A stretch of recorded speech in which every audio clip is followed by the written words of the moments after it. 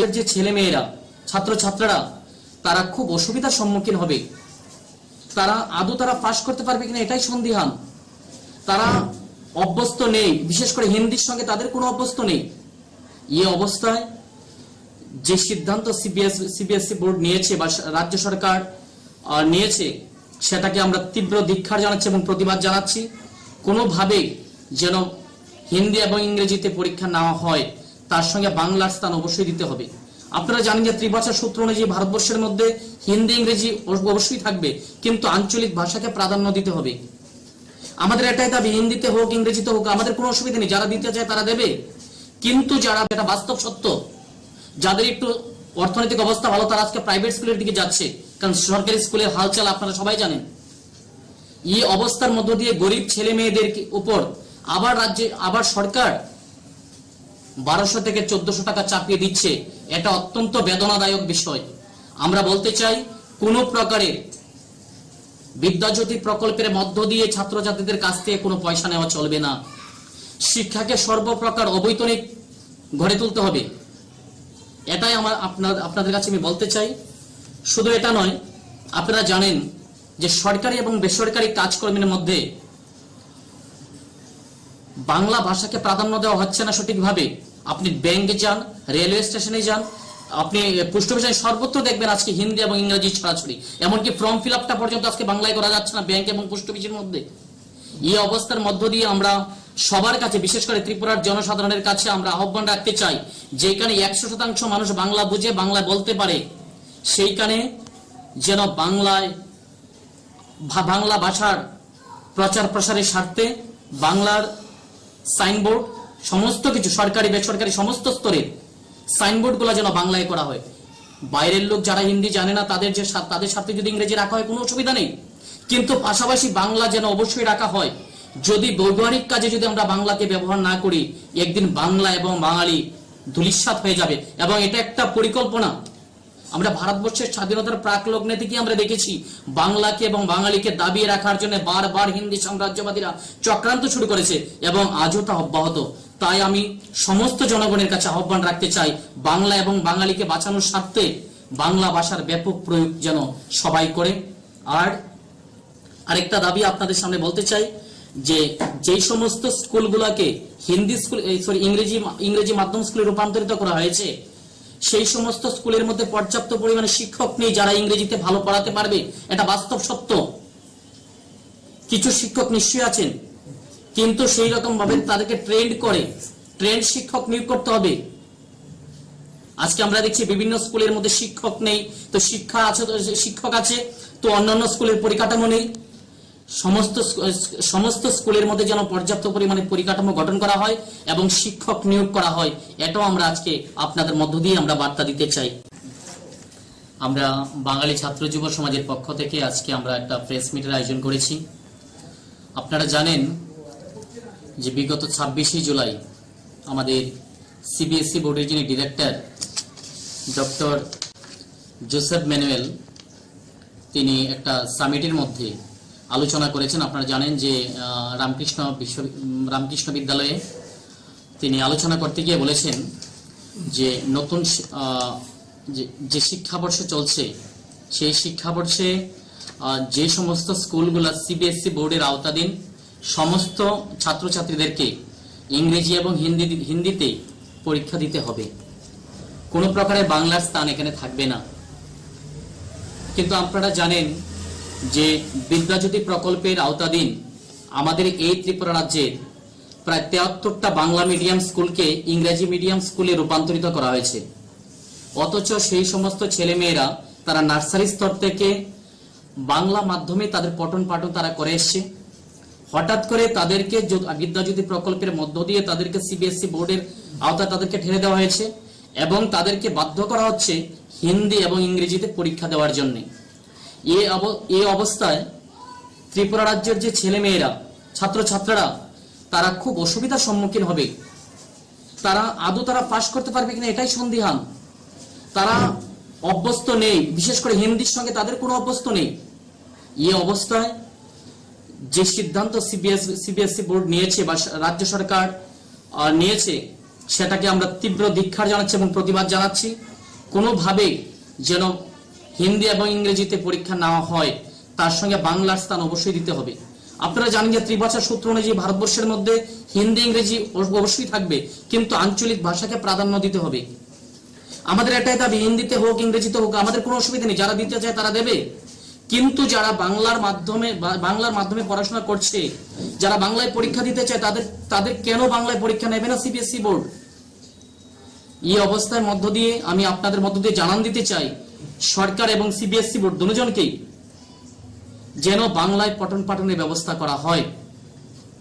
আপনারা শুধু এটা নয়, প্রকল্পের যে স্কুলগুলো রয়েছে তাদের কাছ থেকে বছরে 1200 থেকে 1400 টাকা নেওয়ার একটা পরিকল্পনা রাজ্য সরকারের চলছে এবং তারা সেটা চালু করেছে।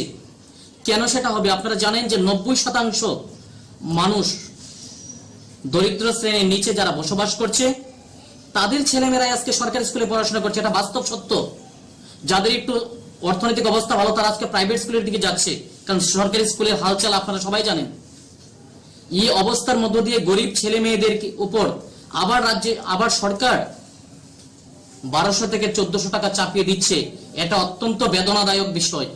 আমরা বলতে চাই, কোনো প্রকারে বিদ্যাজ্যোতি প্রকল্পের মধ্য দিয়ে ছাত্রছাত্রীদের কাছ থেকে কোনো পয়সা নেওয়া চলবে না। শিক্ষাকে সর্বপ্রকার অবৈতনিক গড়ে তুলতে হবে, এটাই আপনাদের কাছে আমি বলতে চাই।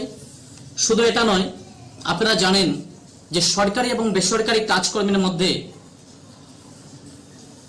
বাংলা ভাষাকে প্রাধান্য দেওয়া হচ্ছে না সঠিকভাবে। আপনি ব্যাংকে যান, রেলওয়ে স্টেশনে যান, আপনি পোস্ট অফিসে, সর্বত্র দেখবেন আজকে হিন্দি এবং ইংরেজি ছড়াছড়ি।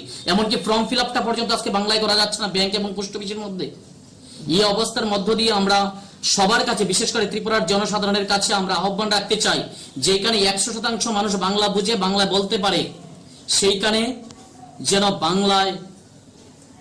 বাংলা ভাষার প্রচার প্রসারের স্বার্থে বাংলার সাইনবোর্ড, সমস্ত কিছু সরকারি বেসরকারি সমস্ত স্তরের সাইনবোর্ডগুলো যেন বাংলায় করা হয়।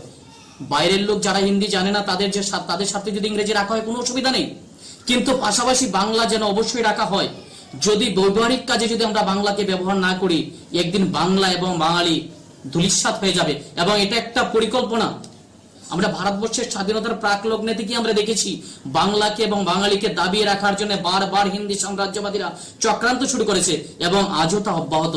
তাই আমি সমস্ত জনগণের কাছে আহ্বান রাখতে চাই, বাংলা এবং বাঙালিকে বাঁচানোর স্বার্থে বাংলা ভাষার ব্যাপক প্রয়োগ যেন সবাই করে। আর আরেকটা দাবি আপনাদের সামনে বলতে চাই, যেই সমস্ত স্কুলগুলোকে ইংরেজি মাধ্যম স্কুলে রূপান্তরিত করা হয়েছে, সেই সমস্ত স্কুলের মধ্যে পর্যাপ্ত পরিমাণে শিক্ষক নেই যারা ইংরেজি।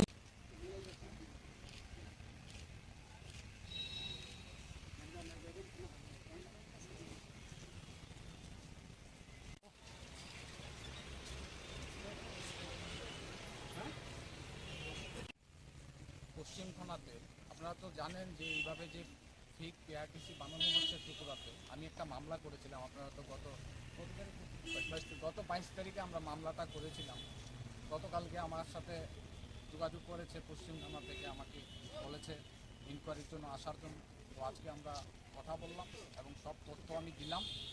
এবং এইভাবে যে ফেকভাবে যে পিআরটিসি বানানো হচ্ছে রাজ্যের মধ্যে, যারা হায়ার অথরিটি তাদের বিরুদ্ধে তো ব্যবস্থাটা নেওয়া উচিত। এবং যেই জায়গায় আপনারা দেখছেন যে 2-4 জন ধরা পড়েছে, গত 2 দিন আগেও আপনারা দেখেছেন যে এনসিসি থানায় একজনকে ধরা পড়েছে, এখনও আছে, তো আরও তো আসছে এরকম। তো এটা তো ইমিডিয়েটলি যারা মনে করেন যে এই যে ফেকভাবে যে পিআরটিসিগুলি বানিয়েছে রাজ্যে, তাদের বিরুদ্ধে তো অ্যাকশনটা নেওয়া উচিত। এবং তাদেরকে এখনও পর্যন্ত সাসপেন্ড করছে না, তাদেরকে এখন পর্যন্ত কোনো অ্যাকশন নিচ্ছে না। তো এটা ত্রিপুরা ছাত্র যুবকদের সমস্যা। আরেকটা ইম্পর্টেন্ট বিষয়, আগামীকালকে আমাদের রাজ্যের ছেলে মেয়েরা শালবাগান স্থিত এই যে বিএসএফ ক্যাম্পে 5টার থেকে পাহারা দেন। যারা বহিরাগতরা আসবে তাদেরকে ধরে প্রশাসনের হাতে তুলে দেবো। আমাদের সাথে প্রশাসনের কথা হয়েছে, আশা করব যে প্রশাসন এখানে থাকবে এবং যারা বহিরাগতরা আসছে তাদেরকে ইমিডিয়েট অ্যারেস্ট করে তাদেরকে আইন অনুযায়ী ব্যবস্থা নেবে, সেটার জন্য কথা বলতে করতে হবে। মানুষের জীবন সম্পত্তি রক্ষা, আইনের শাসন কায়েম করতে হবে। অবিলম্বে মণিপুরে মানুষের জীবন সম্পত্তি রক্ষা আইনের শাসন কায়েম করতে হবে। রাইলে সংগ্রাম, রাইলে মিছিল, রাইলে প্রতিবাদ, রাইলে বিক্ষোভ, লড়াই লড়াই লড়াই চাই, লড়াই লড়াই লড়াই চাই। ইনশাআল্লাহ জিন্দাবাদ।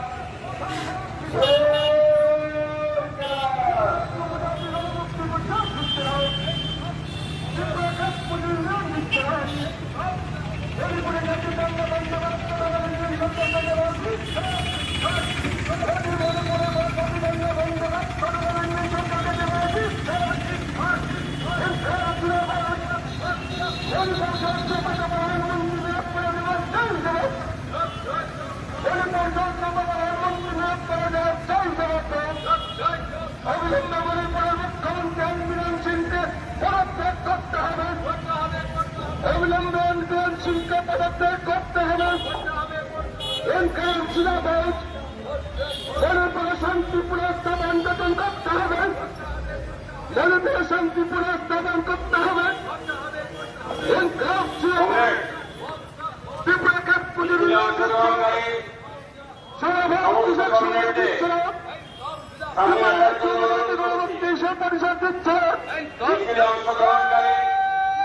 সমস্ত কমরেডদের সামনে আসার জন্য অনুরোধ করছি।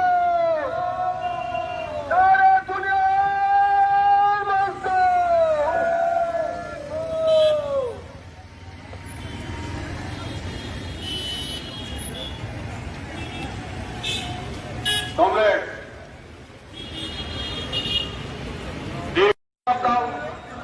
মণিপুরে সঙ্গীত ক্ষতিগ্রস্ত সহায়তা পুনর্বাসন দিতে হবে। অবিলম্বে মণিপুরে মানুষের জীবন সম্পত্তি রক্ষা আইনের ব্যবস্থা করতে হবে। অবিলম্বে মণিপুরে মানুষের জীবন সম্পত্তি রক্ষা আইনের শাসন কায়েম করতে হবে। অবিলম্বে মণিপুরে মানুষের জীবন সম্পত্তি রক্ষা আইনের শাসন কায়েম করতে হবে। রাইলে সংগ্রাম, রাইলে মিছিল, রাইলে প্রতিবাদ, রাইলে বিক্ষোভ, লড়াই লড়াই লড়াই চাই, লড়াই লড়াই লড়াই চাই। ইনশাআল্লাহ জিন্দাবাদ।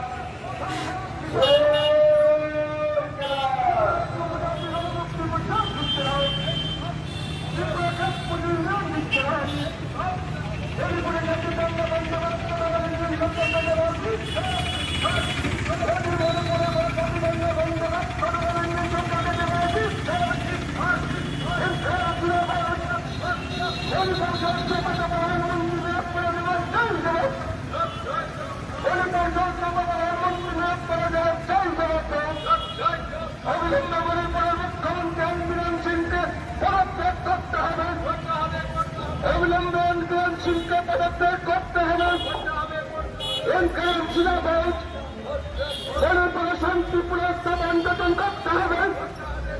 জনতার শান্তি পুনঃস্থাপন করতে হবে। ত্রিপুরা কাপ পুজোর অংশগ্রহণকারী সমস্ত কমরেডদের সামনে আসার জন্য অনুরোধ করছি। পরিষদ দিচ্ছে। মিছিলে অংশগ্রহণকারী সমস্ত কমরেডদের সামনে আসার জন্য অনুরোধ করছি।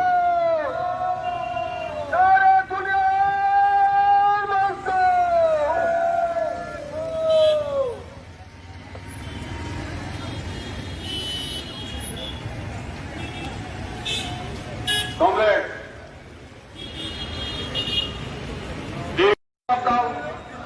মণিপুরে সঙ্গীত ক্ষতিগ্রস্ত সহায়তা পুনর্বাসন দিতে হবে। অবিলম্বে মণিপুরে মানুষের জীবন সম্পত্তি রক্ষা আইনের ব্যবস্থা করতে হবে। অবিলম্বে মণিপুরে মানুষের জীবন সম্পত্তি রক্ষা আইনের শাসন কায়েম করতে হবে। অবিলম্বে মণিপুরে মানুষের জীবন সম্পত্তি রক্ষা আইনের শাসন কায়েম করতে হবে।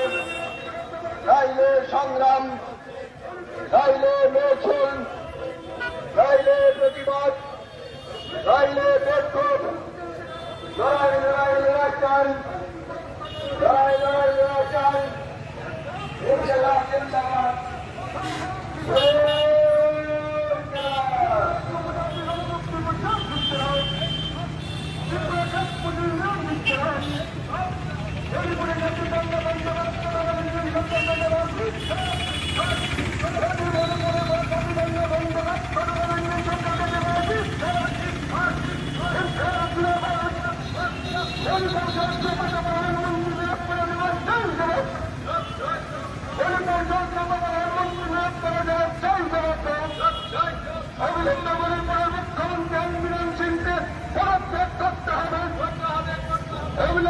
বর্তমান শুল্ক পদত্যাগ করতে হবে।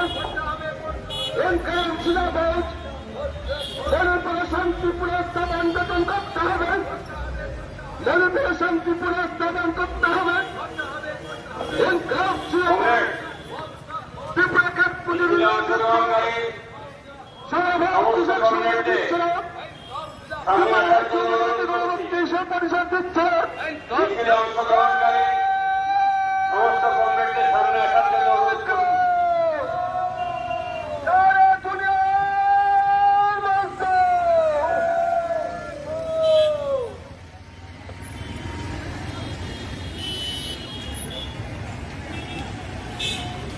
কমরেড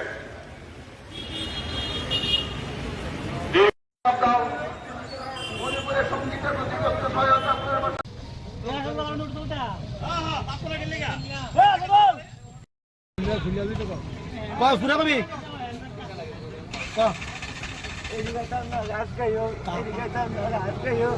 গাছ কেবা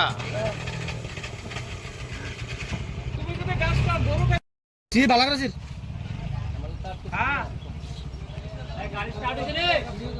ইডিকে চাম না ইডিকামু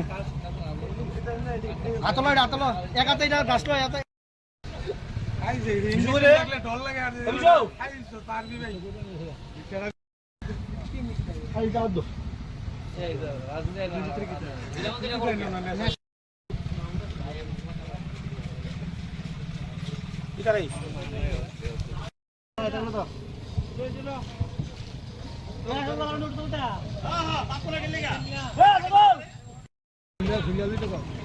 সুরা কবি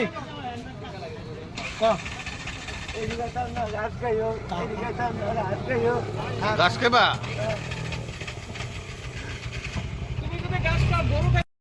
বালা করেছিস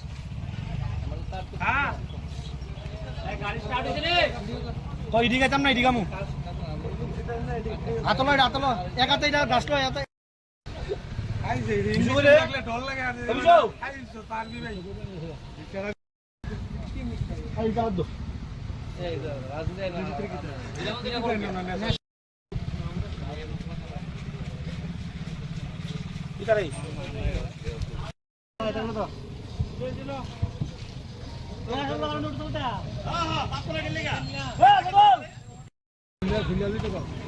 সুরা কবি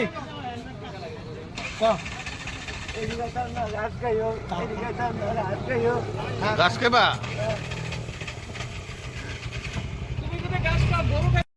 বালা করেছিস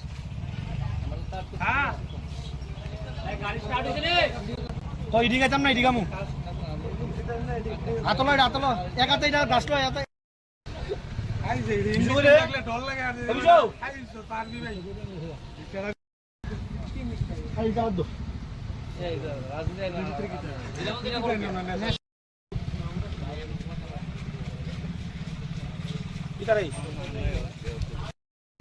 কিচ্ছু না সকালবেলা আমি উঠছি আমি অক্ষমাত্র উঠতে আইছি একবার দোকানে উঠতাম কিতা আমরা দোকান থেকে নিচে একবার কিতানি কিনছে খরচ কিনছে খরচ দিছে মা মা দেওয়ানোর পরে আমি মা গেছে গা আমি আবার আইছি তো দেখি গাড়ির ভিতরে বয়ে বেয়া একটা ইয়া লইছে একটা সিনিস লইছে কদ্দুর জল লইছে আর একটা কেতা ইয়া লইছে সাদা একটা পাউডার লইয়া তে হাতের ভিতরে ঢুকাইব তো আমি দাঁড়ায় আমি ভিডিও করছি আমি কোন আমি দেখি বিষয়টা কিতা এরপরে দেখি যে টান যে জায়গা তখন আমি তারা থামাইলাম কি তোর বাড়ি কোনো এগুলো বাড়ি সোনামোড়া তো তার লগে আরেকটা আইসে এতে জানি আইসে করতে কেউ জানি না এতে আইসে রেখো তার লগে আমি সার্ভিস করে নিতাম যা হয়েছে আটকে রেখে লাভ নাই থানা দিয়া বলিব এই বলে জানোই না এতে যে কিতা খায় কিতা বলে খা তারে কইলাম তুই কিতা কাজ ইঞ্জেকশন লই তুই আনজেস করতে সোনামোড়াতে বাড়ি বলে সোনামোড়া তখন কোন জায়গায় দর্শন আমরা বিশালগড় রঘুনাথপুর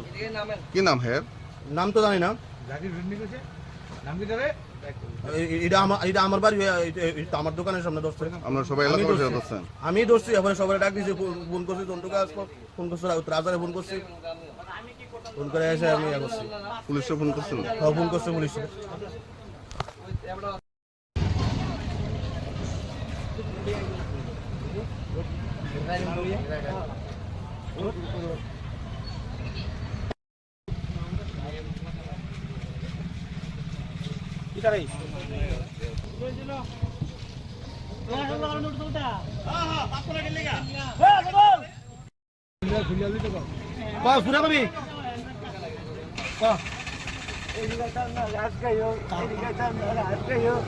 গাছ খেবা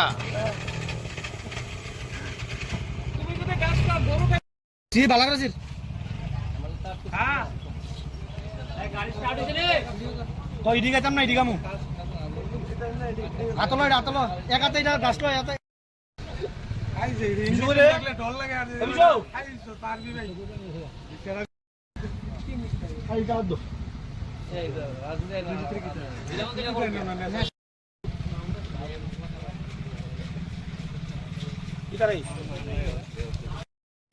কিচ্ছু না সকালবেলা আমি উঠছি আমি অক্ষমাত্র উঠতে আইছি একবার দোকানে উঠতাম কিতা আমরা দোকান থেকে নিচে একবার কিতানি কিনছে খরচ দিছে মা দেওয়ানোর পরে আমি মা গেছে গা আমি আবার আইছি তো দেখি গাড়ির ভিতরে বয়ে বেয়া একটা ইয়া লইছে একটা সিনিস লইছে কদ্দুর জল লইছে আর একটা কেতা হইছে ইয়া লইছে সাদা একটা বাউটা লইয়া তে হাতের ভিতরে ডুবাইব তো আমি দাঁড়ায় আমি একটা ভিডিও করছি আমি কোন আমি দেখি বিষয়টা কিটা এরপরে দেখি যে টান যে জায়গা তখন আমি তারা থামাইলাম কি তোর বাড়ি কোনো তো এগুলো বাড়ি সোনামুরা তো তার লগে আরেকটা আইসে এতে জানি আইসে করতে কেউ জানি না এতে আইসে রেখো তার লগে আমি সাজবেশ করে নিতাম যা হয়েছে আটকে রেখে লাভ নাই থানার দিয়া বলিব এই বলে জানোই না এতে যে কিতা খায় কিতা বলে খা তারে কইলাম তুই কিতা খা ইঞ্জেকশন লই এই আনজেস করতে সোনামুরাতে বাড়ি বলে সোনামুরা তখন কোন জায়গায় ধরছেন আমরা? বিশালগড় রঘুনাথপুর। কি নাম হ্যাঁ? নাম তো জানি না। এটা আমার বাড়ি, এটা আমার দোকানের সামনে ধরছে। আমরা সবাই এলাকাবাসী ধরছেন? আমি ধরছি, এবারে সবাই ডাক দিয়েছে, ফোন করছি, ফোন করছি, রাজারে ফোন করছি, ফোন করে এসে আমি করছি। পুলিশে ফোন করছেন? হ্যাঁ, ফোন করছে পুলিশে।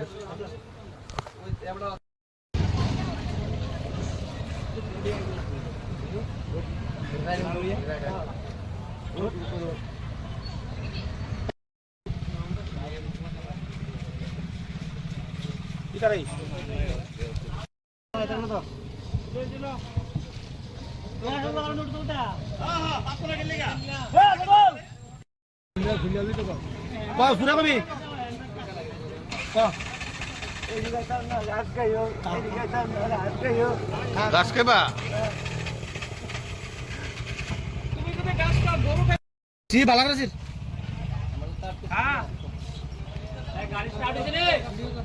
ইদিকে যাম না ইদিকে মু আতলো আতলো একাতে এটা গাছ লয় এতে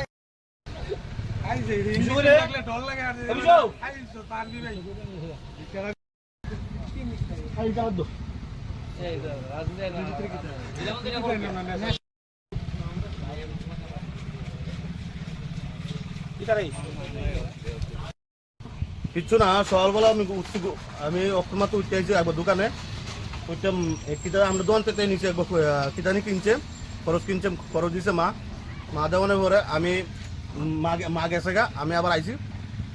তো দেখি গাড়ির ভিতরে বয়ে বেয়া একটা ইয়া লইছে, একটা সিনিস লইছে, কদ্দুর জল লইছে আর একটা কেতা হইছে ইয়া লইছে সাদা একটা বাউটা লইয়া তে হাতের ভিতরে ডুবাইব। তো আমি দাঁড়ায় আমি একটা ভিডিও করছি। আমি কোন আমি দেখি বিষয়টা কিটা, এরপরে দেখি যে টান যে জায়গা, তখন আমি তারা থামাইলাম কি তোর বাড়ি কোনো, এগুলো বাড়ি সোনামুরা।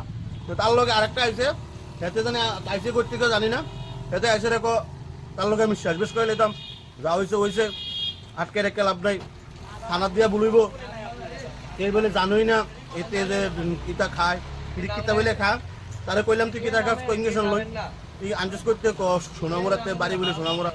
তখন জায়গায় ধরছেন আমরা? রঘুনাথপুর। কি নাম হ্যাঁ? নাম তো জানি না। এটা আমার বাড়ি, আমার দোকানের সামনে। আমরা সবাই এলাকাবাসী ধরছেন? আমি ধরছি, এবারে সবাই ডাকি, ফোন করছি, রাজারে ফোন করে আমি করছি। পুলিশে ফোন করছেন? ফোন করছে পুলিশ।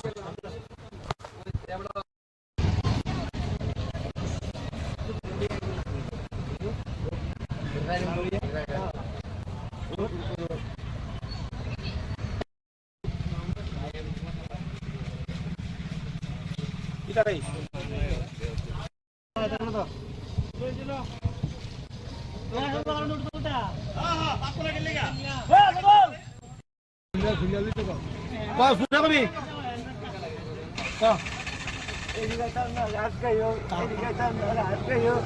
গাছ খাইবা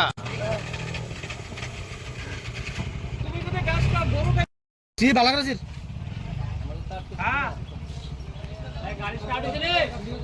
এদিকে যাম না এদিকে আমু আতলো আতলো এক হাতে এটা গাছ লো এতে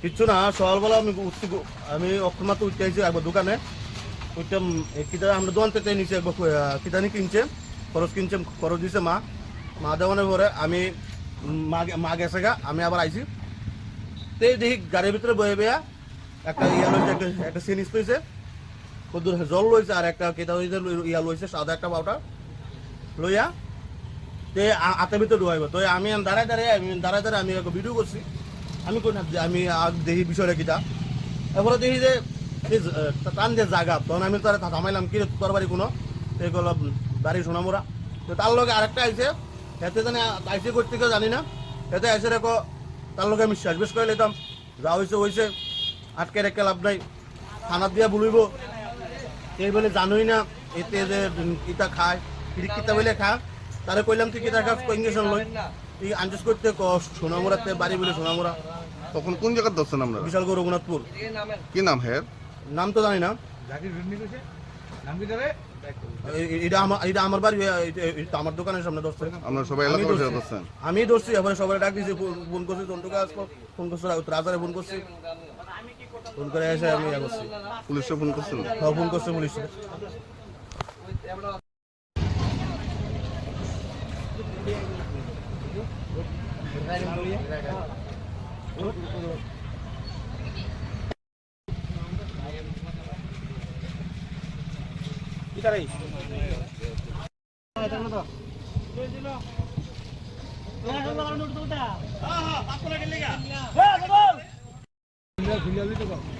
শুনে কবি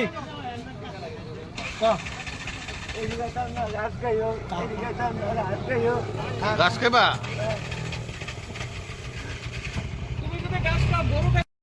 ভালো করে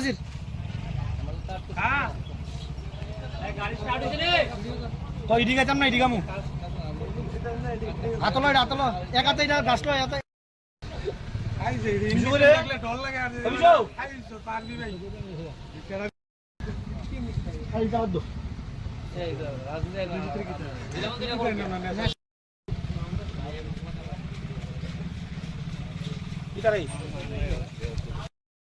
কিচ্ছু না সকালবেলা আমি অক্ষমাত্র উঠতে আইছি একবার দোকানে উঠতাম কিতা আমরা দোকান থেকে নিচে একবার কিতানি কিনছে খরচ দিছে মা দেওয়ানোর পরে আমি মা গেছে গা আমি আবার আইছি তে দেখি গাড়ির ভিতরে বয়ে বেয়া একটা ইয়া লইছে একটা সিনিস লইছে কদ্দুর জল লইছে আর একটা কেতা হইছে ইয়া লইছে সাদা একটা পাউডার লইয়া তে হাতের ভিতরে ঢুকাইব তো আমি দাঁড়ায় আমি একটা ভিডিও করছি আমি কই না যে আমি দেখি বিষয়টা কিটা এরপরে দেখি যে টান যে জায়গা তখন আমি তারা থামাইলাম কি তোর বাড়ি কোনো এগুলো বাড়ি সোনামুরা তো তার লগে আরেকটা আইছে হেতে জানি আইসে করতে কেউ জানি না হেতে আইসে রেখো তার লগে আমি শেষ বেশ করে নিতাম যা হয়েছে আটকে রেখে লাভ নাই থানার দিয়া বলিব এই বলে জানোই না এতে যে কিতা খায় কিতা বলে খা তারে কইলাম তুই কিতা খা ইঞ্জেকশন লই তুই আঞ্জেস করতে সোনামুরাতে বাড়ি বলে সোনামুরা তখন কোন জায়গায় ধরছেন আপনারা বিশাল গৌর রঘুনাথপুর কি নাম হের নাম তো জানি না এটা আমার বাড়ি এটা আমার দোকানের সামনে ধরছে আপনারা সবাই এলাকা বসে ধরছেন আমি ধরছি এবারে সবাই ডাক দিয়েছি ফোন করছি জন্টুকে ফোন করছি রাজারে ফোন করছি ফোন করে এসে আমি ইয়া করছি পুলিশে ফোন করছেন ফোন করছে পুলিশে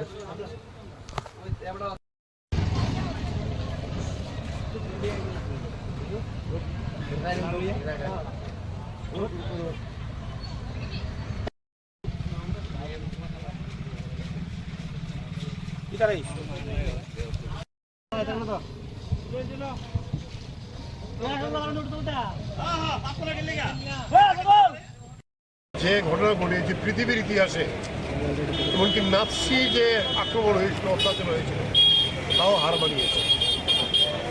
সেখানে ইন্ডিয়া যে সর্বদলীয় জোট, সেই জোটের প্রতিবেদনকে যে গেছে যে নেট বন্ধ, তাহলে আমাদের কাছে এখনও যা ভিডিও আছে, আমরা যদি তা প্রকাশ করি সেটা গোটা পৃথিবীতে এরকম ঘটনা ঘটবে। একটা দুইটা ঘটনা প্রকাশ হওয়ার পরেই গোটা পৃথিবীর মানুষ ছিচি করছে, শুধু ভারতবর্ষ না, লন্ডন, আমেরিকা, সব জায়গাতে সেই বিক্ষোভ প্রদর্শিত হচ্ছে। সেই জায়গায় তুলনায় গোটা দেশে মানুষ প্রতিবাদ করছে। কিন্তু দুর্ভাগ্যের ব্যাপার হল যে আমাদের দেশের প্রধানমন্ত্রী, ওনার 1 ঘন্টা সময় নেই মণিপুরে গিয়ে এই মানুষের কথা শোনার জন্য, সম্পূর্ণ নীরব। যখন এই ভিডিও প্রত্যক্ষ হয়েছে, তিনি 36 সেকেন্ড কথা বলেছেন। আমার বুক ব্যতীত, কিন্তু তার কি কারণ, কিভাবে উপশম হবে তার কোনো বিকল্প। তাই আমরা গোটা দেশের সঙ্গে আমাদের রাজ্যের 3টি কৃষক সংগঠন, সারা ভারত কৃষক সভা, উপজাতি গণমুক্তি পরিষদ এবং ত্রিপুরা ক্ষেত মজুর যৌথভাবে আজকে আমরা আমাদের সর্বভারতীয় কর্মসূচি অঙ্গ হিসেবে যে আমরা এখানে মণিপুরে শান্তি প্রতিষ্ঠার জন্য এবং যারা এই ধরনের ঘৃণ্য কাজ করেছে তাদের শাস্তি দেওয়ার জন্য আমরা এই মিছিল করে আমরা একটা সভা করবো। এই আজকে আপনারা সবাই জানেন, এখন দেখা যাচ্ছে যে পৃথিবীর মধ্যে সবচেয়ে কলঙ্কিত ঘটনা হল মণিপুরে যে জাতীয় দাঙ্গা। স্বদেশ 1, স্বদেশ 2 যে ডেভেলপমেন্টের যে বিষয়গুলো, বিভিন্ন যে আমাদের যে পর্যটন কেন্দ্রগুলোকে, সেইগুলোকে ডেভেলপমেন্টের সেই বিস্তারিত এখানে আলোচনা হয়েছে। তো ধীরে ধীরে বিদেশ থেকেও বলা হয়েছে, অনেকে বিদেশ থেকে আমাদের এখানে এসছেন। এখন এই যে আমরা একটা ব্যবস্থা করলাম, এটা কিন্তু ঢেউয়ের মতো সারা পৃথিবীর মধ্যে, শুধু দেশের মধ্যে না, আন্তর্জাতিক স্তরেও সেটা পৌঁছে যাবে, এটা আমার একটা ধারণা। এবং আমার সাথে কথা হচ্ছিল মাননীয় মন্ত্রী মহোদয়ের সাথে, সন্তবাবুর সাথে, যে এখানে যাই হবে এটাও যেন তার স্ট্যাটাসটা যেন মেনটেন হয়। মানে বাইরের থেকে যখন আসবে সব কিছুই একটা প্রেজেন্টেশনের যে বিষয়টা, সেটা যেন ঠিকভাবে। এখানে আমরা জানি যে অর্থনৈতিক ভাবে অনেকে উপকৃত হবে, কিন্তু সেটা যেন স্ট্যান্ডার্ডাইজ হয়। বাইরের থেকে আসবে সব কিছু, এখন সবাই চাই, ইভেন একটা প্যাকেজ যে সিস্টেম, তার প্যাকেজের উপরেও আমরা জানি, প্যাকেজিং সিস্টেমের উপরে ডিপেন্ড করে, তার ভিতরের কি গুণ আছে সেটা না, কিন্তু প্যাকেজের উপর ডিপেন্ড করে মানুষ আকৃষ্ট হয়।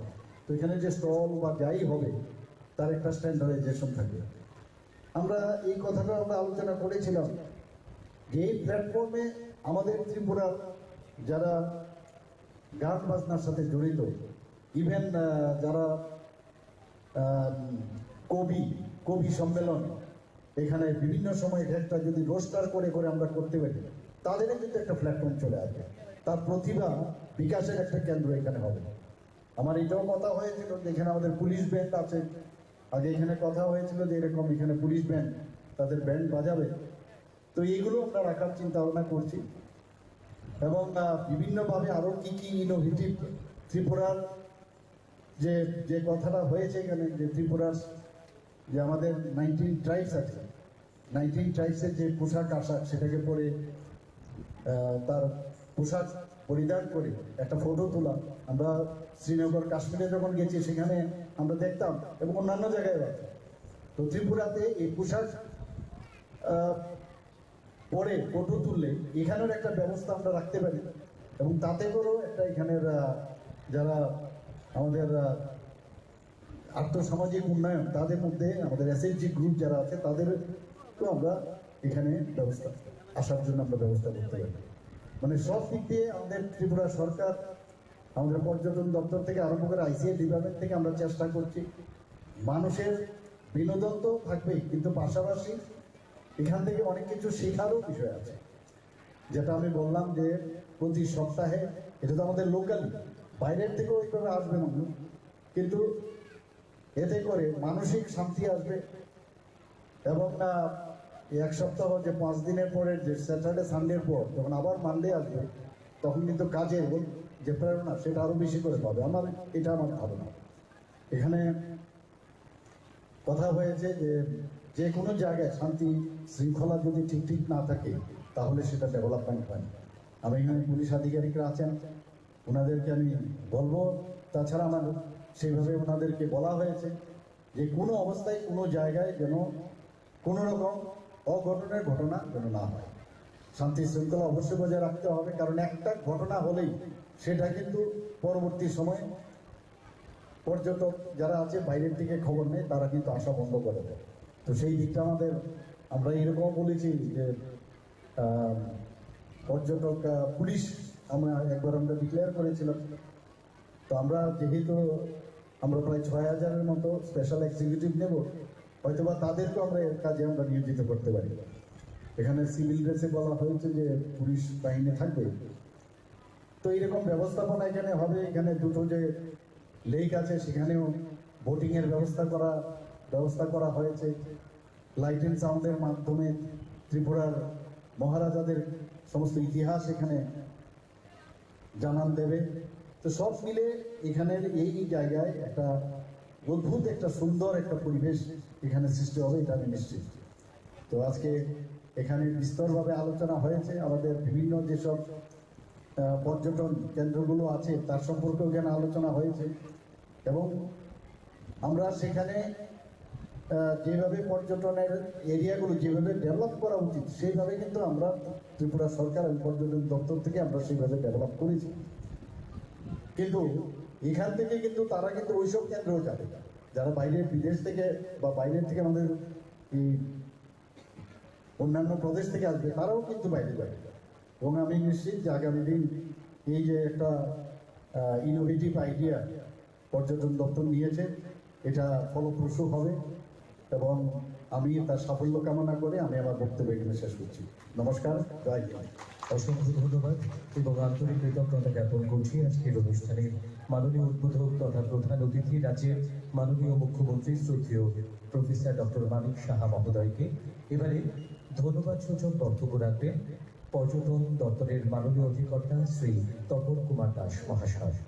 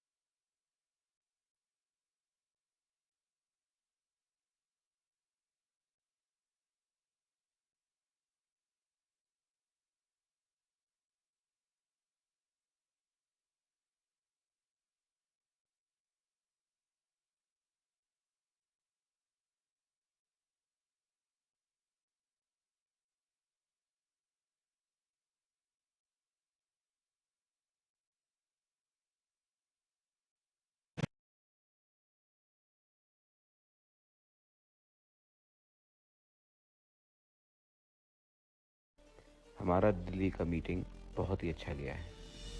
जितना सोचा था उससे ज़्यादा अच्छा गया है।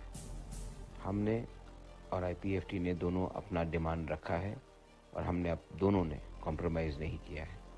समाजपति का भी रोल बहुत ही अच्छा था। ये जो मीटिंग दिल्ली में हुआ है, मुझे लगता है कि सबसे अच्छा मीटिंग हुआ है। इसके बाद फिर मीटिंग होगा, उसके बाद शायद और एक मीटिंग हो सकता है। मैं आप सबको अर्ज करता हूँ, रिक्वेस्ट करता हूँ कि हमारे दुश्मन भी बहुत हैं और हमारे दुश्मन चाहते नहीं है कि त्रिपुरा को कुछ मिले। वो सब एक हो जाएंगे और हम लोगों का थांसा नहीं रहेगा, हम लोग एक दूसरे से लड़ते रहेंगे तो हमें कुछ नहीं मिलेगा। अगले अमृत 2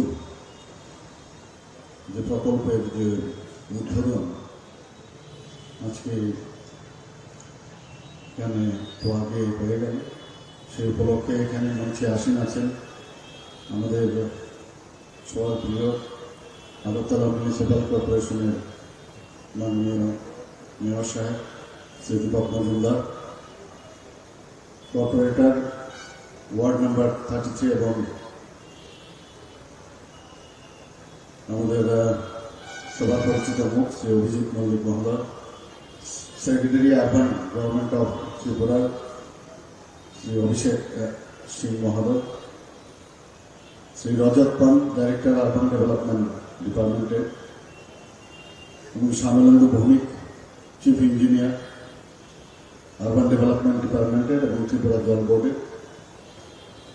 তাছাড়া ডায়াসের নিচে অফ দ্য ডায়াস এখানে কর্পোরেটর শ্রী বাপি দাস মহোদয় উপস্থিত আছেন, শ্রী তুষারকান্তি ভট্টাচার্য মহোদয় উপস্থিত আছেন, বিশিষ্ট সমাজসেবী সঞ্জয় সাহা এখানে উপস্থিত আছেন, এবং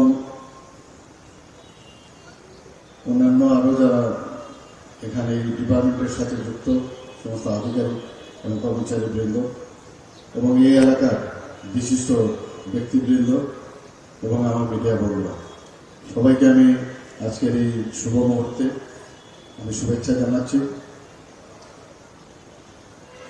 আমাদের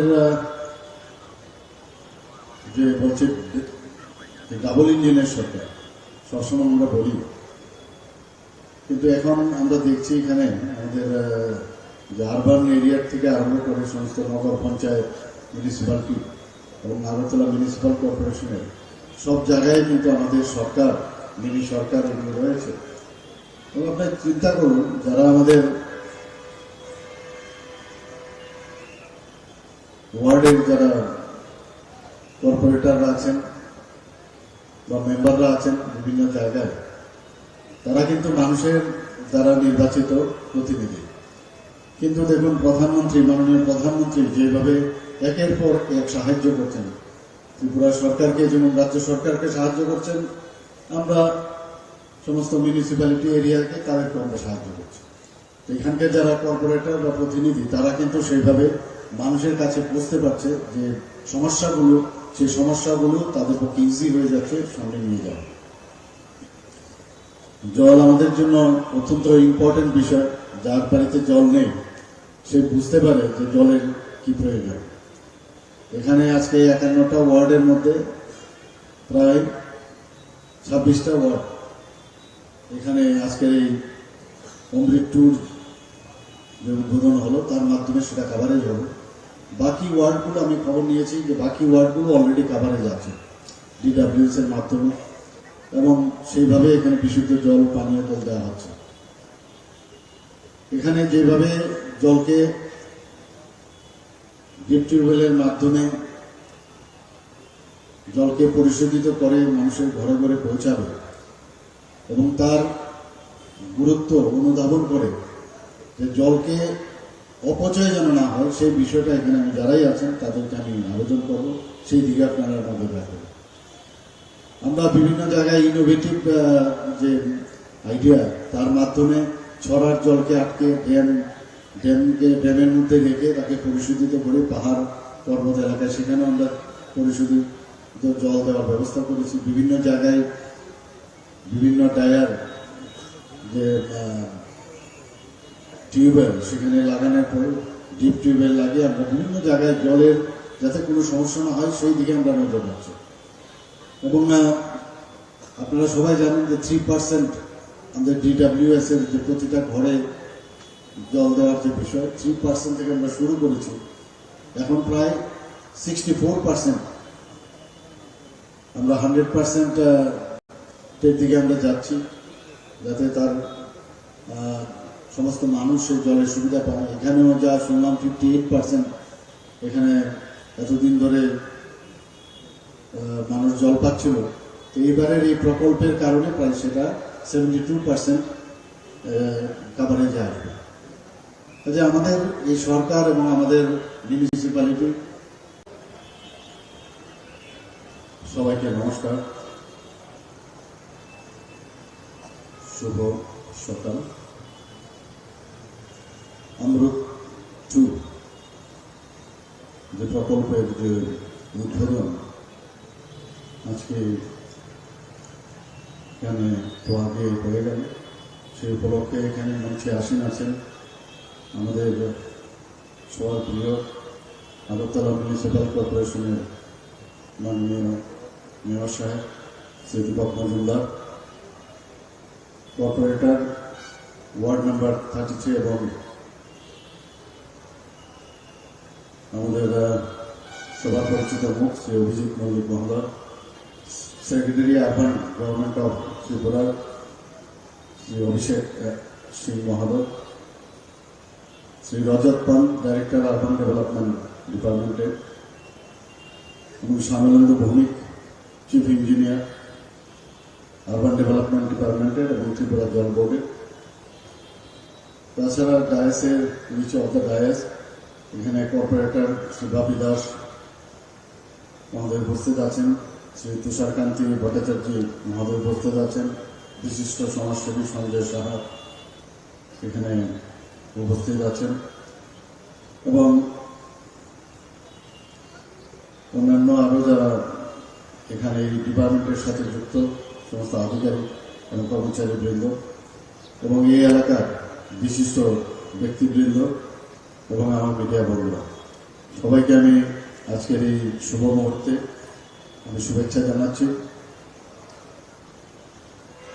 আমাদের যে বলছে ডাবল ইঞ্জিনের সরকার সবসময় আমরা বলি, কিন্তু এখন আমরা দেখছি এখানে আমাদের যে আরবান এরিয়ার থেকে আরম্ভ করে সমস্ত নগর পঞ্চায়েত, মিউনিসিপ্যালিটি এবং আগরতলা মিউনিসিপ্যাল কর্পোরেশনের সব জায়গায় কিন্তু আমাদের সরকার, মিনি সরকার এগুলো রয়েছে। এবং আপনি চিন্তা করুন, যারা আমাদের ওয়ার্ডের যারা কর্পোরেটররা আছেন বা মেম্বাররা আছেন বিভিন্ন জায়গায়, তারা কিন্তু মানুষের দ্বারা নির্বাচিত প্রতিনিধি। কিন্তু দেখুন প্রধানমন্ত্রী, মাননীয় প্রধানমন্ত্রী যেভাবে একের পর এক সাহায্য করছেন, ত্রিপুরা সরকারকে যেমন রাজ্য সরকারকে সাহায্য করছেন, আমরা সমস্ত মিউনিসিপ্যালিটি এরিয়াকে তাদেরকে আমরা সাহায্য করছি। এখানকার যারা কর্পোরেটর বা প্রতিনিধি, তারা কিন্তু সেইভাবে মানুষের কাছে পৌঁছতে পারছে যে সমস্যাগুলো, সেই সমস্যাগুলো তাদের পক্ষে ইজি হয়ে যাচ্ছে সামনে নিয়ে যাওয়া। জল আমাদের জন্য অত্যন্ত ইম্পর্টেন্ট বিষয়। যার বাড়িতে জল নেই সে বুঝতে পারে যে জলের কি প্রয়োজন। এখানে আজকে 51টা ওয়ার্ডের মধ্যে প্রায় 26টা ওয়ার্ড এখানে আজকের এই অমৃত 2 যে উদ্বোধন হলো তার মাধ্যমে সেটা কাভারেজ হলো। বাকি ওয়ার্ডগুলো আমি খবর নিয়েছি যে বাকি ওয়ার্ডগুলো অলরেডি কাভারেজ আছে ডিডব্লিউএস এর মাধ্যমে, এবং সেইভাবে এখানে বিশুদ্ধ জল, পানীয় জল দেওয়া হচ্ছে। এখানে যেভাবে জলকে ডিপ টিউবওয়েলের মাধ্যমে জলকে পরিশোধিত করে মানুষের ঘরে ঘরে পৌঁছাবে এবং তার গুরুত্ব অনুধাবন করে যে জলকে অপচয় যেন না হয়, সেই বিষয়টা এখানে আমি যারাই আছেন তাদেরকে আমি আবেদন করব, সেই দিকে আপনারা নজর রাখবেন। আমরা বিভিন্ন জায়গায় ইনোভেটিভ যে আইডিয়া, তার মাধ্যমে ছড়ার জলকে আটকে ড্যামের মধ্যে রেখে তাকে পরিশোধিত করে পাহাড় পর্বত এলাকায় সেখানে আমরা পরিশোধিত জল দেওয়ার ব্যবস্থা করেছি। বিভিন্ন জায়গায় বিভিন্ন টায়ার যে টিউবওয়েল সেখানে লাগানোর পর ডিপ টিউবওয়েল লাগিয়ে আমরা বিভিন্ন জায়গায় জলের যাতে কোনো সমস্যা না হয় সেই দিকে আমরা নজর রাখছি। এবং আপনারা সবাই জানেন যে 3% আমাদের ডিডব্লিউএস এর যে প্রতিটা ঘরে সেই কাজগুলো আমরা করে যাচ্ছি। এবং এতে করে এবারের এই যে প্রকল্প, তাতে করে দেখা গেছে 112 কোটি টাকা, অর্থাৎ 112 প্রায় 113 কোটি টাকার এই প্রকল্পের জন্য খরচ করে। 47টি বিভিন্ন জায়গায় আগরতলা শহরে যে নগরায়ণ দপ্তরের মাধ্যমে এবং আমাদের যে জল বোর্ডের মাধ্যমে প্রায় 47টি টিউবওয়েল স্থাপন করবে। 5টি প্যাকেজ ধরনের আয়রন রিমুভাল প্লান্ট এখানে বসানো হবে। এই বিষয়ে প্রারম্ভিক ভাষণে ডাইরেক্টর সাহেব বলেছেন, এতে করে 258 কিলোমিটার পরিশোধিত পানীয় জলের পাইপলাইন স্থাপন করা হবে। অলরেডি ওয়ার্ক অর্ডারও দেওয়া হয়ে গেছে, ওয়ার্ক অর্ডারের মাধ্যমে কাজও শুরু হয়েছে। 16,224টি পরিবারে এই যে পরিশোধিত পানীয় জল সংযোগ দেওয়া হবে বিনা পয়সা লাগবে না তাতে। তো এতে করে আমাদের সরকারের যে সদিচ্ছা সেটা কিন্তু এখানে মানে ক্লিয়ার কাট, সেটা আইনার মতো পরিষ্কার। তো এর মধ্যে আমাদের যে বিভিন্ন যে কাজ আপনারা দেখেছেন এর মধ্যে আমরা করে ফেলেছি এবং আগামী দিনে আমরা সেই কাজগুলো আমরা করব। এবারে আপনারা জানেন যে আমরা বাজেটে প্রায় 27,000 কোটি টাকার উপরে এবার বাজেট আমরা পাস হয়েছে বিধানসভায়। এর মধ্যে যে বিশেষ যে উল্লেখযোগ্য যে বিশেষ দিকগুলো আছে তার মধ্যে প্রাইম মিনিস্টার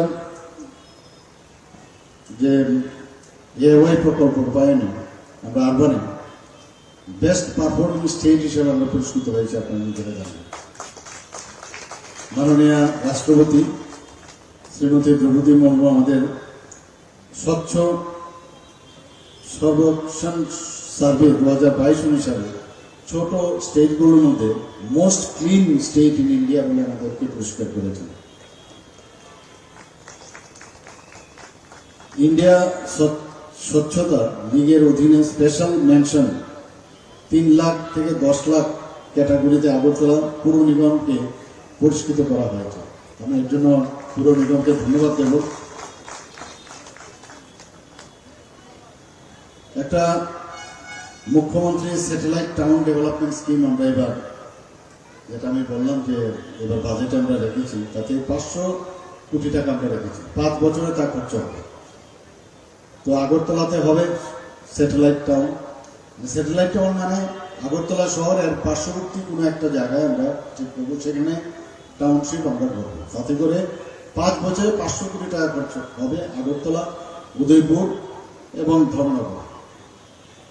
এবং তাতে করে যে একটা আগরতলা শহরের থেকে একটা আউটস্কার্টে ডেভেলপমেন্ট হওয়াতে সেখানে এক্সটেনশন অফ দ্য টাউন হবে এবং সুন্দরভাবে তার পরিকল্পনা করে। অনেক সময় কি হয়, প্রথম আগরতলা শহর হয়েছে আনপ্লান্ট ছিল। এখন যে স্যাটেলাইট শহরগুলো হবে সেগুলো প্ল্যান করতে হবে।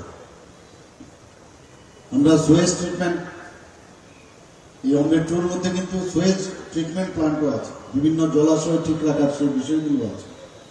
এখানে সুয়েজ ট্রিটমেন্ট প্ল্যান্টের জন্য আমাদের এটা ভেরি ইম্পর্টেন্ট। কিন্তু আমরা অনেক সময় যে সুয়েজ ট্রিটমেন্ট সম্পর্কে বাড়ির থেকে আমরা সব পরিষ্কার পরিচ্ছন্ন করে ফেলে দিই, জল কোথায় গড়বে কিছু জানি না, বুঝি না। কিন্তু সেই জায়গায় আমরা এবার ঠিক করেছি 50 কোটি টাকা তার সংস্থান রাখা হয়েছে বাজেটে। গতকালও আমরা আপনারা দেখেছেন যে এখানে উজ্জয়ন্ত প্রসাদের সামনে আমরা উইকেন্ড হাব, এটা কালকে ইনগুরেশন হলো, প্রতি শনি রোববার। এখানে নো পার্কিং এরিয়া থাকে মানুষের বিনোদনের জন্য, মানুষের মনের যে 5 দিন সমানে সপ্তাহের 5 দিন সময় সবাই কাজে গেছে,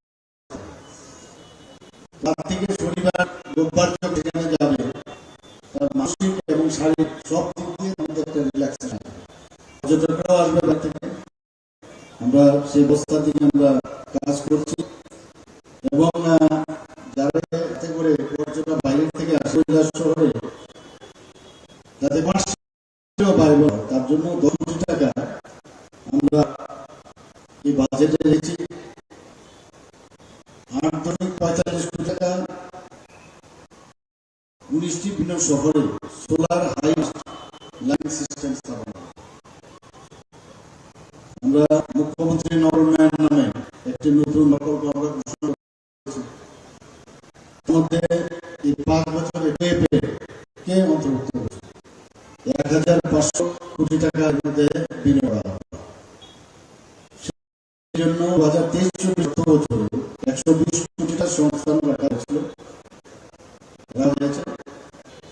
3.50 কোটি টাকা ব্যয় করে নগর কলেজে একটি নতুন অফিস বিল আমরা তৈরি করবো। তো সব জায়গায় সরকার চাইছে মানুষের যে চাহিদাগুলো যেগুলো আমরা 1 বছরের বাজেট আরো চাপ রয়েছে, আরো নতুন নতুন উদ্ভাবনী চিন্তা ভাবনা এবং মানুষের আসলে কি হইল সে আউটরিচ করার যে প্রবণতা আমাদের সরকার আছে, আমাদের টিম আছে, আমাদের বিভিন্ন আগরতলা মিউনিসিপাল কর্পোরেশন থেকে বিভিন্ন মিউনিসিপাল কাউন্সিল আছে, সবাই মিলে তাদের দৈনন্দিন যেগুলো আছে সেগুলো আমরা দিচ্ছি এবং আমি আশা করি এতে করে অত্র এলাকার যারা আছেন তারা নিশ্চয়ই খুশি এই বিষয়টা। এখানে এই ধরনের একটা প্রকল্প এটা বোঝানো হলো। আমরা চাই যে মানুষের উন্নয়নের দিকে বেশি নজর এবং এই সরকার সবসময় বলে আমার সরকার এই ভাবনা চায় মানুষ যেন আমার সাথে জুড়ে থাকে। কোন সেশন থাকলে আপনারা সেশন দেবেন। প্রতি বুধবার এখানে আমার মুখ্যমন্ত্রী সমাবেশন করেন, সরকারি বাসভবনে সবাই কথা বলি, বিভিন্ন সমাধান নিয়ে আসছে। আপনারা নিশ্চয়ই শুনেছেন যে এইবার যারাই আসেন বেশিরভাগ দেখা যায় স্বাস্থ্য সংক্রান্ত বিল নিয়ে আসে এবং আমাদের মাননীয় প্রধানমন্ত্রীর যে একটা আয়ুষ্মান প্রকল্প সারা পৃথিবীর মধ্যে সবাই বাদ হয়ে যায় যে এই প্রকল্প কি করে উঠবে। ত্রিপুরাতে প্রায় 13 লাখ কোটি আমরা আয়ুষ্মান কার্ড দিয়েছি। বাকি যে 4.75 যে আমাদের পপুলেশন তারা অনেকে এই কাভারেজে আসে। এবার আমরা 59 করব রেখেছি এই বছরের জন্য মুখ্যমন্ত্রী তাতে ঠিক 5 লাখ এবং 5 লাখ যেটা আমাদের নির্বাচনী স্তরে আমরা বলেছি। অনেকে বলছে এটা কি করে এখানে কর্মচারীদের অপশন দেওয়া আরো আসতে পারে। এখানে যারা সবাই কাজ করে দিয়েছি যাতে আমরা সবসময় বলি আমরা কাজের মাধ্যমে মানুষের কাছে যেতে চাই, ভাষণ হবে না। এর জন্য যে action is as louder than voice. তো আমরা চাই তাড়াতাড়ি করে কিভাবে তার পদ্ধতিগত বা মানুষের কাছে যারা জনসংখ্যা তাদের কাছে বিষয়টা পৌঁছে এবং কিভাবে এটাকে ইমপ্লিমেন্ট করা যায় সে বিষয়ে আমি নির্দেশ দিচ্ছি। তো সেইভাবে কাজ করছি। তো এখানে যারাই উপস্থিত আছেন উদ্বোধনের দিনে আমি সবাইকে আবার আমার ব্যক্তিগত তরফ থেকে এবং সরকার তরফ থেকে হার্দিক অভিনন্দন ও শুভেচ্ছা যাচ্ছি। নমস্কার, জয় হিন্দ।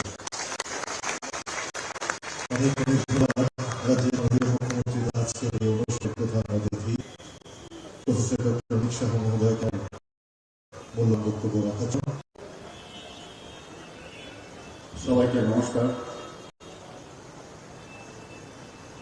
শুভ সকাল। অমৃত 2 যে প্রকল্পের যে উদ্বোধন আজকে এখানে তো আগে হয়ে গেল, সেই উপলক্ষে এখানে মঞ্চে আসীন আছেন আমাদের সবার প্রিয় আগরতলা মিউনিসিপাল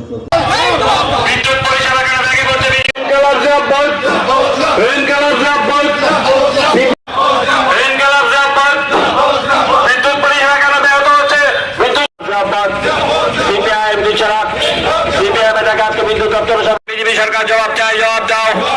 বিদ্যুৎ মন্ত্রী মিথ্যা ভাষণ অবিলম্বে বন্ধ করো। সরকার জবাব দাও। বিদ্যুৎ পরিষেবা কেন ব্যাগে পড়ছে বিজেপি সরকার জবাব চাই। বিদ্যুৎ দপ্তরের মন্ত্রী মিথ্যা ভাষণ অবিলম্বে বন্ধ করো। বিদ্যুৎ পরিষেবা কেন ব্যাহত হচ্ছে।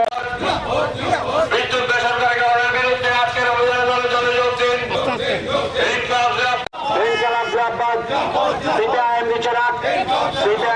বিদ্যুৎ দপ্তরের সামনে বিক্ষোভ অভিযানে দলে দলে যোগ দিন।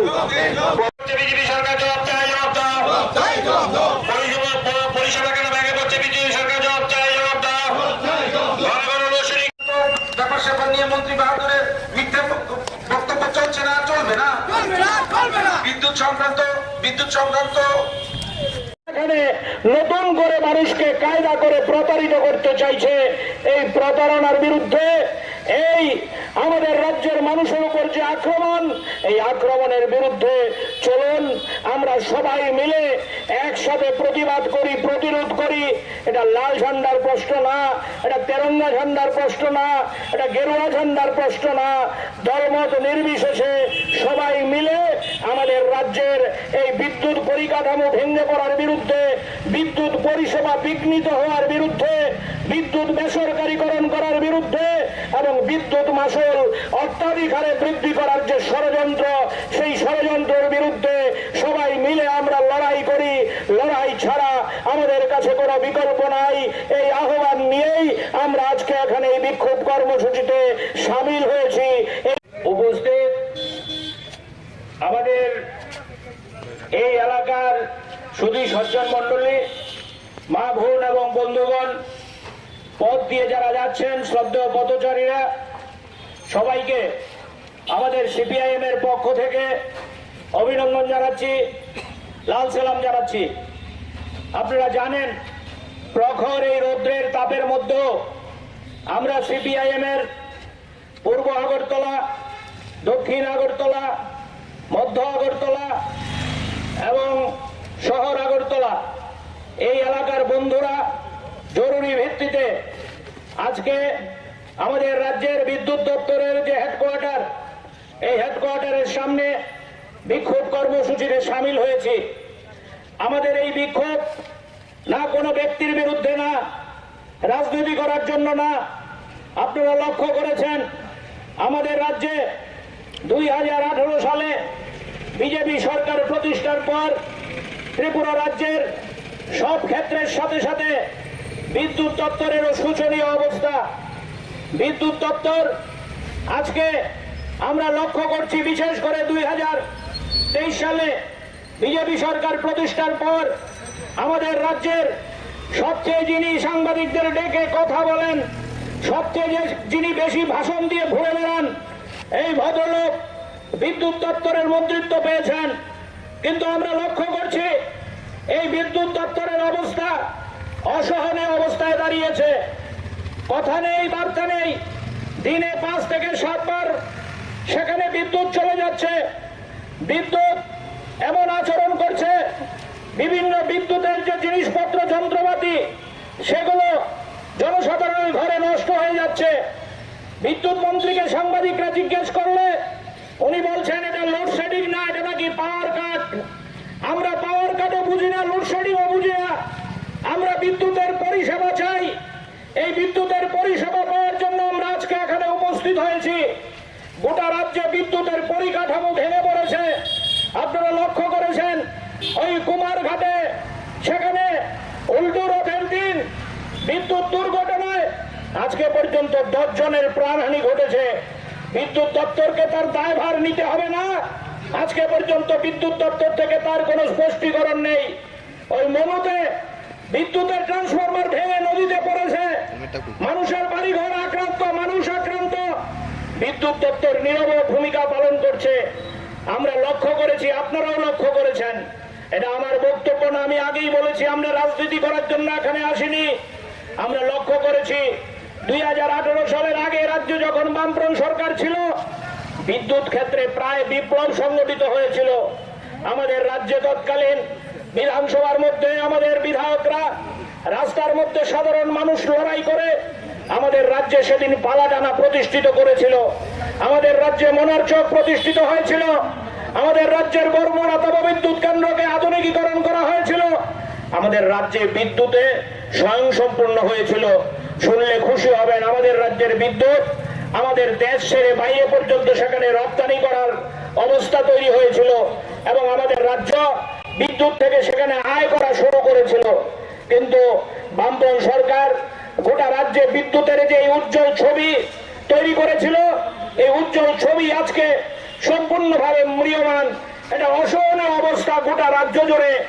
একদিকে গরমের দাপট, একদিকে রৌদ্রের দাপট, অন্যদিকে পাল্লা দিয়ে বাড়ছে সেখানে ওই লোডশেডিং। বিদ্যুতের যন্ত্রণা, সেখানে শুধু বিদ্যুতের যন্ত্রণা না, আপনারা শুনলে অবাক হবেন, আজকেও আমাদের রাজ্যের কয়েকটা খবরের কাগজে শিরোনাম হয়েছে। কি সেই শিরোনাম? না, বিদ্যুতের মাসুল আবার বৃদ্ধি হবে, বিদ্যুতের পরিষেবা নেই, বিদ্যুতের সার্ভিস নেই, কটায় কারেন্ট যাবে, কটায় আসবে, রাত্রে মানুষ ঘুমোতে পারে না, রাত্রে রাস্তার মধ্যে হেঁটে বেড়ায়, বিদ্যুৎ চলে যায়। আর রাজ্যের বিজেপি সরকার সেখানে বিদ্যুতের মাসুল বৃদ্ধি করার জন্য গোপনে পরিকল্পনা করছে। বিদ্যুতের মাসুল বৃদ্ধি করার জন্য একদিকে নরেন্দ্র মোদীর সরকার, আরেকদিকে আমাদের রাজ্যের বিজেপির সরকার, যারা নিজেদেরকে ডাবল ইঞ্জিনের সরকার বলে গর্ব করে, এই ডাবল ইঞ্জিনের সরকার বিদ্যুতের উন্নত করা দূরে থাক, ওই বিদ্যুতের বৃদ্ধি করে মানুষের ঘাড়ে চাপিয়ে দেওয়ার চেষ্টা করছে। আপনারা শুনলে অবাক হবেন। আমি সুযোগ এখানে আপনাদের সামনে এই বিক্ষোভ কর্মসূচির সুযোগ পেয়ে জানার জন্য বলছি, আমাদের ভারতবর্ষের সরকার বিদ্যুৎ ক্ষেত্রকে সম্পূর্ণ বেসরকারীকরণ করার দিকে নিয়ে যাচ্ছে, বিদ্যুৎ প্রাইভেট করার জন্য আমাদের রাজ্য সরকারও দিল্লি সরকারের সাথে গলা মিলিয়ে কথা বলছে। আপনারা যারা খবর রাখেন তারা জানবেন, মহারাষ্ট্রে, উত্তরপ্রদেশে ওই বিদ্যুৎ বিলের বিরুদ্ধে সেখানকার বিদ্যুৎ কর্মচারীরা লড়াই করছে রাস্তায় নেমে। উত্তরপ্রদেশের যোগী সরকারের বিরুদ্ধে লড়াই করে এই বিদ্যুৎ বিল বিধানসভায় পাশ করানোর বিরুদ্ধে রাস্তায় নেমে লড়াই করে প্রাথমিকভাবে আটকে দিয়েছে। আমাদের রাজ্যেও আজকে এই বিদ্যুৎ বেসরকারীকরণ করার জন্য ষড়যন্ত্র হচ্ছে। আমি আপনাদের কাছে আবেদন করতে চাই, না বন্ধু, রাস্তা ছাড়া আমাদের কাছে কোনো বিকল্প নেই, লড়াই ছাড়া আমাদের কাছে কোনো বিকল্প নেই, লড়াই এবং রাস্তাই হচ্ছে আমাদের কাছে একমাত্র অবলম্বন। তাই আজকে আমরা এখানে এই সাময়িক বিক্ষোভ কর্মসূচিতে সামিল হয়েছি। আমরা আগামী দিনে গোটা রাজ্যের মধ্যে সকল অংশের সাধারণ মানুষকে নিয়ে এই বিদ্যুৎ বিল বেসরকারীকরণের বিরুদ্ধে, বিদ্যুৎ পরিকাঠামো ভেঙে পড়ার বিরুদ্ধে, বিদ্যুৎ মাসুল বৃদ্ধি করার বিরুদ্ধে শুধু আগরতলায় না, গোটা রাজ্যের আমাদের 8টা জেলায় আমরা সিদ্ধান্ত করেছি সেখানে লড়াই হবে, আন্দোলন হবে। না বন্ধু, মানুষের উপর যখন আঘাত পড়ে, মানুষ যখন দেয়াল পিঠ থেকে যায়, মানুষের কাছে লড়াই ছাড়া আর কোনো রাস্তা থাকে না। আজকে আমাদের রাজ্যের এই বিদ্যুৎ ব্যবস্থা যেই অসহনীয় জায়গায় গেছে, মানুষই একমাত্র পারে লড়াই করে এই জায়গায় সরকারকে হুঁশ ফেরাতে। কারণ আমাদের রাজ্যের বিজেপি সরকারের কোনো হুঁশ নেই, তারা মানুষের কথা শোনে না, তাদের একটাই কাজ, সেটা হচ্ছে প্রচার, ফ্লেক্স লাগিয়ে দেওয়া, সাংবাদিকদের ডেকে প্রচার করা, সাংবাদিক সম্মেলন করা, মিথ্যা ভাষণ দেওয়া, মিথ্যা প্রচার করা। এই বাগাড়ম্বরের মধ্য দিয়ে এই বিজেপি সরকার চলছে আমাদের রাজ্যে। কখনো ডাবল ইঞ্জিন, কখনো নরেন্দ্র মোদীর নামে ধ্বনি, কখনো মুখ্যমন্ত্রীর নামে ধ্বনি দিয়ে আমাদের রাজ্যের মানুষের চোখে ঠুলি পড়াতে চাইছে, মানুষকে বিভ্রান্ত করতে চাইছে। আপনাদের কাছে বলতে কোনো আপত্তি নেই, আমরা লক্ষ্য করেছি ওই সেখানে এবারকার বিধানসভা নির্বাচনেও এখানে নতুন করে মানুষকে কায়দা করে প্রতারিত করতে চাইছে। এই প্রতারণার বিরুদ্ধে, এই আমাদের রাজ্যের মানুষের উপর যে আক্রমণ, এই আক্রমণের বিরুদ্ধে চলুন আমরা সবাই মিলে একসাথে প্রতিবাদ করি, প্রতিরোধ করি। এটা লাল ঝান্ডার প্রশ্ন না, এটা তেরঙ্গা ঝান্ডার প্রশ্ন না, এটা গেরুয়া ঝান্ডার প্রশ্ন না। দলমত নির্বিশেষে সবাই মিলে আমাদের রাজ্যের এই বিদ্যুৎ পরিকাঠামো ভেঙে পড়ার বিরুদ্ধে, বিদ্যুৎ পরিষেবা বিঘ্নিত হওয়ার বিরুদ্ধে, বিদ্যুৎ বেসরকারি। আপনারা জানেন, প্রখর এই রৌদ্রের তাপের মধ্যেও আমরা সিপিআইএম এর পূর্ব আগরতলা, দক্ষিণ আগরতলা, মধ্য আগরতলা এবং শহর আগরতলা এই এলাকার বন্ধুরা জরুরি ভিত্তিতে আজকে আমাদের রাজ্যের বিদ্যুৎ দপ্তরের যে হেডকোয়ার্টার, এই হেডকোয়ার্টারের সামনে বিক্ষোভ কর্মসূচিতে সামিল হয়েছি। আমাদের এই বিক্ষোভ না কোনো ব্যক্তির বিরুদ্ধে না, রাজনীতি করার জন্য না। আপনারা লক্ষ্য করেছেন আমাদের রাজ্যে 2018 সালে বিজেপি সরকার প্রতিষ্ঠার পর ত্রিপুরা রাজ্যের সব ক্ষেত্রের সাথে সাথে বিদ্যুৎ দপ্তরেরও শোচনীয় অবস্থা। বিদ্যুৎ দপ্তর আজকে আমরা লক্ষ্য করছি, বিশেষ করে 2023 সালে বিজেপি সরকার প্রতিষ্ঠার পর আমাদের রাজ্যের সবচেয়ে যিনি সাংবাদিকদের ডেকে কথা বলেন, সবচেয়ে যিনি বেশি ভাষণ দিয়ে ঘুরে বেড়ান, এই ভদ্রলোক বিদ্যুৎ দপ্তরের মন্ত্রিত্ব পেয়েছেন। কিন্তু আমরা লক্ষ্য করছি এই বিদ্যুৎ দপ্তরের অবস্থা অসহনীয় অবস্থায় দাঁড়িয়েছে। কথা নেই, বার্তা নেই। দিনে 5 থেকে 7 বার সেখানে বিদ্যুৎ চলে যাচ্ছে। বিদ্যুৎ এমন আচরণ করছে, বিভিন্ন বিদ্যুতের যে জিনিসপত্র যন্ত্রপাতি সেগুলো জনসাধারণের ঘরে নষ্ট হয়ে যাচ্ছে। বিদ্যুৎ মন্ত্রীকে সাংবাদিকরা জিজ্ঞেস করলে উনি বলছেন এটা লোডশেডিং না, এটা নাকি পাওয়ার কাট। আমরা পাওয়ার কাটও বুঝি না, লোডশেডিংও বুঝি না। আমরা বিদ্যুতের পরিষেবা চাই। এই বিদ্যুতের পরিষেবা পাওয়ার জন্য আমরা আজকে এখানে উপস্থিত হয়েছি। গোটা রাজ্যে বিদ্যুতের পরিকাঠামো ভেঙে পড়েছে। আপনারা লক্ষ্য করেছেন ওই কুমারঘাটে সেখানে উল্টো রথের দিন বিদ্যুৎ দুর্ঘটনায় আজকে পর্যন্ত 10 জনের প্রাণহানি ঘটেছে। বিদ্যুৎ দপ্তরকে তার দায়ভার নিতে হবে না? আজকে পর্যন্ত বিদ্যুৎ দপ্তর থেকে তার কোনো স্পষ্টীকরণ নেই। ওই মমতে বিদ্যুতের ট্রান্সফরমার ভেঙে নদীতে পড়েছে, মানুষের বাড়িঘর আক্রান্ত, মানুষ আক্রান্ত। বিদ্যুৎ দপ্তর নীরব ভূমিকা পালন করছে। আমরা লক্ষ্য করেছি, আপনারাও লক্ষ্য করেছেন। এটা আমার বক্তব্য না, আমি আগেই বলেছি আমরা রাজনীতি করার জন্য এখানে আসিনি। আমরা লক্ষ্য করেছি 2018 সালের আগে রাজ্য যখন বামফ্রন্ট সরকার ছিল, বিদ্যুৎ ক্ষেত্রে প্রায় বিপ্লব সংগঠিত হয়েছিল। আমাদের রাজ্যে তৎকালীন বিধানসভার মধ্যে আমাদের বিধায়করা, রাস্তার মধ্যে সাধারণ মানুষ লড়াই করে আমাদের রাজ্যে সেদিন পালাটানা প্রতিষ্ঠিত করেছিল। আমাদের রাজ্যে মনারচক প্রতিষ্ঠিত হয়েছিল। আমাদের রাজ্যের বর্মনা তাপবিদ্যুৎ কেন্দ্রকে আধুনিকীকরণ করা হয়েছিল। আমাদের রাজ্যে বিদ্যুতে স্বয়ংসম্পূর্ণ হয়েছিল। শুনলে খুশি হবেন, আমাদের রাজ্যের বিদ্যুৎ আমাদের দেশ ছেড়ে বাইরে পর্যন্ত সেখানে রপ্তানি করার অবস্থা তৈরি হয়েছিল এবং আমাদের রাজ্য বিদ্যুৎ থেকে সেখানে আয় করা শুরু করেছিল। কিন্তু বামফ্রন্ট সরকার গোটা রাজ্যে বিদ্যুতের যে উজ্জ্বল ছবি তৈরি করেছিল, এই উজ্জ্বল ছবি আজকে সম্পূর্ণভাবে ম্রিয়মান। এটা অসহনীয় অবস্থা গোটা রাজ্য জুড়ে।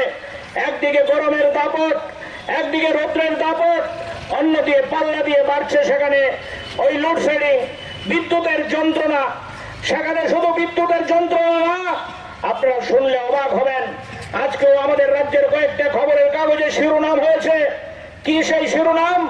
না, বিদ্যুতের মাসুল আবার বৃদ্ধি হবে, বিদ্যুতের পরিষেবা নেই, বিদ্যুতের সার্ভিস নেই, কটায় কারেন্ট যাবে, কটায় আসবে, রাত্রে মানুষ ঘুমোতে পারে না, রাত্রে রাস্তার মধ্যে হেঁটে বেড়ায়, বিদ্যুৎ চলে যায়। আর রাজ্যের বিজেপি সরকার সেখানে বিদ্যুতের মাসুল বৃদ্ধি করার জন্য গোপনে পরিকল্পনা করছে। বিদ্যুতের মাসুল বৃদ্ধি করার জন্য একদিকে নরেন্দ্র মোদীর সরকার, আরেকদিকে আমাদের রাজ্যের বিজেপির সরকার, যারা নিজেদেরকে ডাবল ইঞ্জিনের সরকার বলে গর্ব করে, এই ডাবল ইঞ্জিনের সরকার বিদ্যুতের উন্নত করা দূরে থাক, ওই বিদ্যুতের মাসুল বৃদ্ধি করে মানুষের ঘাড়ে চাপিয়ে দেওয়ার চেষ্টা করছে। আপনারা শুনলে অবাক হবেন। আমি সুযোগ এখানে আপনাদের সামনে এই বিক্ষোভ কর্মসূচির সুযোগ পেয়ে জানার জন্য বলছি, আমাদের ভারতবর্ষের সরকার বিদ্যুৎ ক্ষেত্রকে সম্পূর্ণ বেসরকারীকরণ করার দিকে নিয়ে যাচ্ছে, বিদ্যুৎ প্রাইভেট করার জন্য। আমাদের রাজ্য সরকারও দিল্লি সরকারের সাথে গলা মিলিয়ে কথা বলছে। আপনারা যারা খবর রাখেন তারা জানবেন, মহারাষ্ট্রে, উত্তরপ্রদেশে ওই বিদ্যুৎ বিলের বিরুদ্ধে সেখানকার বিদ্যুৎ কর্মচারীরা লড়াই করছে রাস্তায় নেমে। উত্তরপ্রদেশের যোগী সরকারের বিরুদ্ধে লড়াই করে এই বিদ্যুৎ বিল বিধানসভায় পাশ করানোর বিরুদ্ধে রাস্তায় নেমে লড়াই করে প্রাথমিকভাবে আটকে দিয়েছে। আমাদের রাজ্যেও আজকে এই বিদ্যুৎ বেসরকারীকরণ করার জন্য ষড়যন্ত্র হচ্ছে। আমি আপনাদের কাছে আবেদন করতে চাই, না বন্ধু, রাস্তা ছাড়া আমাদের কাছে কোনো বিকল্প নেই, লড়াই ছাড়া আমাদের কাছে কোনো নিচের দিকে ধরেন চেলাইটা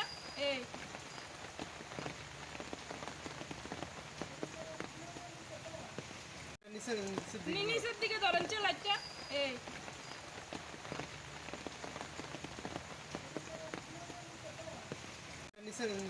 নিচের দিকে ধরেন চেলাইটা এই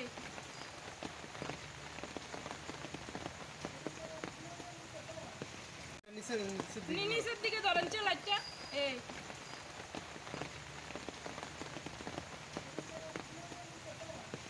কি বৃষ্টির কারণে আপনার ঘরে এমন? আজকে বৃষ্টি আমার আজকে না, আমার একটু 10 মিনিট বৃষ্টি হইলেই আমার ঘরে জল আইবে। প্রতিনিয়ত এমন হচ্ছে নাকি? একদম প্রতিনিয়ত এমন হচ্ছে, একদম বৃষ্টি হইলেই আমার ঘরে জল। পঞ্চায়েত কর্তৃপক্ষ থেকে কোনো আশ্বাস?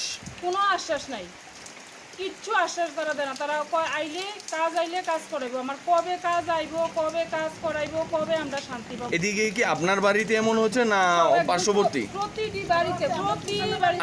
আনুমানিক কয়টা বাড়ি হবে? আনুমানিক হইব 1 2 3 4 5 6 7 অনেকটি 10-12টা বাড়ি হবে। 10-12টা সবারই এমন অবস্থা? সবারই এমন অবস্থা। এটা ধজনগর পুলিশ লাইন। কত নম্বর ওয়ার্ড? এটা ওয়ার্ড নাম্বার 1 নম্বর না? 1 নম্বর ওয়ার্ড। কি হয়েছে আজকে? আজকে বৃষ্টি হয়েছে, বৃষ্টি হওয়ার পরে তো প্রচন্ড বৃষ্টি। বৃষ্টির পরেই একদম পুরা বাড়ির মধ্যে জল ঢুকা, পুরা ঘরে রান্নাঘর পুরা জল, একদম পুরা জলে ভর্তি, একদম টুকটুক হয়ে গেছে। আমার সব জিনিসপত্র সব নষ্ট হয়ে গেছে। সোফা হইতে কাগজপত্র সব কিছু আমি তুলতামও পারছি না, সব নষ্ট হয়েছে। কয়টা তুলুম? জল তো আটকা করে ঝাপ করে ঢুকে আছে সবটা। এদিকে কি ড্রেনের ব্যবস্থা নেই নাকি? ড্রেনের কোনো ব্যবস্থা নাই। ড্রেন আর মাটি একদম সমান হয়ে গেছে, ড্রেনের কোনো চিহ্নই নেই। এদিকের এলাকার মানুষরা কইলে এই জন্য করতো না, রেকার কাজ করে না, ড্রেনের কাজ এটা হইতো না, আমরা অর্ডার দরখাস্ত জমা দিয়ে রাখছি, হয় না। এটা একটা কথা হইলো। বাড়ির মালিকের নাম কি? মালিকের নাম হচ্ছে সন্ধ্যা দাস। এই বিষয়ে আপনার পঞ্চায়েতের কর্তৃপক্ষকে জানিয়েছেন? সব জানিয়েছি আমরা দরখাস্ত অ্যাপ্লিকেশন পর্যন্ত লিখে দিয়েছি। কি বলেছে পঞ্চায়েত থেকে? পঞ্চায়েতের থেকে কইতাছে শুধু করব। আচ্ছা, করব, কবে যে করব এটা আর কিছু কয় না, শুধু করবই করব। এটা কোন পঞ্চায়েত? আর দজনগর গ্রাম, দজনগর পুলিশ লাইন। এটা পুলিশ লাইন। পঞ্চায়েত প্রধান থেকে শুরু করে সেক্রেটারি তাদেরকে জানিয়েছেন? সবাইরে জানাইছি। কি বলেছে? সবাইরে জানানো হয়েছে, এমনকি প্রণজিৎ সিংহের কাছে ওই কাগজ গেছে। এই এলাকার বিধায়ক যিনি, হ্যাঁ, কি বলা হয়েছে? কইছে এটা করব, এখন হইতো না, এটা করতো না, এটা এখন করতো না। নিচের দিকে ধরেন লাইটটা। এই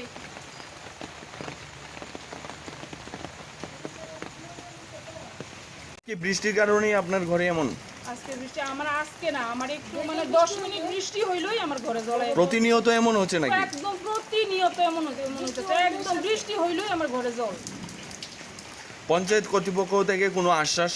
কোনো আশ্বাস নাই, কিচ্ছু আশ্বাস তারা দেয় না। তারা কয় আইলে কাজ করাইবো। আমার কবে কাজ আইবো, কবে কাজ করাইবো, কবে আমরা শান্তি পাবো? এদিকে কি আপনার বাড়িতে এমন হচ্ছে না পার্শ্ববর্তী? প্রতিটি বাড়িতে, প্রতি বাড়িতে।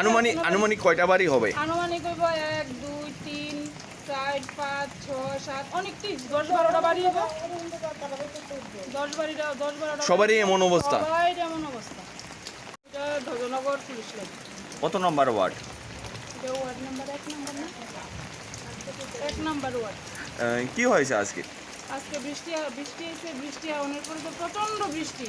বৃষ্টির পরেই একদম পুরা বাড়ির মধ্যে জল ঢুকা, পুরা ঘরে রান্নাঘর পুরা জল, একদম পুরা জলে ভর্তি, একদম টুকটুক হয়ে গেছে। আমার সব জিনিসপত্র সব নষ্ট হয়ে গেছে। সোফা হইতে কাগজপত্র সব কিছু আমি তুলতামও পারছি না, সব নষ্ট হয়ে গেছে।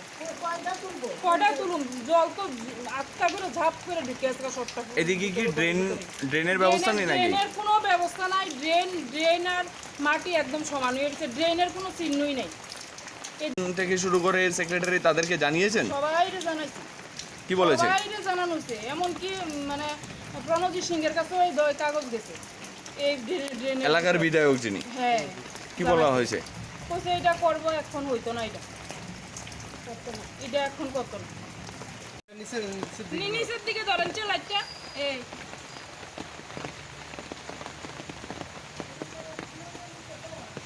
কি বৃষ্টির কারণে আপনার ঘরে এমন?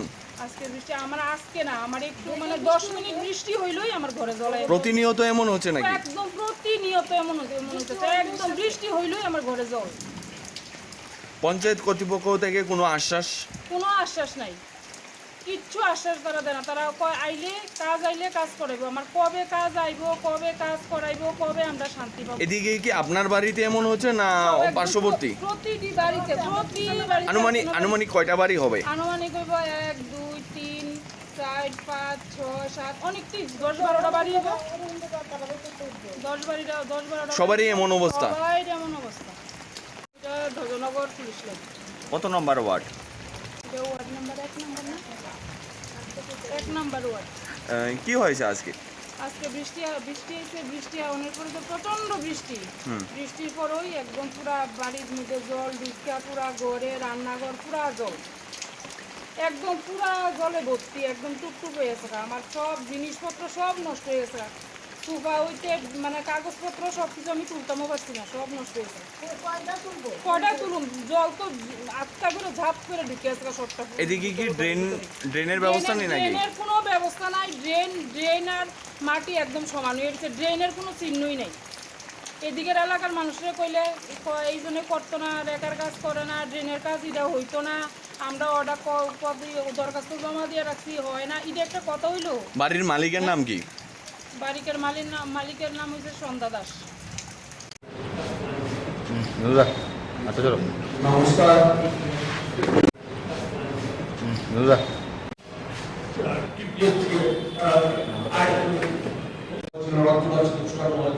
এই সব নিয়ে প্রতারণা করা হয়েছে। এটা প্রতারিত সরকার বসে আছে, মানুষের সাথে জাল চুরি করছে, ফলে এইভাবে চলতে দেওয়া যায় না। আমরা এর বিহিত চাই, নতুবা আমরা আরো তীব্র এবং ভয়ঙ্কর আন্দোলন আমরা গড়ে তুলতে বাধ্য হব। এই কথা বলছি, বলেই আমি আমার কথা বলা শেষ করছি এবং আমি অনুরোধ করব কিছু আলোকপাত অলরেডি তিনি করেছেন। আমাদের আজকে বিষয়বস্তু একটা হলো পিআরটিসি বাধ্যতামূলক। এটা আমাদের দলের অন্যতম বিধায়ক এবং রাজ্যের অন্যতম জননেতা শ্রী সুদীপ রায় বর্মন এবং আমাদের দলের সভাপতি আশিস সাহা মহোদয় তারা গিয়েছিলেন এবং পিআরটিসি বাধ্যতামূলক করার জন্য, যাতে করে আমাদের এই রাজ্যের ছেলেমেয়েরা রাজ্যে চাকরি পেতে পারে। চাকরির আকাল চলছে আমাদের এখানে, আপনারা জানেন। তার মধ্যে আবার বাইরে থেকে এসে চাকরিগুলি নিয়ে যায়, এটা বন্ধ করার জন্য। কিন্তু এর মধ্যে আমরা জেনে গেলাম যে সার্কুলার এখনো দপ্তরে যায়নি, বিজ্ঞাপন বেরোচ্ছে এবং বাইরে তারাও পরীক্ষা দিচ্ছে, চাকরিও পেয়ে যাবে। আর এটা নিয়ে আমরা বড় আন্দোলন নামবো, আমাদের নেতৃত্ব ইতিমধ্যে জানিয়েছেন। আমাদের আজকের দ্বিতীয় বিষয় সেটা হলো বিদ্যাজ্যোতি, সিবিএসসি। এই নামগুলোর সঙ্গে আমরা বিজেপি সরকার আসার পর পরিচিত হই। আমরাও পড়াশোনা করেছি, আপনারাও করেছেন। বিদ্যাজ্যোতিকে পড়ার পর বিদ্যায় জ্যোতি হতে হয়, এই ধরনের কথা আমরা কোনোদিন শুনিনি। যাই হোক, আমাদের ছেলেমেয়েরা কিছু একটা পাবে, ভালো কিছু পাবে, সেই আশায় আমাদের অভিভাবকরা দলে দলে ছুটে গিয়েছিলেন বিদ্যাজ্যোতি স্কুলে। অভিনব কথা, কি কথা? বাংলা মাধ্যমে যারা পড়ে তারাও নাকি সিবিএসসি দিতে পারবে। বাংলা মাধ্যম নাকি সিবিএসসিতে প্রশ্ন হবে এবং উত্তর লেখা যাবে। এ প্রসঙ্গে আমরা বিশেষ করে আমার একটা গানের কলি মনে পড়ছে। একটা গান ছিল, আজকে যিনি কয়লা মন্ত্রী কালকে দেখেন শিক্ষা। আজকে যিনি কয়লা মন্ত্রী কালকে দেখেন শিক্ষা, কয়লা কালো শিক্ষা নিয়ে আমরা পাই দীক্ষা। উনি কয়লা আর শিক্ষার মধ্যে পার্থক্যটা কি? কয়লা মন্ত্রী হলে কয়লা ঝাড়বো, শিক্ষামন্ত্রী হলে বই ঝাড়বো। ঝাড়াটা হলো আসল কথা, ছাড়লে নোট পড়বে, আমার ব্যাংক ব্যালেন্স বাড়বে। এটা কয়লা মন্ত্রী হলেও আপত্তি নেই, শিক্ষামন্ত্রী হলেও আপত্তি নেই। তো এই কথাটা আমাদের আগেকার যে শিক্ষামন্ত্রী ছিলেন তার বিবেকবোধ কতটুকু আছে আমরা জানি না, কি বুঝে উনি বলেছিলেন। এবং ওনার সঙ্গে সঙ্গে এক যুবক মন্ত্রী ওনারাও বলেছিলেন যে বাংলা মাধ্যম স্কুলে পড়লেও সিবিএসসি দেওয়া যাবে। এখন 1 বছর ক্লাস 9-এ ছেলেমেয়েরা পড়ে গেছে, ক্লাস 10-এ এখন পড়ছে, প্রায় শেষ প্রান্তে। একইভাবে 11-এ ভর্তি হয়েছে, 12-এ শেষ প্রান্তে দাঁড়িয়ে এসে তারা জানতে পারলো তারা সিবিএসসি পরীক্ষা দিতে পারবে না। তারা জানতে পারলো তারা কোন বোর্ডে পড়াশোনা করছে, এটা তারা জানে না। তারা কোনো বোর্ডের অধীনেই নয় এই মুহূর্তে। তারা জানতে পারলো রাজ্য সরকার এই বিষয়ে পুরোপুরি নিশ্চুপ। এরকম অরাজক পরিস্থিতি রাজ্যের শিক্ষার ইতিহাসে কোনোদিন হয়নি এবং এটাকে যারা প্রশ্রয় দিচ্ছেন তাদের সবাই মিলে আমরা তাদের বিরুদ্ধে স্লোগানে নামলো, এটাই আশা করি। আমি এই বিষয়ে যাওয়ার আগে এই যে আজকাল বলা হচ্ছে রাজ্যের শিক্ষা ব্যবস্থা নাকি অনেক দূর এগিয়ে গেছে, রাজ্যের শিক্ষা ব্যবস্থা নাকি এরকম, আমাদের প্রাক্তন শিক্ষামন্ত্রী বলেছিলেন যে এটা একটা মডেল শিক্ষা ব্যবস্থা, মডেল রাজ্য হয়ে গেছে শিক্ষার দিক দিয়ে, এবং বাইরে থেকে অন্য রাজ্যের তারা নাকি এসে দেখছে যে ত্রিপুরা শিক্ষা ব্যবস্থা এত কিভাবে এগিয়ে গেল। ঠিক কি এগুলো শিক্ষা ব্যবস্থা আমরা একটু চোখ বুলিয়ে নিই, তারপর আবার সিবিএসসি ব্যাপারটায় আসছি। সিবিএসসি যে যে রাজ্যে বসবাস করছি, এই রাজ্য যে সরকারিরা, এই সরকারিরা কাজকর্ম নিজের একটা উন্নতি ব্যবস্থার মধ্য দিয়ে চলছে। সরকারের কথা, সিদ্ধান্ত আর কাজে কোনো মিল নেই, অমিল স্পষ্ট। অনেক উদাহরণ আছে, আজকে সব উদাহরণের জন্য আমরা এখানে বসি।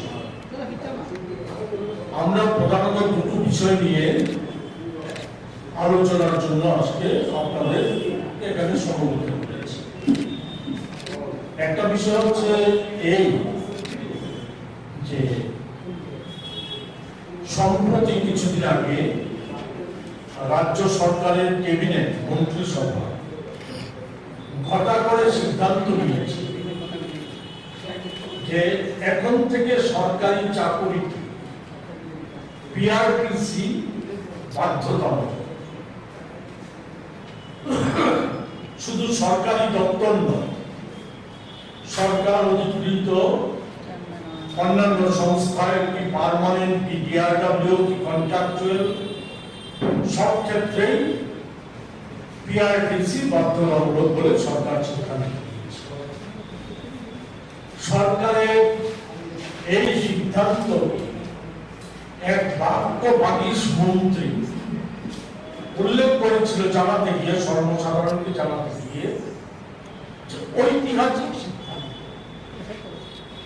এবং আমরা দেখলাম তারপর বিজেপি দলের যুব মোর্চা এবং দল তারা নানা জায়গায় মিছিল সমাবেশ করে অভিনন্দন জারি করে সরকারের মাননীয় মুখ্যমন্ত্রীকে অভিনন্দিত করছে। একের পরে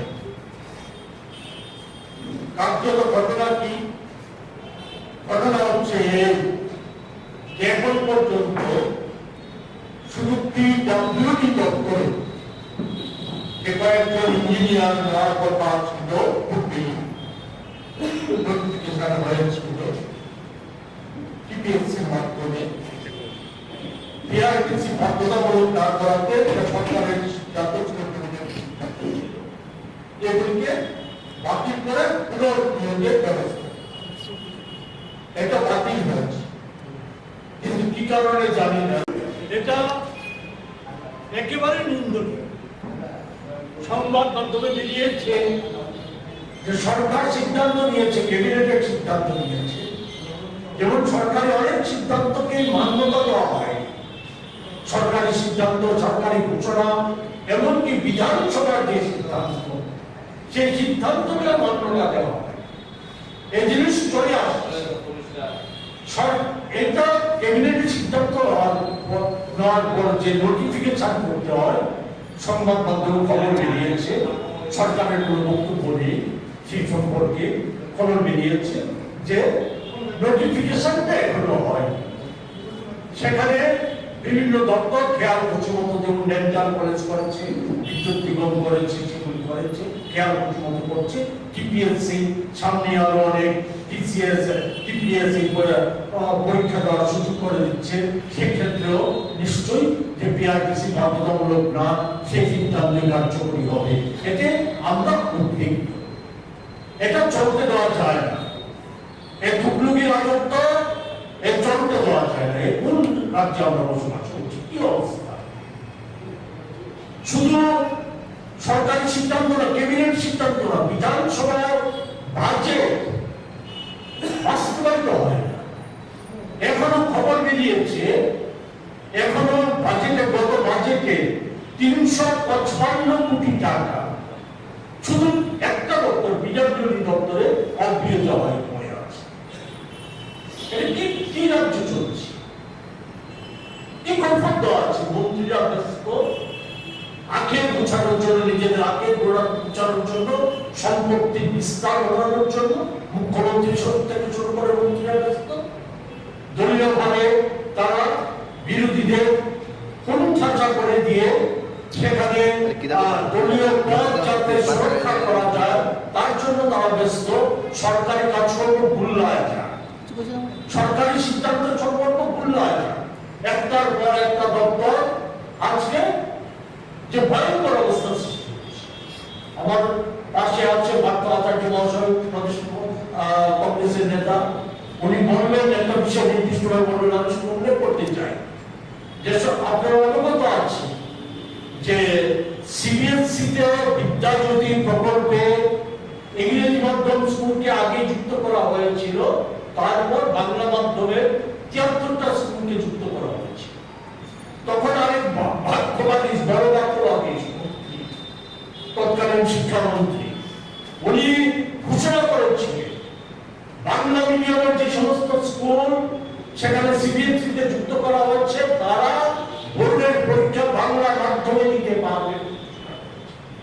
সরকারের ঘোষণা আছে বোর্ডের মাধ্যমে বাংলা মাধ্যমে দিতে পারবে। গত কিছুদিন আগে অধিকর্তা এসেছিলেন, সিবিএসই অধিকর্তা এসেছিলেন একটা অনুষ্ঠান, সেখানে পরিষ্কার ভাবে বলে গেছে যে বাংলা মাধ্যমে দেওয়ার কোনো প্রশ্ন নেই, ইংরেজি এবং হিন্দি মাধ্যমে দেওয়া। ছাত্রদের ভবিষ্যৎ নিয়ে চিন্তা করা হচ্ছে।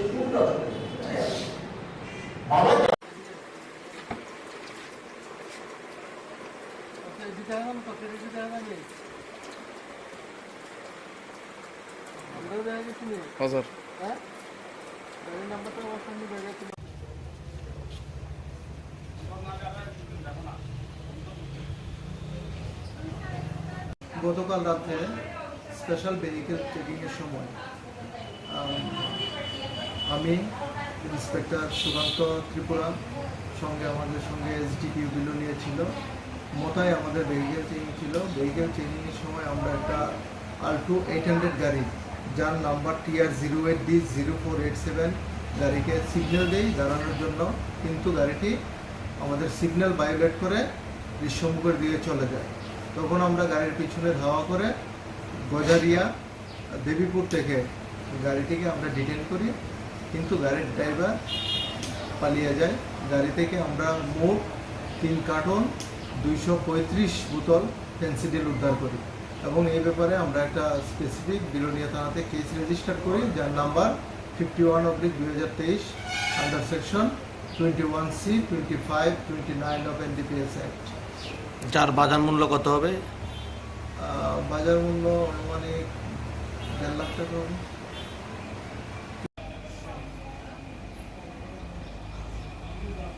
এটা আবার ফোন করে দিয়ে জানি।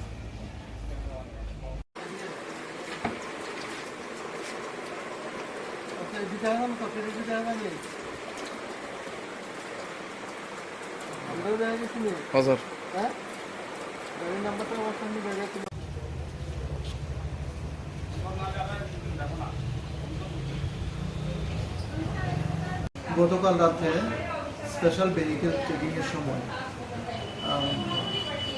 আমি ইন্সপেক্টর সুকান্ত ত্রিপুরা সঙ্গে আমাদের সঙ্গে এসডিপিও বিলোনিয়া ছিল, মোটায় আমাদের ভেহিকেল চেকিং ছিল। ভেহিকেল চেকিংয়ের সময় আমরা একটা আল্টো 800 গাড়ি যার নাম্বার TR08D0487 গাড়িকে সিগন্যাল দেই দাঁড়ানোর জন্য, কিন্তু গাড়িটি আমাদের সিগন্যাল ভায়োলেট করে দৃশ্যমুখের দিকে চলে যায়। তখন আমরা গাড়ির পিছনে ধাওয়া করে গজারিয়া দেবীপুর থেকে গাড়িটিকে আমরা ডিটেন করি, কিন্তু গাড়ির ড্রাইভার পালিয়ে যায়। গাড়ি থেকে আমরা মোট 3 কার্টন 235 বোতল ফেন্সিডিল উদ্ধার করি এবং এই ব্যাপারে আমরা একটা স্পেসিফিক বিলোনিয়া থানাতে কেস রেজিস্টার করি, যার number 51/2023 under section 21C 25 29 of NDPS act. যার বাজার মূল্য কত হবে? বাজার মূল্য মানে 1.5 লাখ টাকা হবে।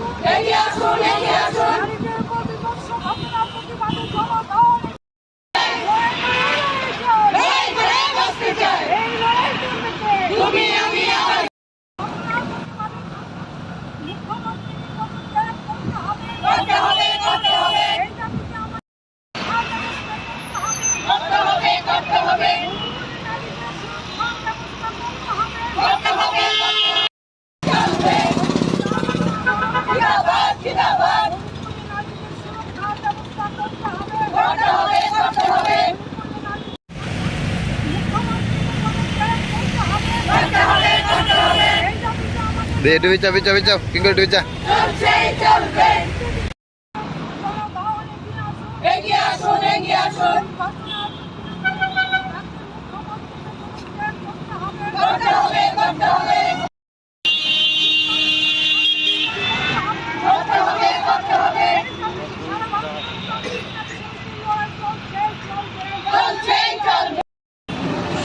গতকাল রাতে সারা ভালো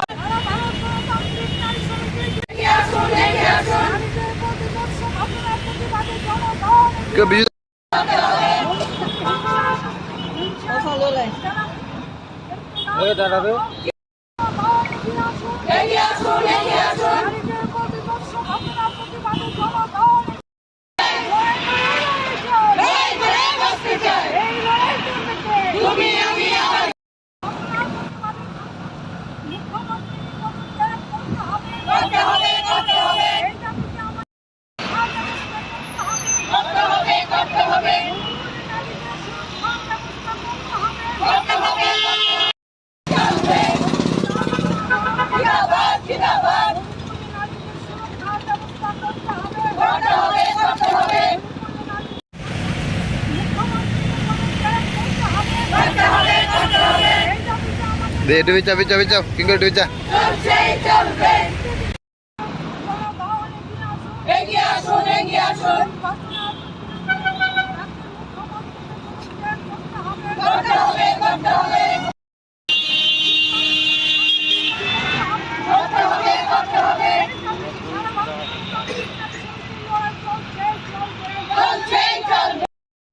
সারা ভারত গণতান্ত্রিক নারী সমিতি রাজ্য কমিটির সিদ্ধান্ত মোতাবেকে সদর বিভাগীয় কমিটির উদ্যোগে এই এলাকার আমাদের 4টা নারী সংগঠন লোকাল কমিটি, যেমন দক্ষিণ আগরতলা, পূর্ব আগরতলা, শহর আগরতলা এবং উত্তর আগরতলা, এই 4টা লোকাল কমিটির উদ্যোগে আমরা মণিপুরের সাম্প্রতিক কালের ঘটনাবলীর বিরুদ্ধে এখানে প্রতিবাদ বিক্ষোভে সমাবেশ আমরা সংগঠিত প্রকাশ পরে আরও 2টো ঘটনা বেরিয়ে এসেছে, আরও 2জন মহিলার উপরে গণধর্ষণ হয়েছে। এগুলো হচ্ছে প্রকাশিত সংবাদ, কিন্তু লোকচক্ষুর অন্তরালে কুকি সম্প্রদায়ের মেয়েদের উপরে নানাভাবেই সেখানে অত্যাচার, নির্যাতন, শ্লীলতাহানি, পাশবিক অত্যাচার এগুলো সংগঠিত হয়েছে।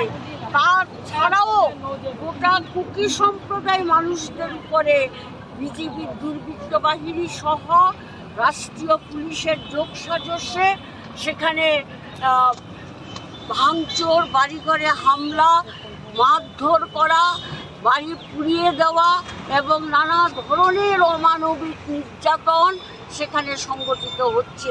গোটা ভারতবর্ষের শুভবুদ্ধি সম্পন্ন মানুষ মণিপুরের ঘটনাতে আজকে বিচলিত। এবং তারা প্রতিবাদ জানাচ্ছেন। এমনকি সুপ্রিম কোর্টের প্রধান বিচারপতি তিনি বলেছেন যে অবিলম্বে মণিপুর সরকার যদি এই সমস্ত ঘটনাগুলি বন্ধ করার ক্ষেত্রে যথাযথ পদক্ষেপ গ্রহণ না করে তাহলে সুপ্রিম কোর্ট স্বতঃপ্রণোদিত হয়ে সুমোটো মামলা করে ওটা তারা দেখবেন এর বিরুদ্ধে কী ব্যবস্থা নেওয়া যায়। তা আমরা আজকে আমাদের এই বিক্ষোভ সমাবেশ থেকে আমরা দাবি করেছি অবিলম্বে মণিপুরের বীরেন্দ্র সিং মন্ত্রিসভার মুখ্যমন্ত্রীর পদ থেকে তাকে সরাতে হবে, তাকে বাতিল করতে হবে। আমরা দাবি করেছি যেই সমস্ত মেয়েদের উপরে যেই নারকীয় সমস্ত ঘটনা ঘটেছে সেগুলো যথাযথ তদন্ত করতে হবে এবং দোষীদের কঠোর শাস্তি বিধান করতে হবে। শাস্তি বিধানের নামে যে মামলা দায়ের করা হয় সেগুলো আইনের ফাঁক দিয়ে আসামিরা বেরিয়ে যায়। আমরা বলছি এমন আইনের ধারা দেওয়া দরকার যাতে আসামি পার না পায়। আমাদের 3 নম্বর দাবি হচ্ছে ক্ষতিগ্রস্ত আক্রান্ত সর্বশান্ত মানুষকে অবিলম্বে মণিপুর সরকার যেন যথাযথ পুনর্বাসনের ব্যবস্থা করে। এই 3টা দাবি মূলত আমাদের সামনে। আর আমাদের রাজ্যের নারী নির্যাতনের ঘটনাগুলো তো আছেই, এগুলো আমরা বারবার প্রতিবাদ করেছি। আজকে মণিপুর প্রসঙ্গে ত্রিপুরার বিষয়টাও এসে যায়।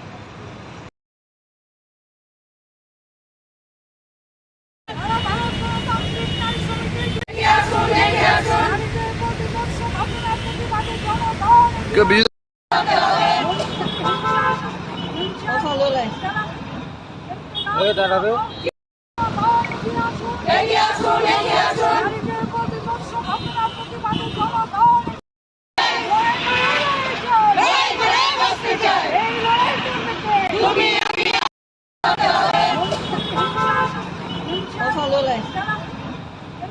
দাঁড়াবে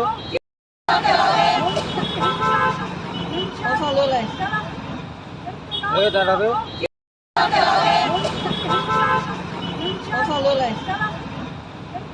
দাঁড়াবে নিচের দিকে ধরেন লাইটটা।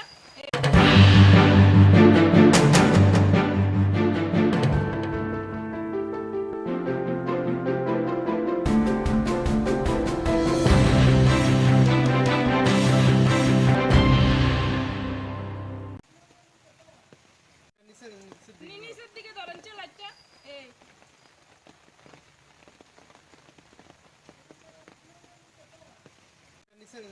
নিচের দিকে ধরেন লাইটটা।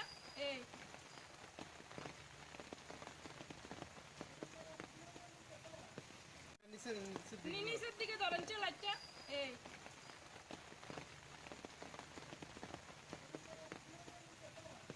কি বৃষ্টির কারণে আপনার ঘরে এমন? আজকে বৃষ্টি আমার আজকে না, আমার একটু 10 মিনিট বৃষ্টি হইলই আমার ঘরে জল। প্রতিনিয়ত এমন হচ্ছে নাকি? একদম প্রতিনিয়ত এমন হচ্ছে, একদম বৃষ্টি হইলই আমার ঘরে জল। পঞ্চায়েত কর্তৃপক্ষ থেকে কোনো আশ্বাস? কোনো আশ্বাস নাই, কিচ্ছু আশ্বাস তারা দেয় না। তারা কয় আইলে কাজ করাইবো। আমার কবে কাজ আইবো, কবে কাজ করাইবো, কবে আমরা শান্তি পাবো? এদিকে কি আপনার বাড়িতে এমন হচ্ছে না পার্শ্ববর্তী? প্রতিটি বাড়িতে, আনুমানিক কয়টা বাড়ি হবে? আনুমানিক হইব 1 2 3 4 5 6 7 অনেকটি 10-12টা বাড়ি হবে। 10-12টা সবারই এমন অবস্থা? সবারই এমন অবস্থা। এটা ধ্বজনগর পুলিশ লাইন। কত নম্বর ওয়ার্ড? এটা ওয়ার্ড নাম্বার 1 নম্বর না? 1 নম্বর ওয়ার্ড। কি হয়েছে আজকে? আজকে বৃষ্টি হয়েছে। বৃষ্টি হওয়ার পরে তো প্রচন্ড বৃষ্টি।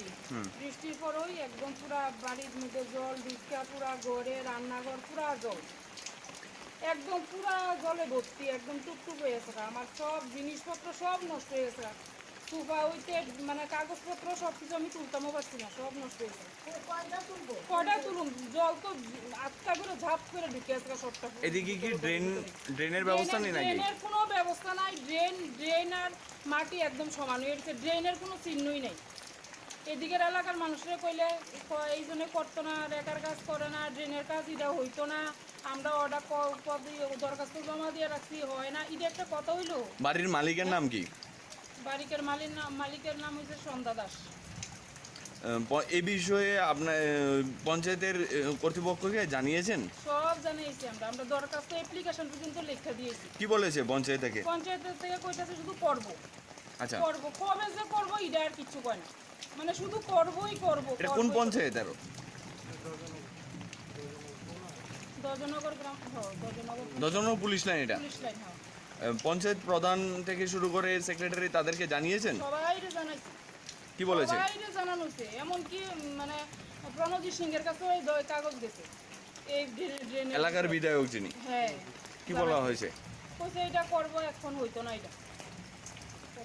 এটা এখন করতো না। নিচের দিকে ধরেন লাইটটা। এই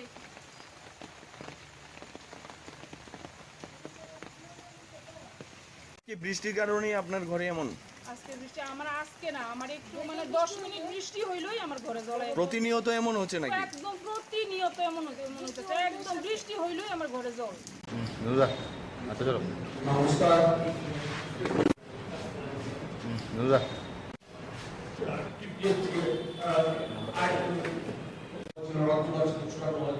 এই সব দিয়ে প্রতারণা করা হচ্ছে।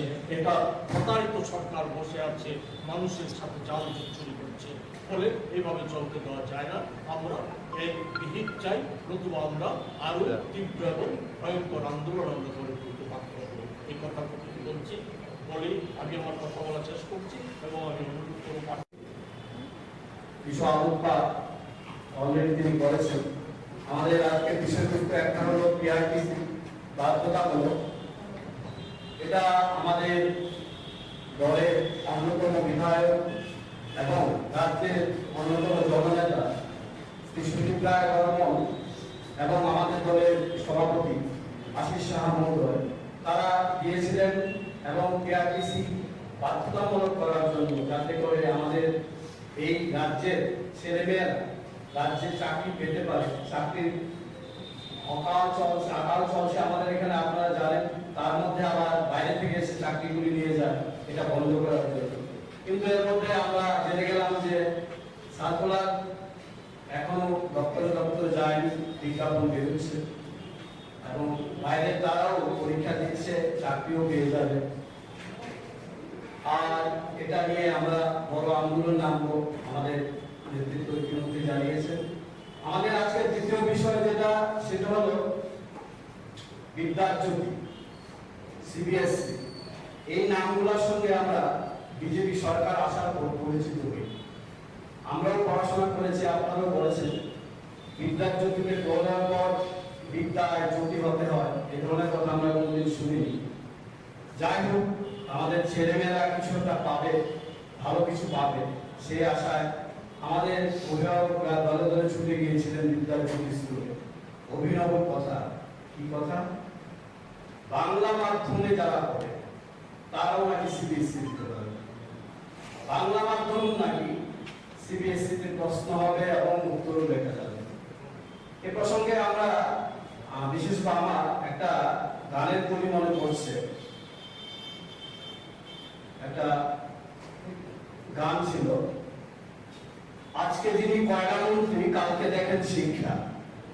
আজকে যিনি কয়লা মন্ত্রী কালকে দেখেন শিক্ষা। কয়লা কালো শিক্ষা নিয়ে আমরা পাই দীক্ষা। বলি কয়লা আর শিক্ষার মধ্যে পার্থক্যটা কি? কয়লা মন্ত্রী হলে কয়লা ঝাড়বো, শিক্ষামন্ত্রী হলে বই ঝাড়বো। ঝাড়াটা হলো আসল কথা, ছাড়লে নোট পড়বে, আমার ব্যাংক ব্যালেন্স বাড়বে। এটা কয়লা মন্ত্রী হলেও আপত্তি নেই, শিক্ষামন্ত্রী হলেও আপত্তি নেই। এই কথাটা আমাদের আগেকার যে শিক্ষামন্ত্রী ছিলেন তার বিবেকবোধ কতটুকু আছে আমরা জানি না, কি বুঝে উনি বলেছিলেন। এবং ওনার সঙ্গে সঙ্গে এক যুব মন্ত্রী ওনারাও বলেছিলেন যে বাংলা মাধ্যম স্কুলে পড়লেও সিবিএসসি দেওয়া যাবে। এখন 1 বছর ক্লাস 9-এ ছেলেমেয়েরা পড়ে গেছে, ক্লাস 10-এ এখন পড়ছে, প্রায় শেষ প্রান্তে। একইভাবে 11-এ ভর্তি হয়েছে, 12-এ শেষ প্রান্তে দাঁড়িয়ে এসে তারা জানতে পারলো তারা সিবিএসসি পরীক্ষা দিতে পারবে না। তারা জানতে পারলো তারা কোন বোর্ডে পড়াশোনা করছে, এটা তারা জানে না। তারা কোন বোর্ডের অধীনেই নয় এই মুহূর্তে। তারা জানতে পারলো রাজ্য সরকার এই বিষয়ে পুরোপুরি নিশ্চুপ।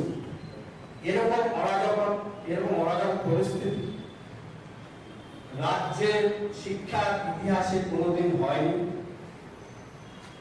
এবং এটাকে যারা প্রশ্রয় দিচ্ছেন তাদের সবাই মিলে আমরা তাদের বিরুদ্ধে স্লোগানে নামবো, এটাই আশা করি। আমি এই বিষয়ে যাওয়ার আগে এই যে আজকাল বলা হচ্ছে রাজ্যের শিক্ষা ব্যবস্থা নাকি অনেক দূর এগিয়ে গেছে, রাজ্যের শিক্ষা ব্যবস্থা নাকি এরকম, আমাদের প্রাক্তন শিক্ষামন্ত্রী বলেছিলেন যে এটা একটা মডেল শিক্ষা ব্যবস্থা, মডেল রাজ্য হয়ে গেছে শিক্ষার দিক দিয়ে, এবং বাইরে থেকে অন্য রাজ্যের তারা নাকি এসে দেখছে যে ত্রিপুরা শিক্ষা ব্যবস্থা কিভাবে এগিয়ে গেছে। কি এগুলো শিক্ষা ব্যবস্থা আমরা একটু তুলে নিই, আর আবার বার্তায় আসছি।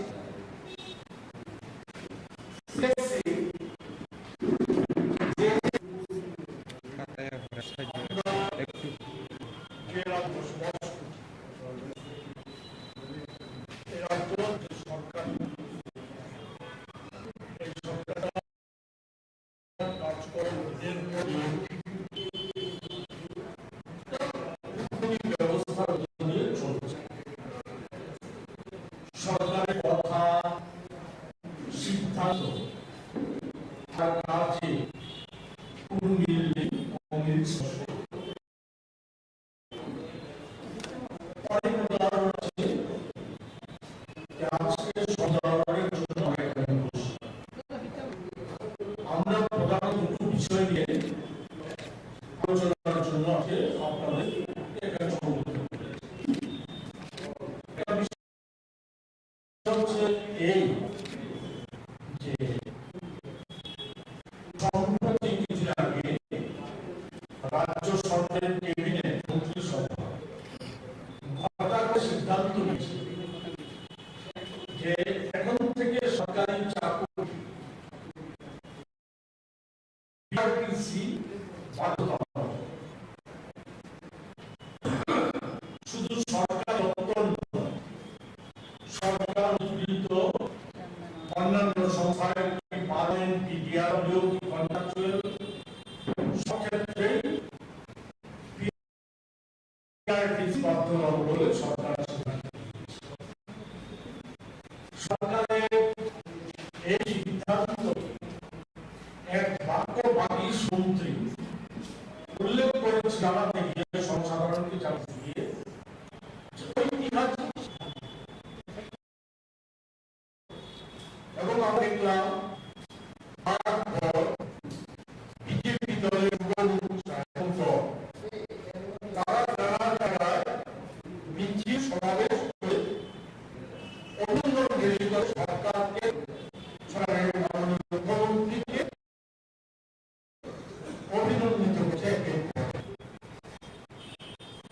কার্য ঘটনা কি ঘটনা এখন পর্যন্ত শুধু পিডব্লিউডি করে কয়েকজন ইঞ্জিনিয়ার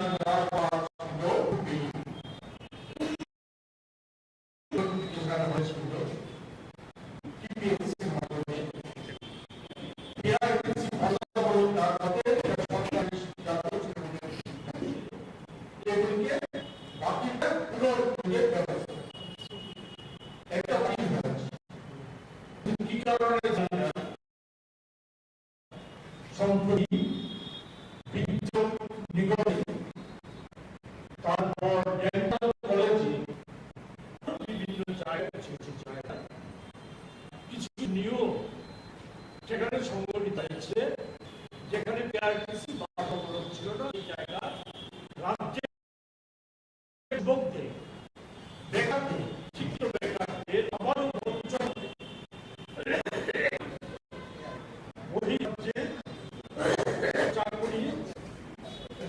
চলে একটা সুযোগ। এটা একেবারে সংবাদ মাধ্যমে দিয়েছে, সরকার সিদ্ধান্ত নিয়েছে, ক্যাবিনেট সিদ্ধান্ত নিয়েছে, যেমন সরকারের সিদ্ধান্ত মান্যতা হয়, সরকারি সিদ্ধান্ত, সরকার ঘোষণা, এমনকি বিধানসভার যে সিদ্ধান্ত সেই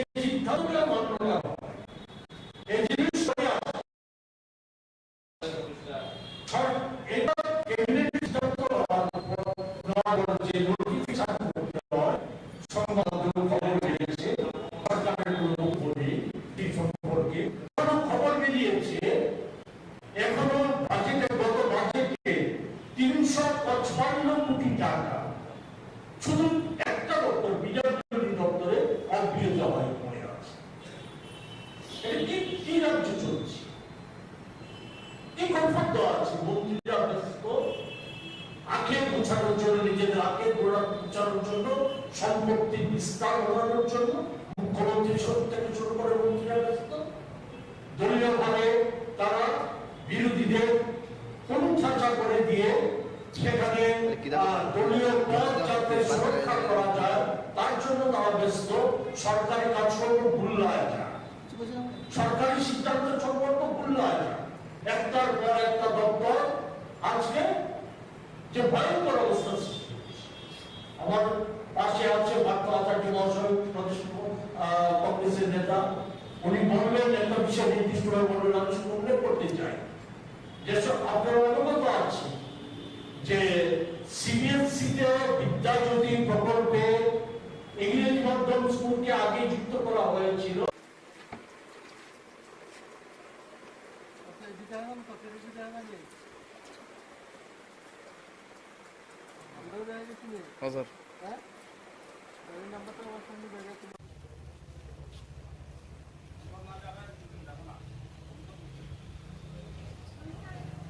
গতকাল রাতে স্পেশাল ভেহিকেল চেকিংয়ের সময়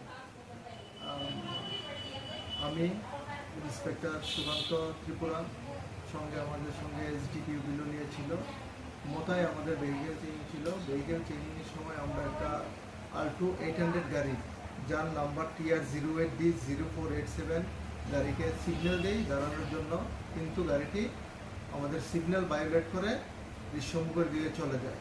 তখন আমরা গাড়ির পিছনে ধাওয়া করে গজারিয়া দেবীপুর থেকে গাড়িটিকে আমরা ডিটেন করি, কিন্তু গাড়ির ড্রাইভার পালিয়ে যায়।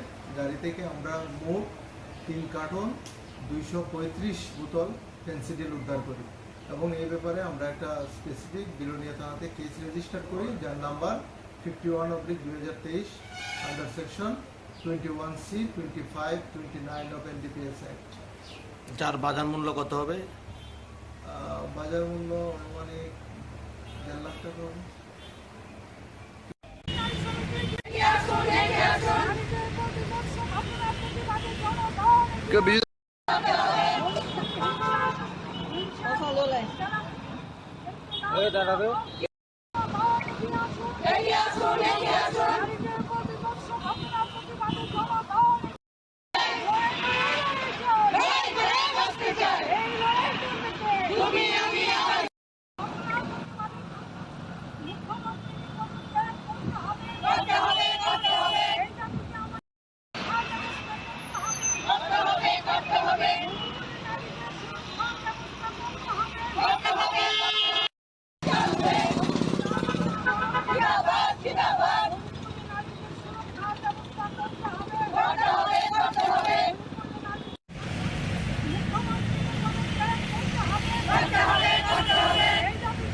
দে ডুবিচা বিচা বিচা কিংকর ডুবিচা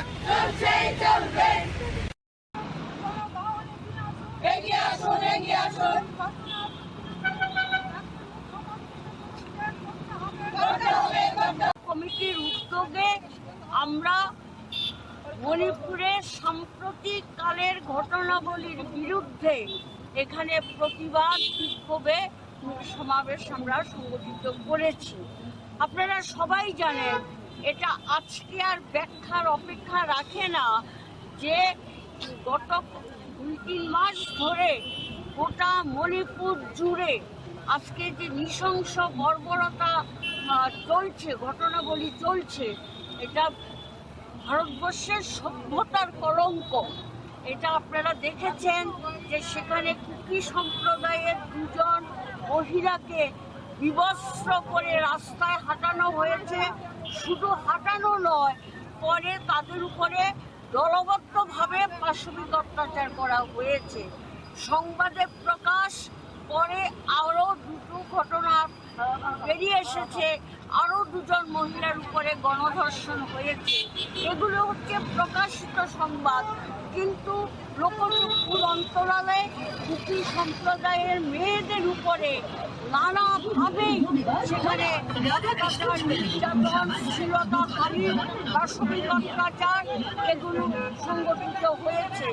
তাছাড়াও গোটা কুকি সম্প্রদায় মানুষদের উপরে বিজেপির দুর্বৃত্ত বাহিনী সহ রাষ্ট্রীয় পুলিশের যোগসাজশে সেখানে ভাঙচুর, বাড়িঘরে হামলা, মারধর করা, বাড়ি পুড়িয়ে দেওয়া এবং নানা ধরনের অমানবিক নির্যাতন সেখানে সংগঠিত হচ্ছে।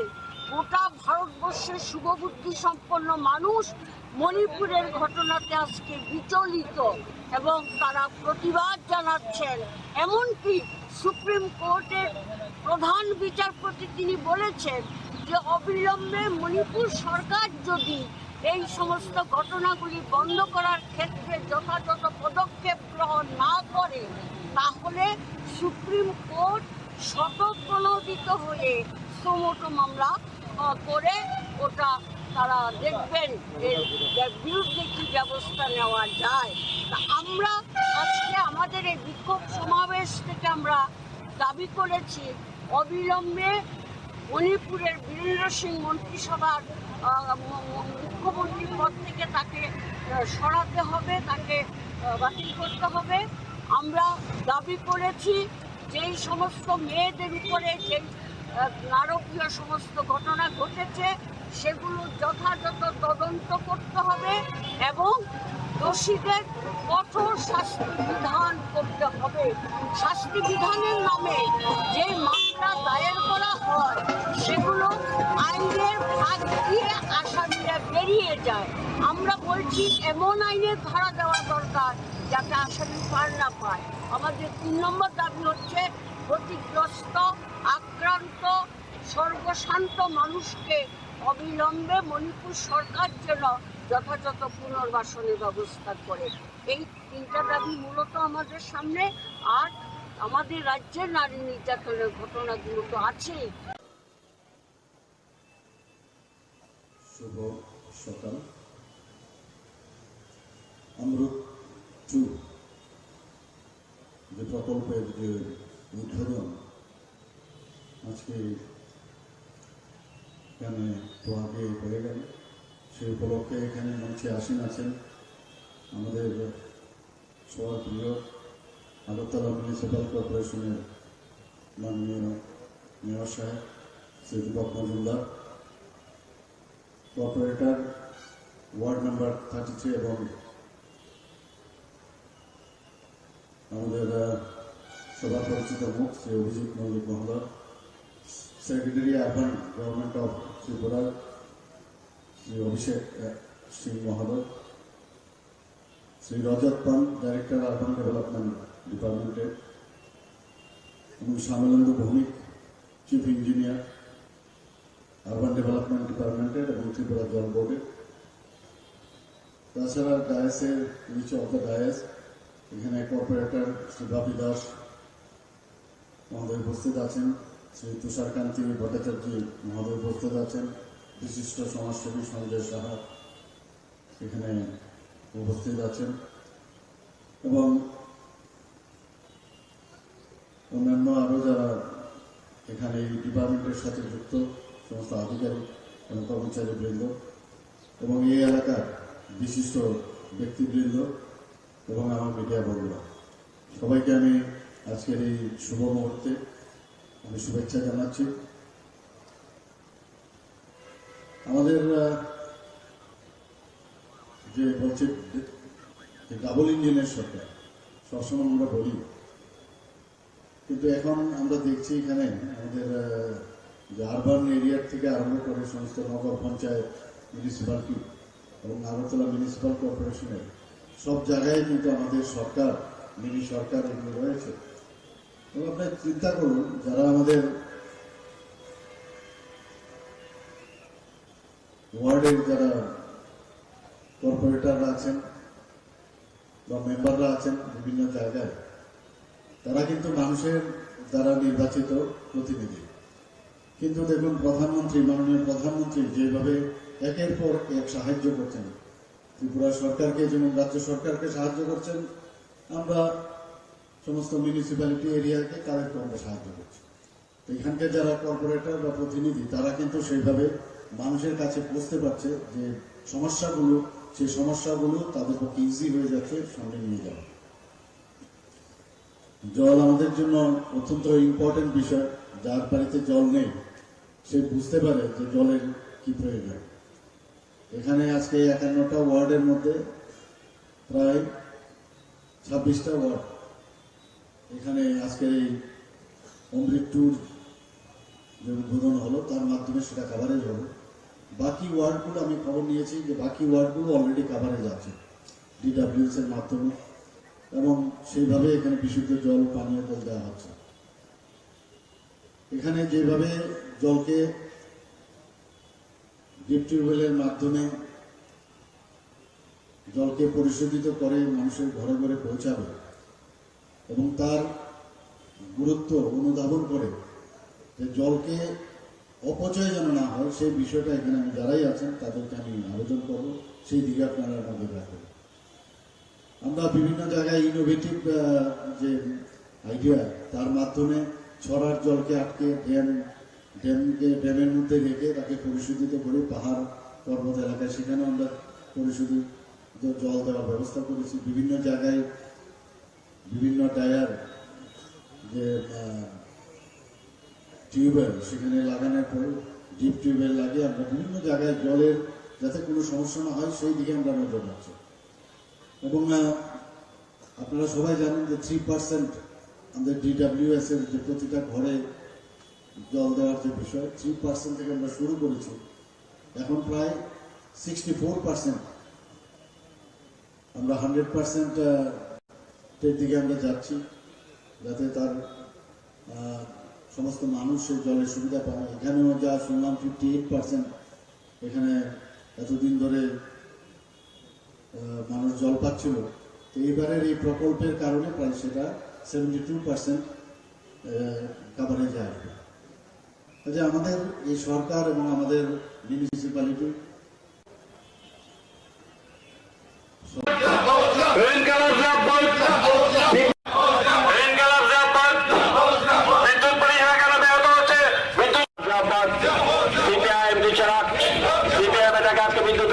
বিজেপি সরকার জবাব চাই, জবাব দাও। বিদ্যুৎ মন্ত্রী মিথ্যা ভাষণ অবিলম্বে বন্ধ করো।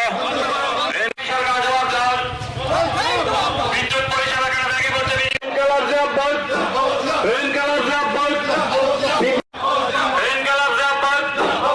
বিদ্যুৎ পরিষেবা কেন ব্যাহত হচ্ছে? বিদ্যুৎ দপ্তর বিজেপি সরকার জবাব চাই, জবাব দাও। বিদ্যুৎ মন্ত্রী মিথ্যা ভাষণ অবিলম্বে বন্ধ করো। সরকার জবাব দাও। বিদ্যুৎ পরিষেবা কেন ভেঙে পড়ছে? বিজেপি সরকার জবাব চাই। বিদ্যুৎ দপ্তরের মন্ত্রী মিথ্যা ভাষণ অবিলম্বে বন্ধ করো। বিদ্যুৎ পরিষেবা কেন ব্যাহত হচ্ছে? বিদ্যুৎ বেসরকারীকরণের বিরুদ্ধে আজকের অভিযানে দলে দলে যোগ দিন। সিপিআইএম দিচ্ছে না। সিপিআইএম এটাকে আজকে বিদ্যুৎ দপ্তরের সামনে বিক্ষোভ অভিযানে দলে দলে যোগ দিন। বিজেপি সরকার জবাব চাই, জবাব দাও। পরিষেবা কেন ভেঙে পড়ছে? বিজেপি সরকার জবাব চাই, জবাব দাও। ব্যাপার স্যাপার নিয়ে মন্ত্রী বাহাদুরের মিথ্যা বক্তব্য চলছে না, চলবে না। বিদ্যুৎ সংক্রান্ত নতুন করে মানুষকে কায়দা করে প্রতারিত করতে চাইছে। এই প্রতারণার বিরুদ্ধে এই আমাদের রাজ্যের মানুষের উপর যে আক্রমণ, এই আক্রমণের বিরুদ্ধে চলুন আমরা সবাই মিলে একসাথে প্রতিবাদ করি, প্রতিরোধ করি। এটা লাল ঝান্ডার প্রশ্ন না, এটা তেরঙ্গা ঝান্ডার প্রশ্ন না, এটা গেরুয়া ঝান্ডার প্রশ্ন না। দলমত নির্বিশেষে সবাই মিলে আমাদের রাজ্যের এই বিদ্যুৎ পরিকাঠামো ভেঙে পড়ার বিরুদ্ধে, বিদ্যুৎ পরিষেবা বিঘ্নিত হওয়ার বিরুদ্ধে, বিদ্যুৎ বেসরকারীকরণ করার বিরুদ্ধে এবং বিদ্যুৎ মাশুল অত্যাধিক হারে বৃদ্ধি করার যে ষড়যন্ত্র, সেই ষড়যন্ত্রের বিরুদ্ধে সবাই মিলে আমরা লড়াই করি। লড়াই ছাড়া আমাদের কাছে কোনো বিকল্প নাই। এই আহ্বান নিয়েই আমরা আজকে এখানে এই বিক্ষোভ কর্মসূচিতে সামিল হয়েছি। উপস্থিত আমাদের এই এলাকার সুধী সজ্জন মণ্ডলী, মা বোন এবং বন্ধুগণ, পথ দিয়ে যারা যাচ্ছেন, শ্রদ্ধেয় পথচারীরা, সবাইকে আমাদের সিপিআইএম এর পক্ষ থেকে অভিনন্দন জানাচ্ছি, লাল সালাম জানাচ্ছি। আপনারা জানেন, প্রখর এই রৌদ্রের তাপের মধ্যেও আমরা সিপিআইএম এর পূর্ব আগরতলা, দক্ষিণ আগরতলা, মধ্য আগরতলা এবং শহর আগরতলা এই এলাকার বন্ধুরা জরুরি ভিত্তিতে আজকে আমাদের রাজ্যের বিদ্যুৎ দপ্তরের যে হেডকোয়ার্টার, এই হেডকোয়ার্টারের সামনে বিক্ষোভ কর্মসূচিতে সামিল হয়েছি। আমাদের এই বিক্ষোভ না কোনো ব্যক্তির বিরুদ্ধে না, রাজনীতি করার জন্য না।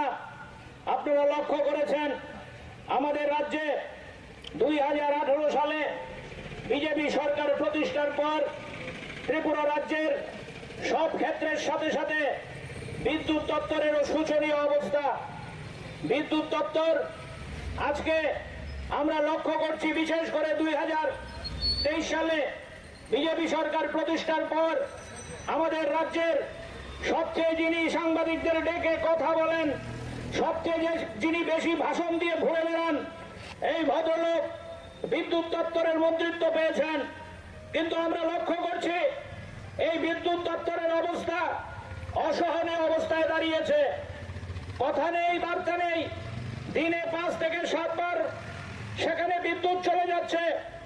বিদ্যুৎ এমন আচরণ করছে, বিভিন্ন বিদ্যুতের যে জিনিসপত্র, যন্ত্রপাতি, সেগুলো জনসাধারণের ঘরে নষ্ট হয়ে যাচ্ছে। বিদ্যুৎ মন্ত্রীকে সাংবাদিকরা জিজ্ঞেস করলে উনি বলছেন এটা লোডশেডিং না, এটা নাকি পাওয়ার কাট। আমরা পাওয়ার কাটও বুঝি না, লোডশেডিংও বুঝি না। আমরা বিদ্যুতের পরিষেবা চাই। এই বিদ্যুতের পরিষেবা পাওয়ার জন্য আমরা আজকে এখানে উপস্থিত হয়েছি। গোটা রাজ্যে বিদ্যুতের পরিকাঠামো ভেঙে পড়েছে। আপনারা লক্ষ্য করেছেন, ওই কুমারঘাটে সেখানে উল্টো রথের দিন বিদ্যুৎ দুর্ঘটনায় আজকে পর্যন্ত 10 জনের প্রাণহানি ঘটেছে। বিদ্যুৎ দপ্তরকে তার দায়ভার নিতে হবে না? আজকে পর্যন্ত বিদ্যুৎ দপ্তর থেকে তার কোনো স্পষ্টীকরণ নেই। ওই মনুতে বিদ্যুতের ট্রান্সফরমার ভেঙে নদীতে পড়েছে, মানুষের বাড়িঘর আক্রান্ত, মানুষ আক্রান্ত। বিদ্যুৎ দপ্তর নীরব ভূমিকা পালন করছে। আমরা লক্ষ্য করেছি, আপনারাও লক্ষ্য করেছেন। এটা আমার বক্তব্য না, আমি আগেই বলেছি আমরা রাজনীতি করার জন্য এখানে আসিনি। আমরা লক্ষ্য করেছি 2018 সালের আগে রাজ্যে যখন বামফ্রন্ট সরকার ছিল, বিদ্যুৎ ক্ষেত্রে প্রায় বিপ্লব সংগঠিত হয়েছিল। আমাদের রাজ্যে তৎকালীন বিধানসভার মধ্যে আমাদের বিধায়করা রাস্তার মধ্যে সাধারণ মানুষ লড়াই করে আমাদের রাজ্যে সেদিন পালাটানা প্রতিষ্ঠিত করেছিল। আমাদের রাজ্যে মনারচক প্রতিষ্ঠিত হয়েছিল। আমাদের রাজ্যের বর্মনা তাপবিদ্যুৎ কেন্দ্রকে আধুনিকীকরণ করা হয়েছিল। আমাদের রাজ্যে বিদ্যুতে স্বয়ংসম্পূর্ণ হয়েছিল। শুনলে খুশি হবেন, আমাদের রাজ্যের বিদ্যুৎ আমাদের দেশ ছেড়ে বাইরে পর্যন্ত সেখানে রপ্তানি করার অবস্থা তৈরি হয়েছিল এবং আমাদের রাজ্য বিদ্যুৎ থেকে সেখানে আয় করা শুরু করেছিল। কিন্তু বামফ্রন্ট সরকার গোটা রাজ্যে বিদ্যুতের যে উজ্জ্বল ছবি তৈরি করেছিল, এই উজ্জ্বল ছবি আজকে সম্পূর্ণভাবে ম্রিয়মান। এটা অসহনীয় অবস্থা।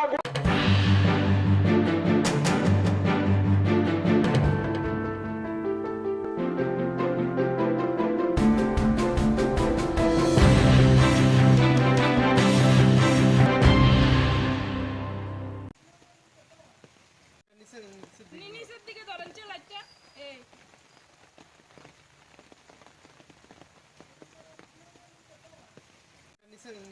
নিচের দিকে ধরেন লাইটটা, এই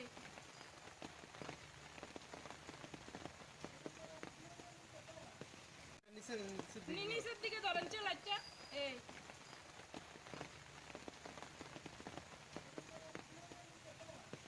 কি বৃষ্টির কারণেই আপনার ঘরে এমন? আজকে বৃষ্টি আমার আজকে না, আমার একটু 10 মিনিট বৃষ্টি হইলই আমার ঘরে জল। প্রতিনিয়ত এমন হচ্ছে নাকি? একদম প্রতিনিয়ত এমন হচ্ছে, একদম বৃষ্টি হইলই আমার ঘরে জল। পঞ্চায়েত কর্তৃপক্ষ থেকে কোনো আশ্বাস? কোনো আশ্বাস নাই।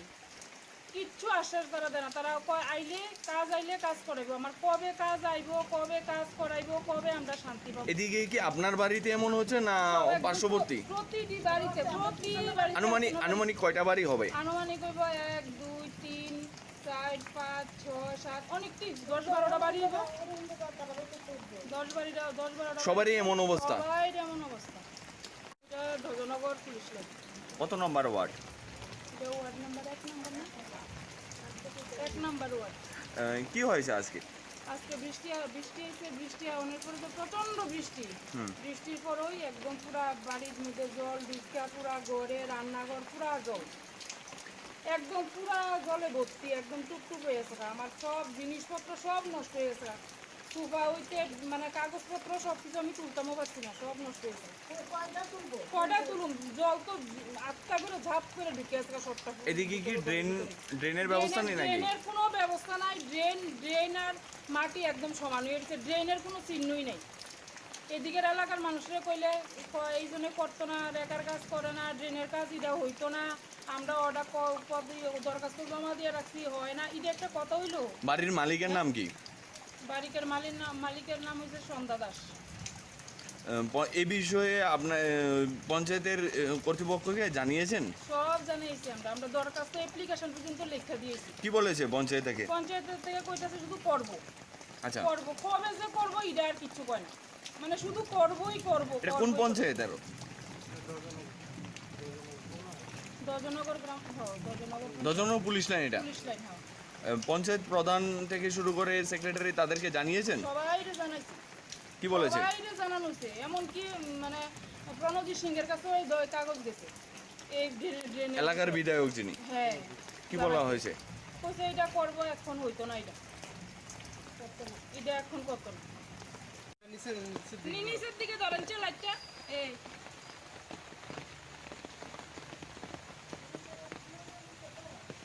কি বৃষ্টির কারণে আপনার ঘরে এমন? আজকে বৃষ্টি আমার আজকে না, আমার একটু মানে 10 মিনিট বৃষ্টি হইলই আমার ঘরে জল। প্রতিনিয়ত এমন হচ্ছে নাকি? একদম প্রতিনিয়ত এমন হচ্ছে। একদম বৃষ্টি হইলই আমার ঘরে জল। আচ্ছা চলো। নমস্কার।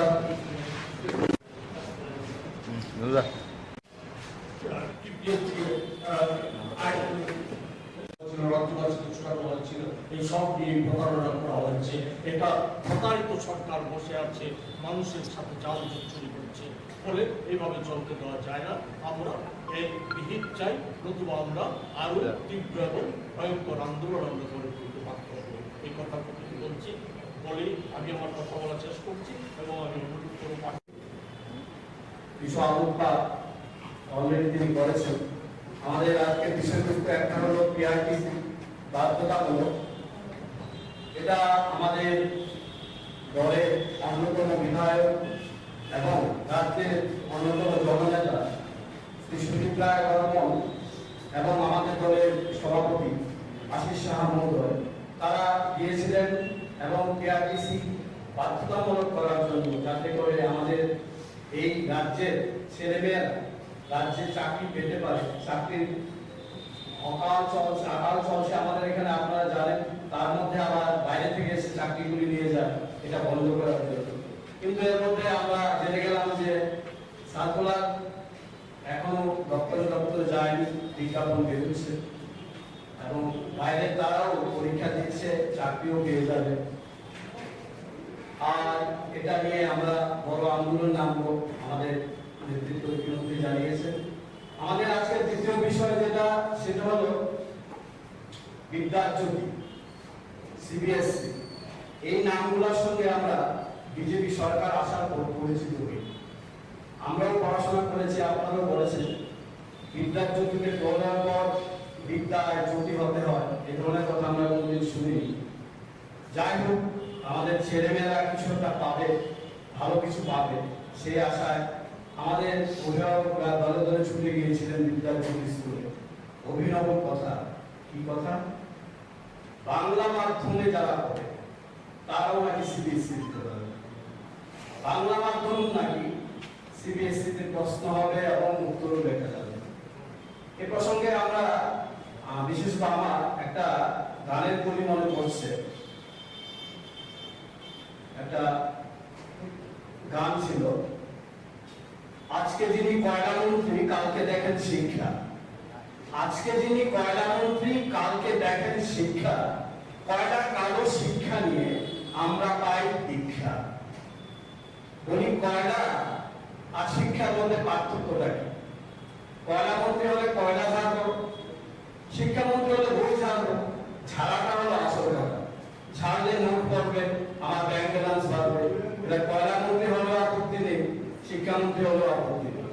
তো এই কথাটা আমাদের আগেকার যিনি শিক্ষামন্ত্রী ছিলেন তার বিবেকবোধ কতটুকু আছে আমরা জানি না, কি বুঝে উনি বলেছিলেন, এবং ওনার সঙ্গে সঙ্গে এক যুবক মন্ত্রী ওনারাও বলেছিলেন যে বাংলা মাধ্যম স্কুলে পড়লেও সিবিএসসি দেওয়া যাবে। এখন 1 বছর ক্লাস 9-এ ছেলেমেয়েরা পড়ে গেছে, ক্লাস 10-এ এখন পড়ছে প্রায় শেষ প্রান্তে, একইভাবে 11-এ ভর্তি হয়েছে, 12-এর শেষ প্রান্তে দাঁড়িয়ে এসে তারা জানতে পারলো তারা সিবিএসসি পরীক্ষা দিতে পারবে না। তারা জানতে পারলো তারা কোন বোর্ডে পড়াশোনা করছে এটা তারা জানে না, তারা কোন বোর্ডের অধীনেই নয় এই মুহূর্তে। তারা জানতে পারলো রাজ্য সরকার এই বিষয়ে পুরোপুরি নিশ্চুপ।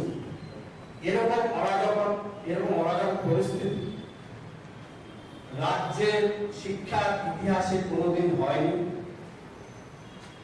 এবং এটাকে যারা প্রশ্রয় দিচ্ছেন তাদের সবাই মিলে আমরা তাদের বিরুদ্ধে স্লোগানে নামবো, এটাই আশা করি।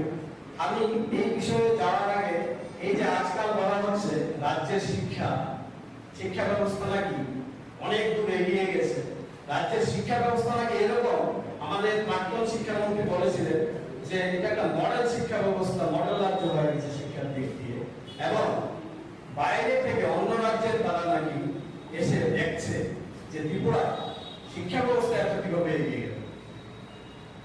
ঠিক কি এগুলো শিক্ষা ব্যবস্থা আমরা একটু চোখ বুলিয়ে নিই, তারপর আবার সিবিএসসি ব্যাপারটায় আসছি। সিবিএসসি যে যে রাজ্যে বসবাস করছে, এই রাজ্য যে সরকারিরা, এই সরকারিরা কাজকর্ম দিনের পর দিন একটা উন্নতি ব্যবস্থার মধ্য দিয়ে চলছে। সরকারের কথা, সিদ্ধান্ত আর কাজে কোনো মিল নেই, অমিল স্পষ্ট। অনেক উদাহরণ আছে, আজকে সব উদাহরণের জন্য আমরা এখানে বসি। আমরা প্রধানত দুটো বিষয় নিয়ে আলোচনার জন্য আজকে আপনাদের এখানে সমবেত করেছি। একটা বিষয় হচ্ছে এই যে সম্প্রতি কিছুদিন আগে রাজ্য সরকারের ক্যাবিনেট মন্ত্রিসভা ঘটা করে সিদ্ধান্ত নিয়েছে যে এখন থেকে সরকারি চাকুরিতে পিআরটিসি বাধ্যতামূলক। শুধু সরকারি দপ্তর নয়, সরকার অধিকৃত অন্যান্য সংস্থার কি পার্মানেন্ট কি ডিআরডব্লিউ কি কন্ট্রাকচুয়াল, সব ক্ষেত্রেই পিআরটিসি বাধ্যতামূলক বলে সরকার সিদ্ধান্ত নিয়েছে। সরকারের এই সিদ্ধান্ত এক বাক্যবাগীশ মন্ত্রী উল্লেখ করেছিল জানাতে গিয়ে, সর্বসাধারণকে জানাতে গিয়ে, ঐতিহাসিক সিদ্ধান্ত। এবং আমরা দেখলাম তারপর বিজেপি দলের যুবমোর্চা এবং দল তারা নানা জায়গায় মিছিল সমাবেশ করে অভিনন্দন রেলি করে সরকারের মাননীয় মুখ্যমন্ত্রীকে অভিনন্দিত করছে। একের পরে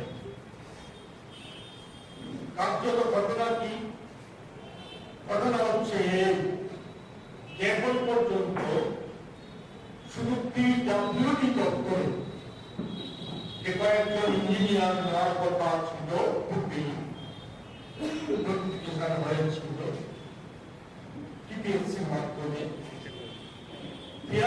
বাধ্যতামূলক না করাতে সরকারের সিদ্ধান্ত এগুলিকে বাতিল করে পুনর্নিয়োগের ব্যবস্থা, এটা বাতিল হয়েছে।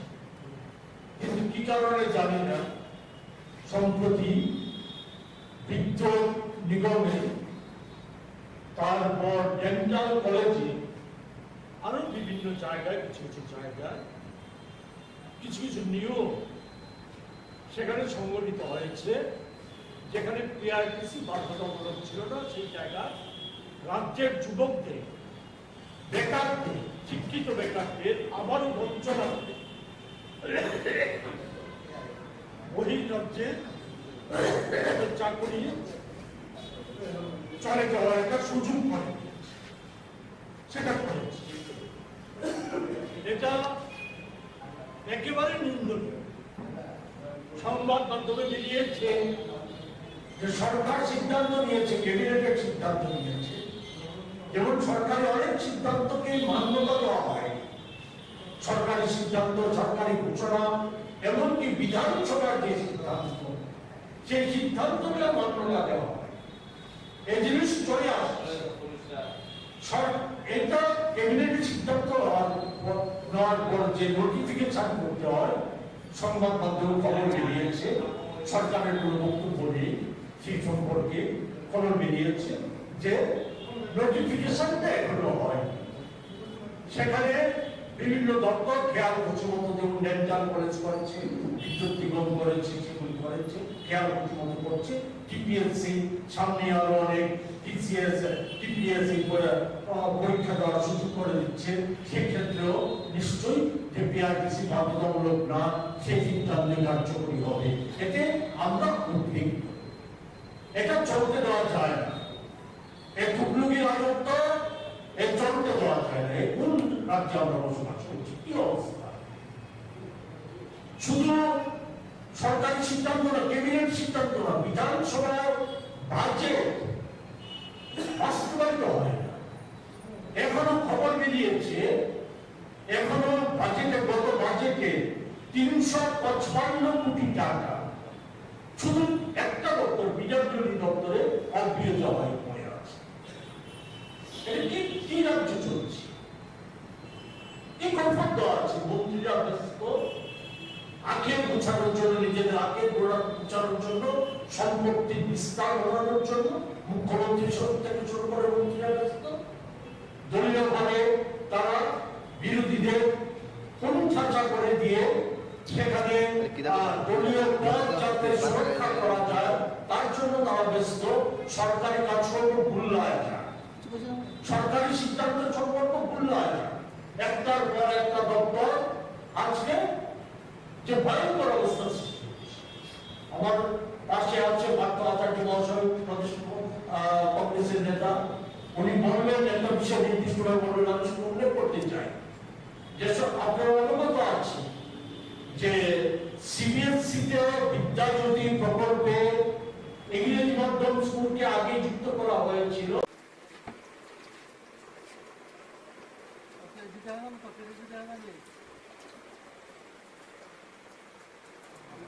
গাড়ির পিছনে ধাওয়া করে গজারিয়া দেবীপুর থেকে গাড়িটিকে আমরা ডিটেন করি, কিন্তু গাড়ির ড্রাইভার পালিয়ে যায়। গাড়ি থেকে আমরা মোট 3 কার্টন 235 বোতল ফেন্সিডিল উদ্ধার করি এবং এই ব্যাপারে আমরা একটা স্পেসিফিক বিলোনিয়া থানাতে কেস রেজিস্টার করি, যার number 51/2023 under section 21C 2529 of NDPS act. যার বাজার মূল্য কত হবে? বাজার মূল্য মানে 1.5 লাখ টাকা হবে।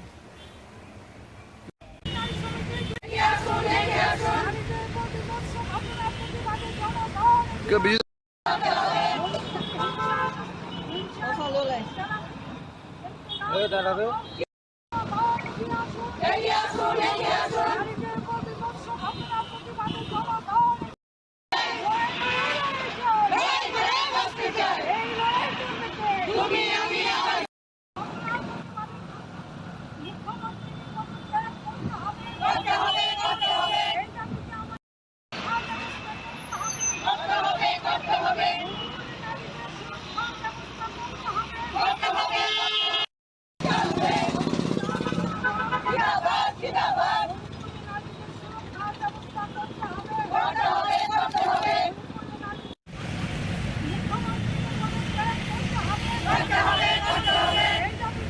দে একটু বিচাও কিংকর একটু বিচা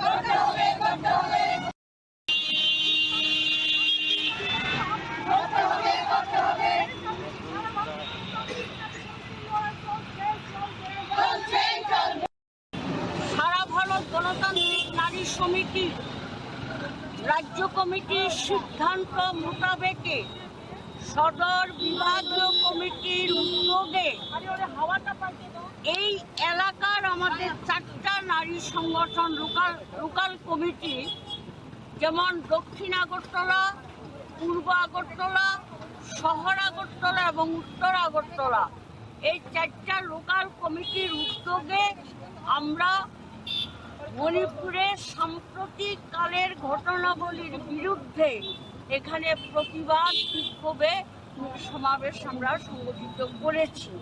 আপনারা সবাই জানেন, এটা আজকে আর ব্যাখ্যার অপেক্ষা রাখে না যে গত 2-3 মাস ধরে গোটা মণিপুর জুড়ে আজকে যে নৃশংস বর্বরতা চলছে, ঘটনাবলী চলছে, এটা ভারতবর্ষের সভ্যতার কলঙ্ক।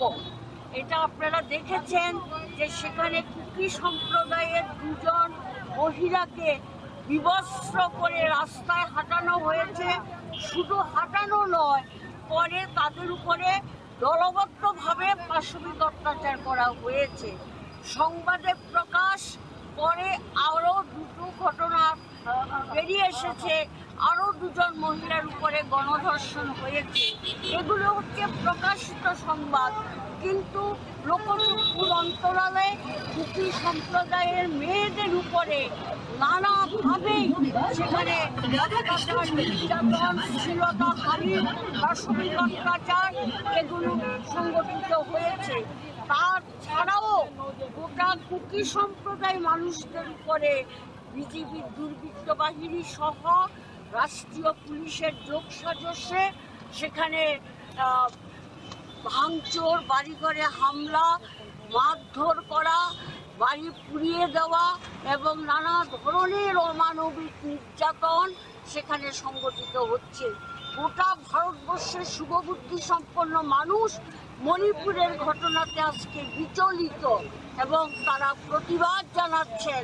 এমনকি সুপ্রিম কোর্টের প্রধান বিচারপতি তিনি বলেছেন যে অবিলম্বে মণিপুর সরকার যদি এই সমস্ত ঘটনাগুলি বন্ধ করার ক্ষেত্রে যথাযথ পদক্ষেপ গ্রহণ না করে, তাহলে সুপ্রিম কোর্ট স্বতঃপ্রণোদিত হয়ে সুমোটো মামলা করে ওটা তারা দেখবেন এর বিরুদ্ধে কি ব্যবস্থা নেওয়া যায়।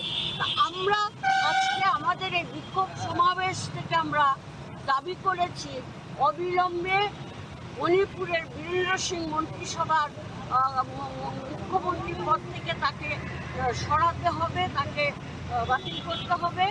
আমরা দাবি করেছি যেই সমস্ত মেয়েদের উপরে যে নারকীয় সমস্ত ঘটনা ঘটেছে সেগুলো যথাযথ তদন্ত করতে হবে এবং দোষীদের কঠোর শাস্তি বিধান করতে হবে।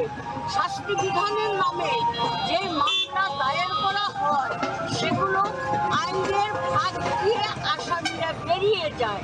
আমরা বলছি এমন আইনের ধারা দেওয়া দরকার যাতে আসামি পার না পায়।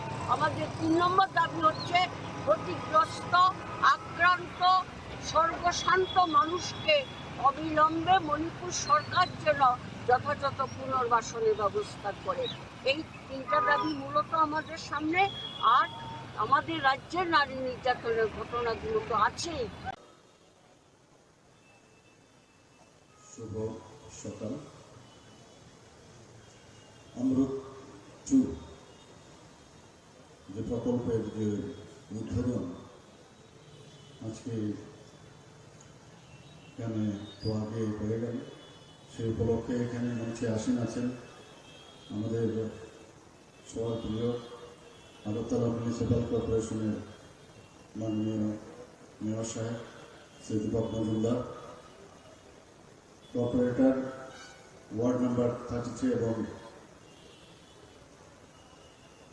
আমাদের সবার পরিচিত মুখ শ্রী অভিজিৎ মল্লিক মহোদয়, secretary urban government of Tripura Shri Abhishek Singh মহোদয়, Shri Rajat Pant, director urban development ডিপার্টমেন্টের, এবং Shyamalendu Bhowmik, chief engineer urban development ডিপার্টমেন্টের এবং ত্রিপুরা জল বোর্ডের। তাছাড়া ডায়াসের নিচে অফ দ্য ডায়াস এখানে কর্পোরেটর শ্রী বাপি দাস মহোদয় উপস্থিত আছেন, শ্রী তুষারকান্তি ভট্টাচার্য মহোদয় উপস্থিত আছেন, বিশিষ্ট সমাজসেবী সঞ্জয় সাহা এখানে উপস্থিত আছেন, এবং অন্যান্য আরও যারা এখানে এই ডিপার্টমেন্টের সাথে যুক্ত সমস্ত আধিকারিক এবং কর্মচারীবৃন্দ এবং এই এলাকার বিশিষ্ট ব্যক্তিবৃন্দ এবং আমার মিডিয়া বন্ধুরা, সবাইকে আমি আজকের এই শুভ মুহূর্তে আমি শুভেচ্ছা জানাচ্ছি। আমাদের যে বলছে ডাবল ইঞ্জিনের সরকার সবসময় আমরা বলি, কিন্তু এখন আমরা দেখছি এখানে আমাদের যে আরবান এরিয়ার থেকে আরম্ভ করে সমস্ত নগর পঞ্চায়েত, মিউনিসিপ্যালিটি এবং আগরতলা মিউনিসিপ্যাল কর্পোরেশনের সব জায়গায় কিন্তু আমাদের সরকার, মিনি সরকার এগুলো রয়েছে। এবং আপনি চিন্তা করুন, যারা আমাদের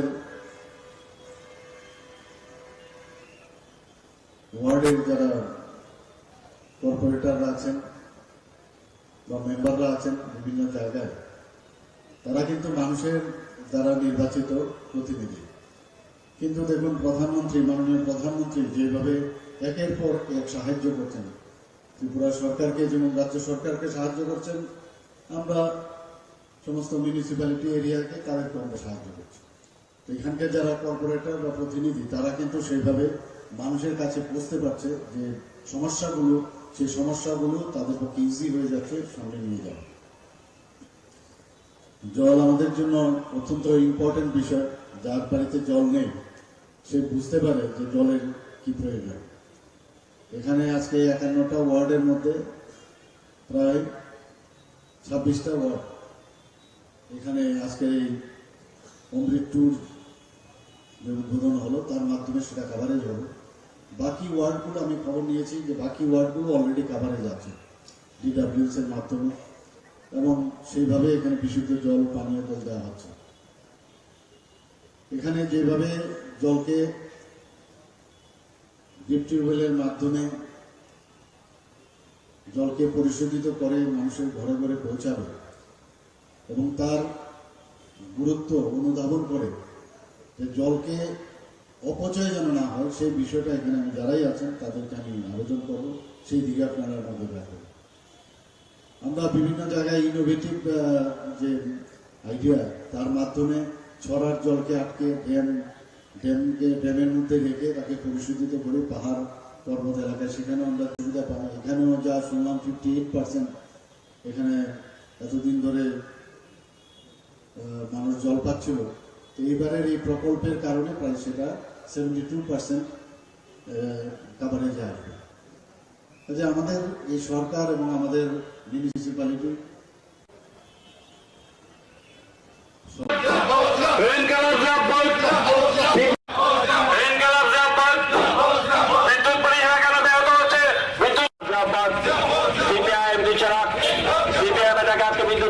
বিজেপি সরকার জবাব চাই, জবাব দাও। বিদ্যুৎ মন্ত্রী মিথ্যা ভাষণ অবিলম্বে বন্ধ করো। সরকার জবাব দাও।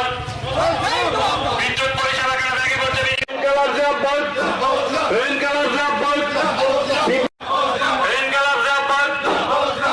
পরিষেবা কেন ব্যাহত হচ্ছে?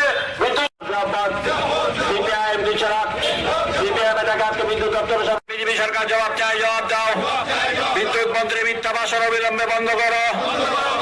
সরকার জবাব দাও। বিদ্যুৎ পরিষেবা কেন ব্যাগে করছে? বিজেপি সরকার জবাব চাই। বিদ্যুৎ দপ্তরের মিথ্যা এবং বিদ্যুৎ দপ্তরের মন্ত্রী মিথ্যা ভাষণ অবিলম্বে বন্ধ করো। বিদ্যুৎ পরিষেবা কেন ব্যাহত হচ্ছে? বিদ্যুৎ বেসরকারীকরণের বিরুদ্ধে আজকের অভিযানে দলে দলে যোগ দিন।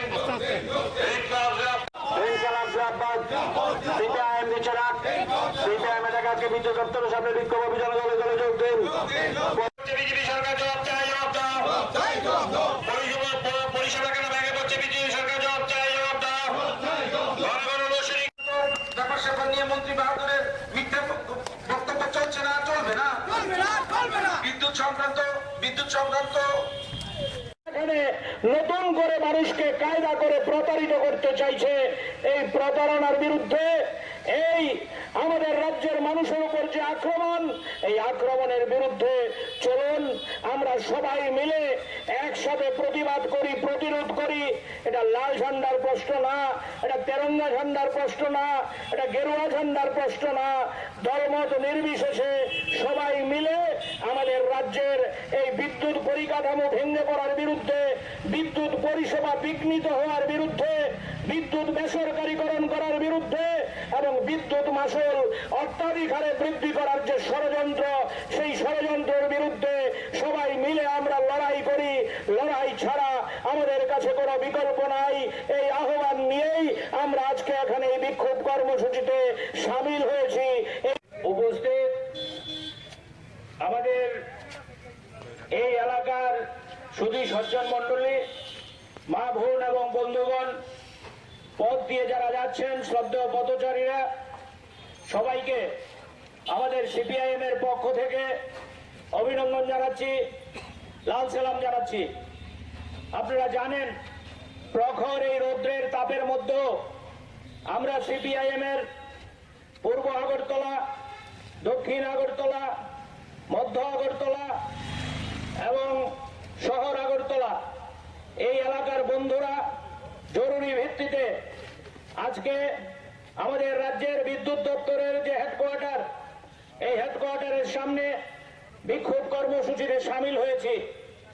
আমাদের এই বিক্ষোভ না কোনো ব্যক্তির বিরুদ্ধে না, রাজনীতি করার জন্য না। আপনারা লক্ষ্য করেছেন আমাদের রাজ্যে 2018 সালে বিজেপি সরকার প্রতিষ্ঠার পর ত্রিপুরা রাজ্যের সব ক্ষেত্রের সাথে সাথে বিদ্যুৎ দপ্তরেরও শোচনীয় অবস্থা। বিদ্যুৎ দপ্তর আজকে আমরা লক্ষ্য করছি, বিশেষ করে 2023 সালে বিজেপি সরকার প্রতিষ্ঠার পর আমাদের রাজ্যের সবচেয়ে যিনি সাংবাদিকদের ডেকে কথা বলেন, সবচেয়ে যিনি বেশি ভাষণ দিয়ে ঘুরে বেড়ান, এই ভদ্রলোক বিদ্যুৎ দপ্তরের মন্ত্রিত্ব পেয়েছেন। কিন্তু আমরা লক্ষ্য করছি এই বিদ্যুৎ দপ্তরের অবস্থা অসহনীয় অবস্থায় দাঁড়িয়েছে। কথা নেই, বার্তা নেই। দিনে 5 থেকে 7 বার সেখানে বিদ্যুৎ চলে যাচ্ছে। বিদ্যুৎ এমন আচরণ করছে, বিভিন্ন বিদ্যুতের যে জিনিসপত্র, যন্ত্রপাতি, সেগুলো জনসাধারণের ঘরে নষ্ট হয়ে যাচ্ছে।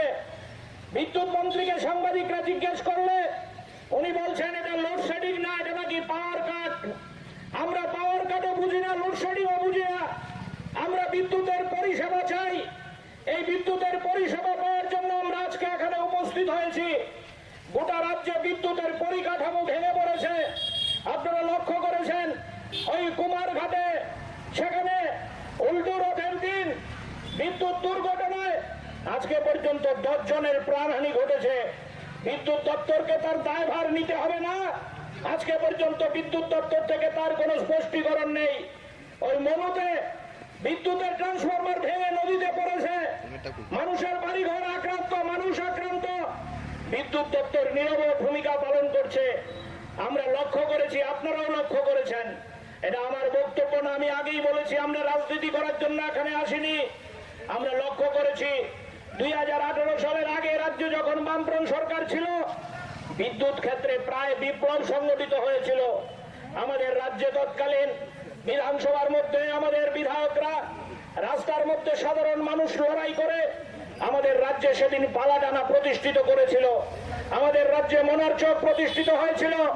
আমাদের রাজ্যের বর্মনা তাপবিদ্যুৎ কেন্দ্রকে আধুনিকীকরণ করা হয়েছিল। আমাদের রাজ্যে বিদ্যুতে স্বয়ংসম্পূর্ণ হয়েছিল। শুনলে খুশি হবেন, আমাদের রাজ্যের বিদ্যুৎ আমাদের দেশ ছেড়ে বাইরে পর্যন্ত সেখানে রপ্তানি করার অবস্থা তৈরি হয়েছিল এবং আমাদের রাজ্য বিদ্যুৎ থেকে সেখানে আয় করা শুরু করেছিল। কিন্তু বামফ্রন্ট সরকার গোটা রাজ্যে বিদ্যুতের যে উজ্জ্বল ছবি তৈরি করেছিল, এই উজ্জ্বল ছবি আজকে সম্পূর্ণভাবে ম্রিয়মান। এটা অসহনীয় অবস্থা।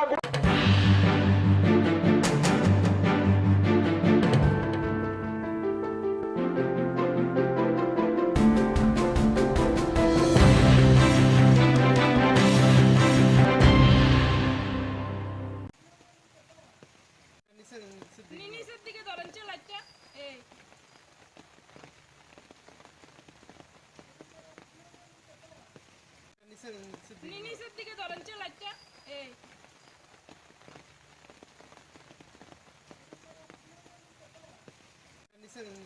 নিচের দিকে ধরেন লাইটটা এই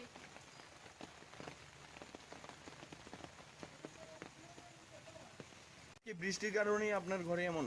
আজকে বৃষ্টি আমার আজকে না আমার একটু 10 মিনিট বৃষ্টি হইলই আমার ঘরে জল আইলো। প্রতিনিয়ত এমন হচ্ছে নাকি? একদম প্রতিনিয়ত এমন হচ্ছে একদম বৃষ্টি হইলই আমার ঘরে জল।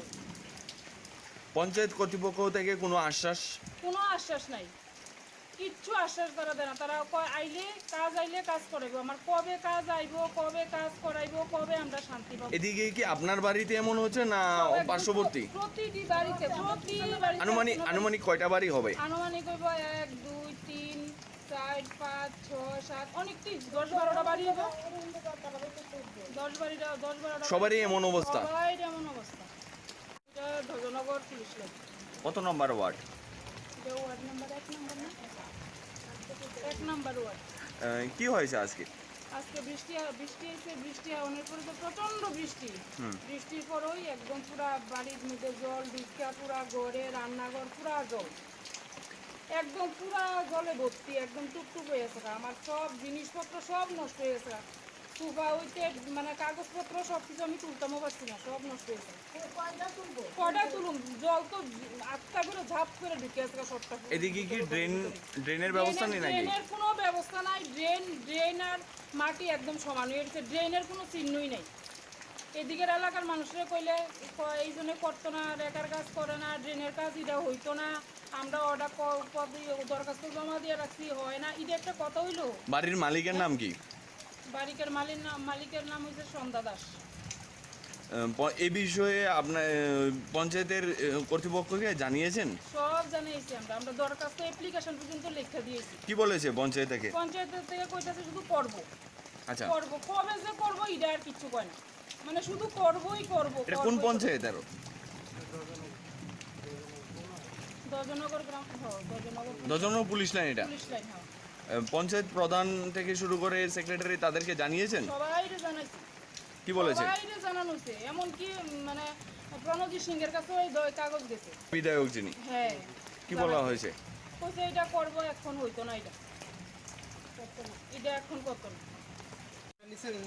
নিচের দিকে ধরেন লাইটটা এই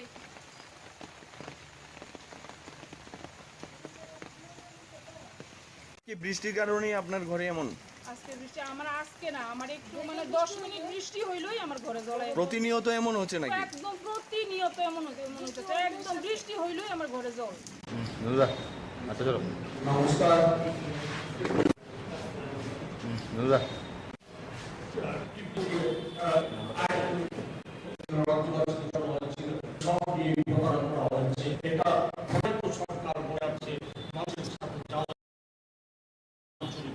ফলে এইভাবে ধরতে দেওয়া যায় না। আমরা এই বিহিত চাই, নতুবা আমরা আরো তীব্র এবং ভয়ানক আন্দোলন আমরা করতে বাধ্য হব। এই কথা বলছি, এই আমি আমার কথা বলার চেষ্টা করছি এবং আমি তিনি করেছেন। আমাদের আজকে বিশেষ করে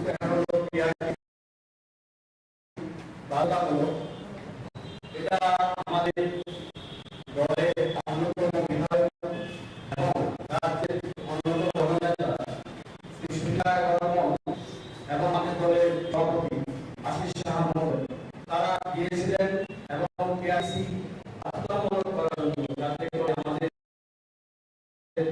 এই রাজ্যে ছেলেমেয়েরা রাজ্যে চাকরি পেতে পারে। চাকরির আমাদের আপনারা জানেন, তার মধ্যে আবার বাইরে থেকে এসে চাকরিগুলি নিয়ে যায়, এটা বন্ধ করা হয়েছে। কিন্তু মধ্যে আমরা দেখে গেলাম যে সার্কুলার এখনো দপ্তরে যায়, বিজ্ঞাপন দিচ্ছে এবং বাইরে তারাও পরীক্ষা দিচ্ছে, চাকরিও পেয়ে যায়। আর এটা নিয়ে আমরা আন্দোলন নামবো, আমাদের নেতৃত্ব জানিয়েছে। আমাদের আজকে দ্বিতীয় বিষয়টা সেটা হল এই নামগুলোকে আমরা বিজেপি সরকার আমরাও পড়াশোনা করেছি, আপনারা করেছেন। বিদ্যার যুগে বিদ্যার জ্যোতি হতে হবে, এই ধরনের কথা আমরা শুনি। যাই হোক, আমাদের ছেলেমেয়েরা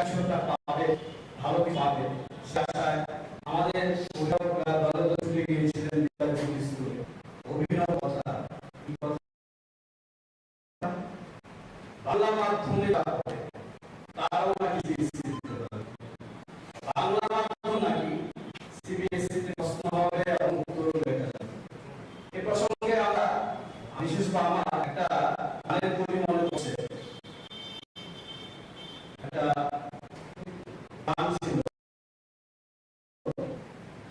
আজকে দিন ময়নামন্ত্রী কালকে দেখেন শিখা, আজকে দিন ময়নামন্ত্রী কালকে দেখেন শিক্ষা, কয়লা কাল শিক্ষা নিয়ে আমরা পাই দীক্ষা। বলি কয়লা আর শিক্ষার পার্থক্য দেয়। কয়লা মন্ত্রী হলে কয়লা ছাড়া, শিক্ষামন্ত্রী হলে ছাড়া হলো আসল, ঝালে নোট পড়বে আমার ব্যাংক ব্যালেন্স বাড়বে। কয়লা মন্ত্রী হওয়ার আপত্তি নেই, শিক্ষামন্ত্রী হওয়ার আপত্তি নেই।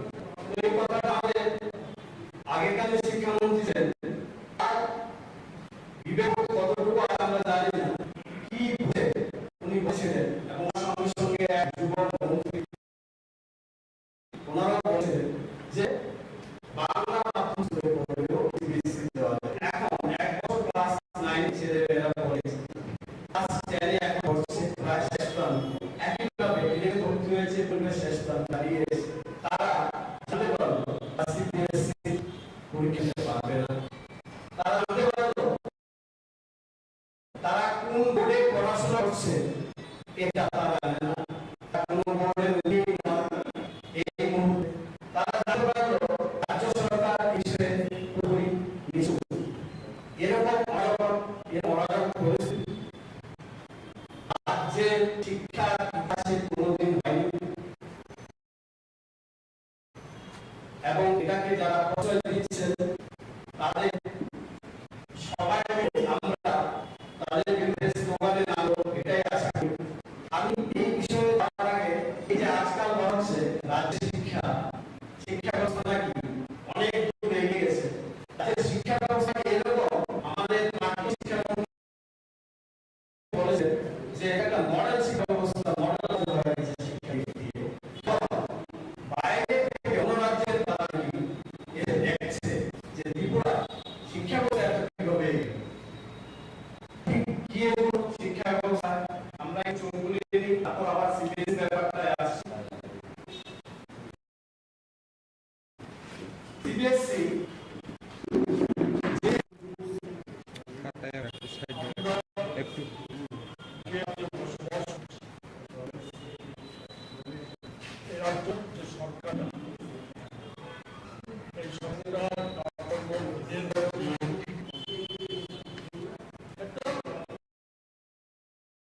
ব্যবস্থা মধ্য দিয়ে চলছে। সরকারের কথা, সিদ্ধান্ত আর কাজে কোনো মিলেই অমিস্পষ্ট। অনেক উদাহরণ আছে, আজকে উদাহরণের জন্য আমরা এখানে বসি। আমরা প্রথমে দুটো বিষয় নিয়ে আলোচনার জন্য আজকে আমাদের এখানে সমবেত হয়েছি। একটা বিষয় হচ্ছে এই যে সম্প্রতি কিছুদিন আগে রাজ্য সরকারের ক্যাবিনেট মন্ত্রিসভা ঘটানোর সিদ্ধান্ত নিয়েছে যে এখন থেকে সরকারি চাকরি পিআরটিসি বাধ্যতামূলক। শুধু সরকারি দপ্তর নয়, সরকার নিযুক্ত অন্যান্য সংস্থায় পার্মানেন্ট সব ক্ষেত্রে পিআরটিসি বাধ্যতামূলক বলে সরকার সরকারের এই সিদ্ধান্ত এক বাক্যবাদী মন্ত্রী উল্লেখ করেছে জানাতে গিয়ে জনসাধারণকে জানাতে গিয়ে ঐতিহাসিক, এবং আমরা দেখলাম তারপর বিজেপি যুবমুখ এবং তারা যারা জায়গায় মিছিল সমাবেশ হয়ে অভিনন্দন জানিয়ে সরকারের মাননীয় মুখ্যমন্ত্রী অভিনন্দন করছে।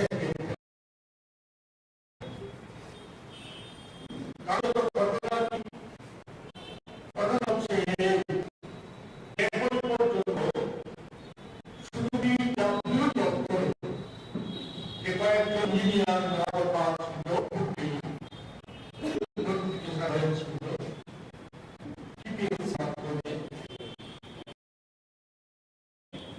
ছাত্রতামূলক দাওয়াতে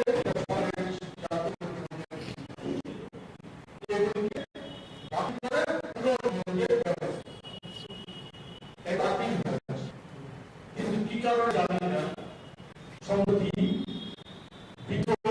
নিয়মে তারপর ডেন্টাল কলেজ আরো বিভিন্ন জায়গায় কিছু কিছু জায়গায় কিছু নিয়ম সেখানে সম্মত হয়েছে যেখানে টিআরটিসি বাধ্যতামূলক ছিল সেই জায়গায় রাজ্যের যুবকদের বেকারকে শিক্ষিত বেকারকে আবারও বলতে হবে ওই রাজ্যে চাকরি শুরু করে এটা একেবারে নিন্দনীয়।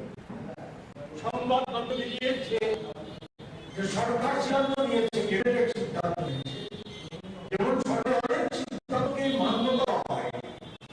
সরকার সিদ্ধান্ত জারি ঘোষণা এমনকি বিধানসভার যে সিদ্ধান্ত সেই সিদ্ধান্তগুলো মান্য দেওয়া হয়। এই জিনিস চলে আসে এটা ক্যাবিনেট সিদ্ধান্ত যে নোটিফিকেশন করতে হয় সব মাধ্যমে খবর দিয়েছে, সরকারের বক্তব্য নেই সেই সম্পর্কে খবর দিয়েছে।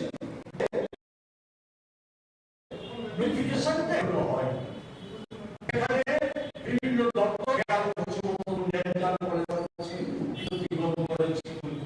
খেয়াল করছে টিপিএসসি সামনে আরো অনেক টিসিএস টিপিএসসি বই দেওয়ার সুযোগ করেছে। সেক্ষেত্রেও নিশ্চয়ই যে পিএসসি বাধ্যতামূলক না সেই সিদ্ধান্তে চলছে। এই কনফার্ম দেওয়া মন্ত্রীরা আখের ধারণ জন্য নিজের আখের পরিবর্তনের জন্য সম্পত্তি বিস্তার করার জন্য মুখ্যমন্ত্রী সত্যাকে ছোট মন্ত্রীরা দলীয়ভাবে তারা বিরোধীদের কোণঠাসা করে দিয়ে সেখানে দলীয় যাতে সুরক্ষা পাওয়া যায় তার জন্য তারা ব্যস্ত। সরকার কাজ সর্বগুলায় সরকারি সিদ্ধান্ত সর্বগুলায় একটা দপ্তর আগে যে ভয়ঙ্কর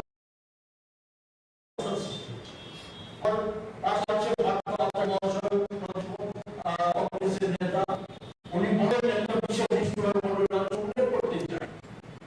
আপনার অনুমান আছে যে সিবিএসইতে বিদ্যাজ্যোতি প্রকল্পে ইংরেজি মাধ্যম স্কুলকে আদিত্য করা হয়েছিল।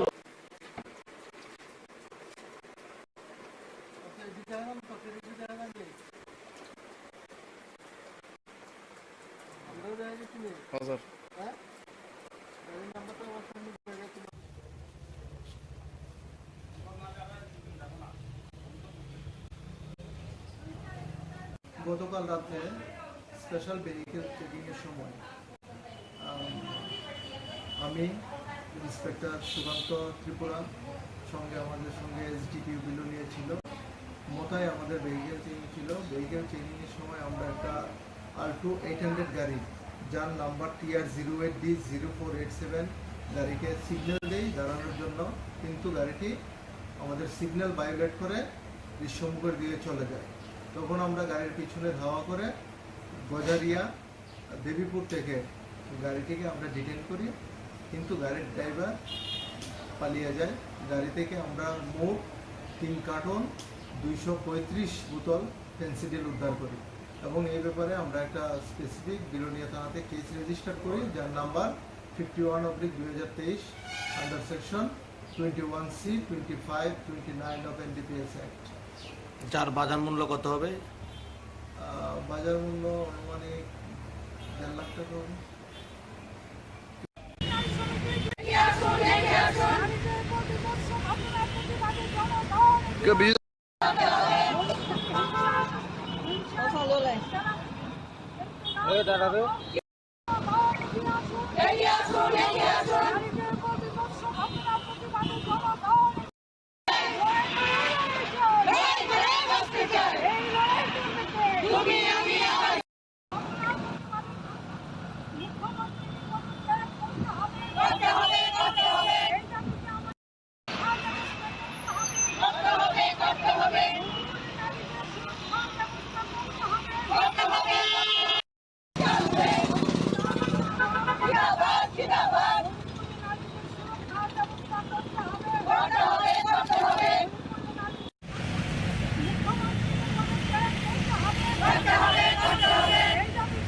ডুবে যাও কিংবা ডুবে যা। এগিয়ে আসুন, এগিয়ে আসুন। করতে হবে, করতে হবে। করতে হবে, করতে হবে। চলছেই চলবে।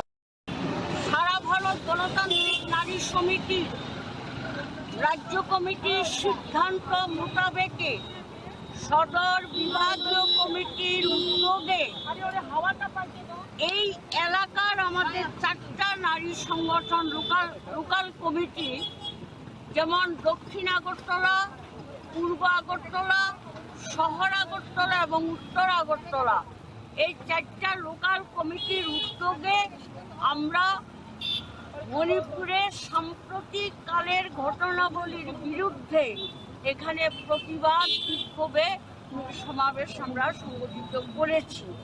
আপনারা সবাই জানেন, এটা আজকে আর ব্যাখ্যার অপেক্ষা রাখে না যে গত 2-3 মাস ধরে গোটা মণিপুর জুড়ে আজকে যে নৃশংস বর্বরতা চলছে, ঘটনাবলী চলছে, এটা ভারতবর্ষের সভ্যতার কলঙ্ক। এটা আপনারা দেখেছেন যে সেখানে কুকি সম্প্রদায়ের 2জন মহিলাকে বিবস্ত্র করে রাস্তায় হাঁটানো হয়েছে। শুধু হাঁটানো নয়, পরে তাদের উপরে দলবদ্ধভাবে পাশবিক অত্যাচার করা হয়েছে। সংবাদে প্রকাশ পরে আরও 2টো ঘটনা বেরিয়ে এসেছে, আরও 2জন মহিলার উপরে গণধর্ষণ হয়েছে। এগুলো হচ্ছে প্রকাশিত সংবাদ, কিন্তু লোকচক্ষুর অন্তরালে কুকি সম্প্রদায়ের মেয়েদের উপরে নানাভাবেই সেখানে অত্যাচার, নির্যাতন, শ্লীলতাহানি, পাশবিক অত্যাচার এগুলো সংগঠিত হয়েছে। তাছাড়াও গোটা কুকি সম্প্রদায় মানুষদের উপরে বিজেপির দুর্বৃত্ত বাহিনী সহ রাষ্ট্রীয় পুলিশের যোগসাজশে সেখানে ভাঙচুর, বাড়িঘরে হামলা, মারধর করা, বাড়ি পুড়িয়ে দেওয়া এবং নানা ধরনের অমানবিক নির্যাতন সেখানে সংগঠিত হচ্ছে। গোটা ভারতবর্ষের শুভবুদ্ধি সম্পন্ন মানুষ মণিপুরের ঘটনাতে আজকে বিচলিত এবং তারা প্রতিবাদ জানাচ্ছেন। এমনকি সুপ্রিম কোর্টের প্রধান বিচারপতি তিনি বলেছেন যে অবিলম্বে মণিপুর সরকার যদি এই সমস্ত ঘটনাগুলি বন্ধ করার ক্ষেত্রে যথাযথ পদক্ষেপ গ্রহণ না করে, তাহলে সুপ্রিম কোর্ট স্বতঃপ্রণোদিত হয়ে সুমোটো মামলা করে ওটা তারা দেখবেন এর বিরুদ্ধে কি ব্যবস্থা নেওয়া যায়। তা আমরা আজকে আমাদের এই বিক্ষোভ সমাবেশ থেকে আমরা দাবি করেছি অবিলম্বে মণিপুরের বীরেন্দ্র সিং মন্ত্রিসভার মুখ্যমন্ত্রীর পদ থেকে তাকে সরাতে হবে, তাকে বাতিল করতে হবে। আমরা দাবি করেছি যেই সমস্ত মেয়েদের উপরে যেই নারকীয় সমস্ত ঘটনা ঘটেছে সেগুলো যথাযথ তদন্ত করতে হবে এবং দোষীদের কঠোর শাস্তি বিধান করতে হবে। শাস্তি বিধানের নামে যে মামলা দায়ের করা হয় সেগুলো আইনের ভাগ দিয়ে আসামিরা বেরিয়ে যায়। আমরা বলছি এমন আইনের ধারা দেওয়া দরকার যাতে আসামি পার না পায়। আমাদের 3 নম্বর দাবি হচ্ছে ক্ষতিগ্রস্ত, আক্রান্ত, সর্বশান্ত মানুষকে অবিলম্বে মণিপুর সরকার যেন যথাযথ পুনর্বাসনের ব্যবস্থা করে। এই 3টা দাবি মূলত আমাদের সামনে। আর আমাদের রাজ্যের নারী নির্যাতনের ঘটনাগুলো তো আছেই। শুভ সকাল। অমৃত 2 যে প্রকল্পের যে উদ্বোধন আজকে এখানে তো আগে হয়ে গেল, সেই উপলক্ষে এখানে মঞ্চে আসীন আছেন আমাদের সবার প্রিয় আগরতলা মিউনিসিপ্যাল কর্পোরেশনের মাননীয় মেয়র সাহেব সিং মহোদয়, Shri Rajat Pan, director urban development ডিপার্টমেন্টের, এবং Shyamalendu Bhowmik, chief engineer, urban development ডিপার্টমেন্টের এবং ত্রিপুরা জল বোর্ডের। তাছাড়া ডায়াসের নিচে অফ দ্য ডায়াস এখানে কর্পোরেটর শ্রী বাপি দাস মহোদয় উপস্থিত আছেন, শ্রী তুষারকান্তি ভট্টাচার্য মহোদয় উপস্থিত আছেন, বিশিষ্ট সমাজসেবী সঞ্জয় সাহা এখানে উপস্থিত আছেন এবং অন্যান্য আরও যারা এখানে এই ডিপার্টমেন্টের সাথে যুক্ত সমস্ত আধিকারিক এবং কর্মচারীবৃন্দ এবং এই এলাকার বিশিষ্ট ব্যক্তিবৃন্দ এবং আমার মিডিয়া বন্ধুরা, সবাইকে আমি আজকের এই শুভ মুহূর্তে আমি শুভেচ্ছা জানাচ্ছি। আমি দেখছি এখানে আমাদের যে আরবান এরিয়ার থেকে আরম্ভ করে সমস্ত নগর পঞ্চায়েত, মিউনিসিপ্যালিটি এবং আগরতলা মিউনিসিপ্যাল কর্পোরেশনের সব জায়গায় কিন্তু আমাদের সরকার, মিনি সরকার এগুলো রয়েছে। এবং আপনি চিন্তা করুন, যারা আমাদের ওয়ার্ডের যারা কর্পোরেটররা আছেন বা মেম্বাররা আছেন বিভিন্ন জায়গায়, তারা কিন্তু মানুষের দ্বারা নির্বাচিত প্রতিনিধি। কিন্তু দেখুন প্রধানমন্ত্রী, মাননীয় প্রধানমন্ত্রী যেভাবে একের পর এক সাহায্য করছেন, ত্রিপুরা সরকারকে যেমন রাজ্য সরকারকে সাহায্য করছেন, আমরা সমস্ত মিউনিসিপ্যালিটি এরিয়াকে তাদেরকে আমরা সাহায্য করছি।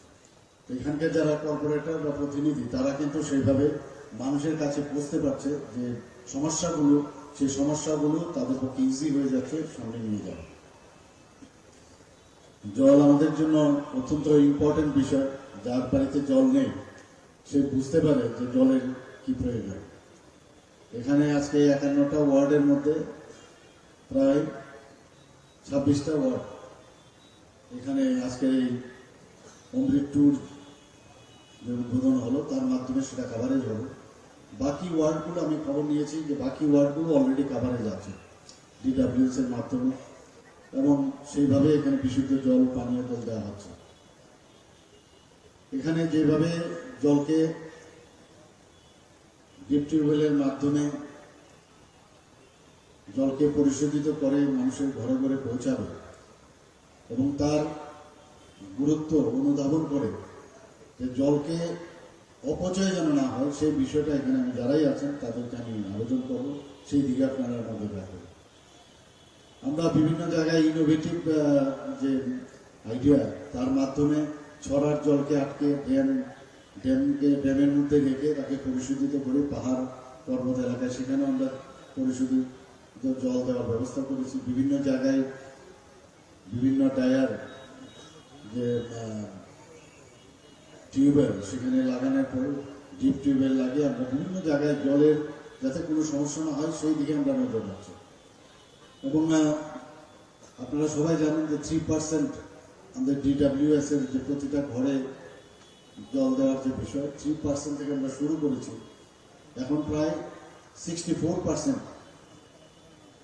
আমরা 100% এর দিকে আমরা যাচ্ছি, যাতে তার সমস্ত মানুষ সেই জলের সুবিধা পায়। এখানেও যা শুনলাম 58% এখানে এতদিন ধরে মানুষ জল পাচ্ছিল, তো এইবারের এই প্রকল্পের কারণে প্রায় সেটা 72% কাভারেজে আসবে। কাজে আমাদের এই সরকার এবং আমাদের মিউনিসিপ্যালিটি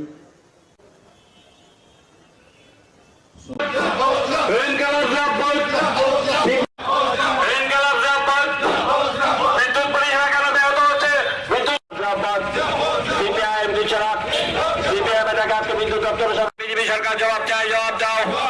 বিদ্যুৎ মন্ত্রী মিথ্যা ভাষণ অবিলম্বে বন্ধ করো। সরকার জবাব দাও। বিদ্যুৎ পরিষেবা কেন ভেঙে পড়ছে? বিদ্যুৎ পরিষেবা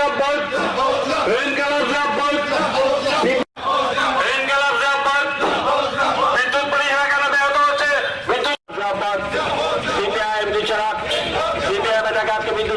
বিজেপি সরকার জবাব চাই, জবাব দাও। বিদ্যুৎ মন্ত্রী মিথ্যা ভাষণ অবিলম্বে বন্ধ করো। সরকার জবাব দাও। বিদ্যুৎ পরিষেবা কেন ভেঙে পড়ছে? বিজেপি সরকার জবাব চাই। বিদ্যুৎ দপ্তরের মিথ্যা এবং বিদ্যুৎ দপ্তরের মন্ত্রী মিথ্যা ভাষণ অবিলম্বে বন্ধ করো। বিদ্যুৎ পরিষেবা কেন ব্যাহত হচ্ছে? বিদ্যুৎ বেসরকারীকরণের বিরুদ্ধে আজকের অভিযানে দলে যোগ দিন।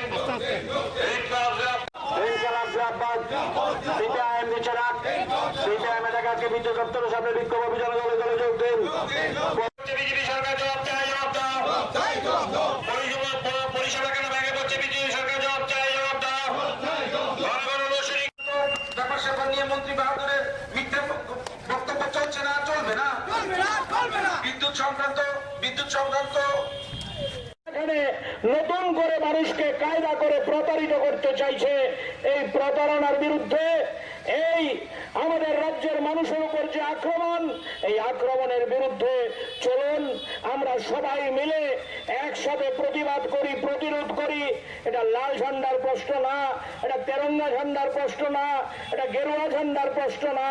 দলমত নির্বিশেষে সবাই মিলে আমাদের রাজ্যের এই বিদ্যুৎ পরিকাঠামো ভেঙে পড়ার বিরুদ্ধে, বিদ্যুৎ পরিষেবা বিঘ্নিত হওয়ার বিরুদ্ধে, বিদ্যুৎ বেসরকারীকরণ করার বিরুদ্ধে এবং বিদ্যুৎ মাশুল অত্যাধিক হারে বৃদ্ধি করার যে ষড়যন্ত্র, সেই ষড়যন্ত্রের বিরুদ্ধে সবাই মিলে আমরা লড়াই করি। লড়াই ছাড়া আমাদের কাছে কোনো বিকল্প নাই। এই আহ্বান নিয়েই আমরা আজকে এখানে এই বিক্ষোভ কর্মসূচিতে সামিল হয়েছি। উপস্থিত আমাদের এই এলাকার সুধী সজ্জন মন্ডলী, মা বোন এবং বন্ধুগণ, পথ দিয়ে যারা যাচ্ছেন, শ্রদ্ধেয় পথচারীরা, সবাইকে আমাদের সিপিআইএম এর পক্ষ থেকে অভিনন্দন জানাচ্ছি, লাল সালাম জানাচ্ছি। আপনারা জানেন, প্রখর এই রৌদ্রের তাপের মধ্যেও আমরা সিপিআইএম এর পূর্ব আগরতলা, দক্ষিণ আগরতলা, মধ্য আগরতলা এবং শহর আগরতলা এই এলাকার বন্ধুরা জরুরি ভিত্তিতে আজকে আমাদের রাজ্যের বিদ্যুৎ দপ্তরের যে হেডকোয়ার্টার, এই হেডকোয়ার্টারের সামনে বিক্ষোভ কর্মসূচিতে সামিল হয়েছি। আমাদের এই বিক্ষোভ না কোনো ব্যক্তির বিরুদ্ধে না, রাজনীতি করার জন্য না। আপনারা লক্ষ্য করেছেন আমাদের রাজ্যে 2018 সালে বিজেপি সরকার প্রতিষ্ঠার পর ত্রিপুরা রাজ্যের সব ক্ষেত্রের সাথে সাথে বিদ্যুৎ দপ্তরেরও শোচনীয় অবস্থা।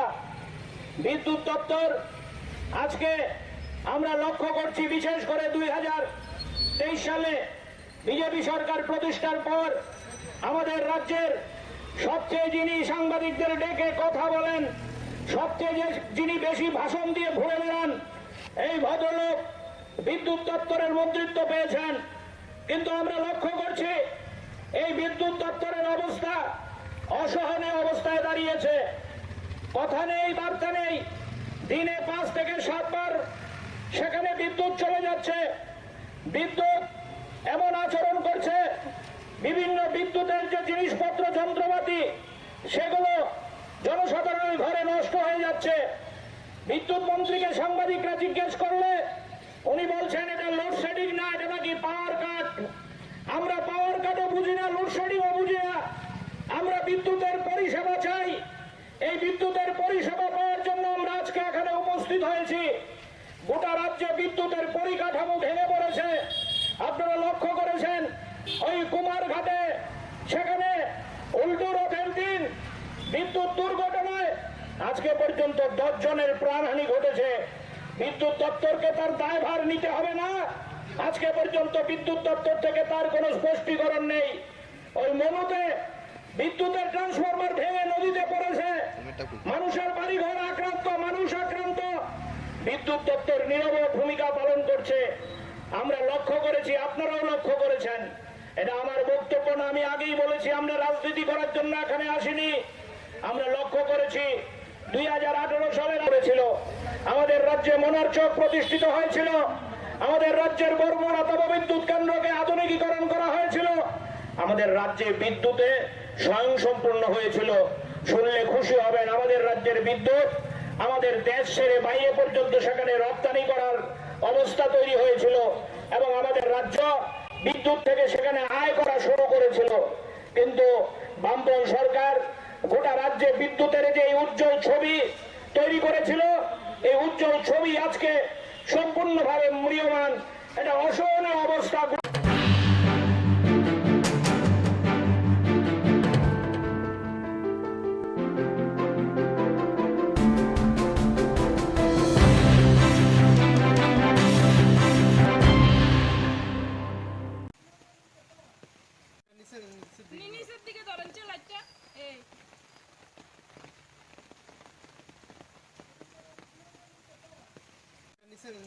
নিচের দিকে ধরেন লাইটটা এই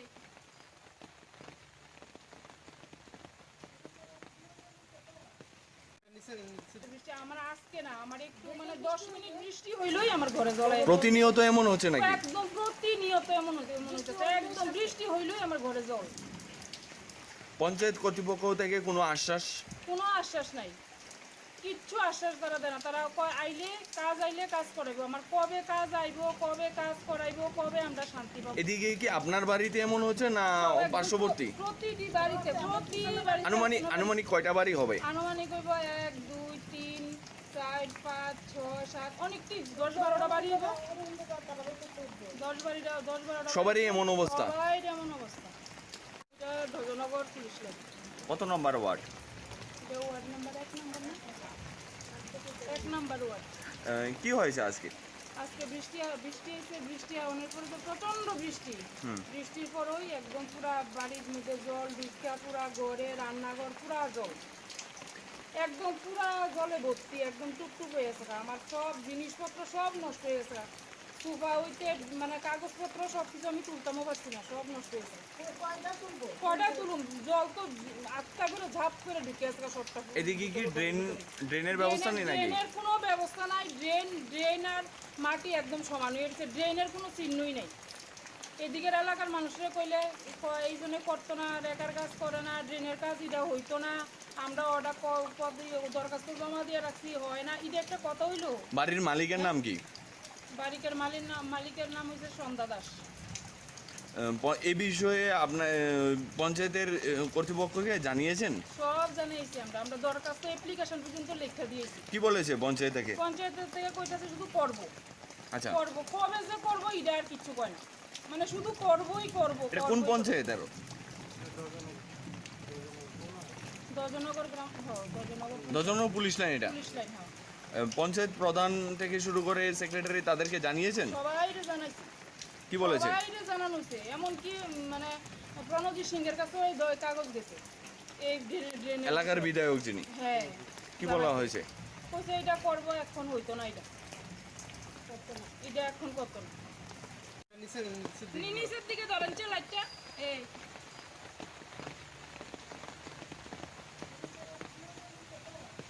কি বৃষ্টির কারণে আপনার ঘরে এমন?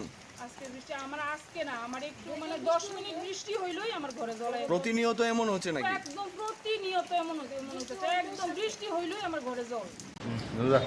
আচ্ছা চলো, নমস্কার।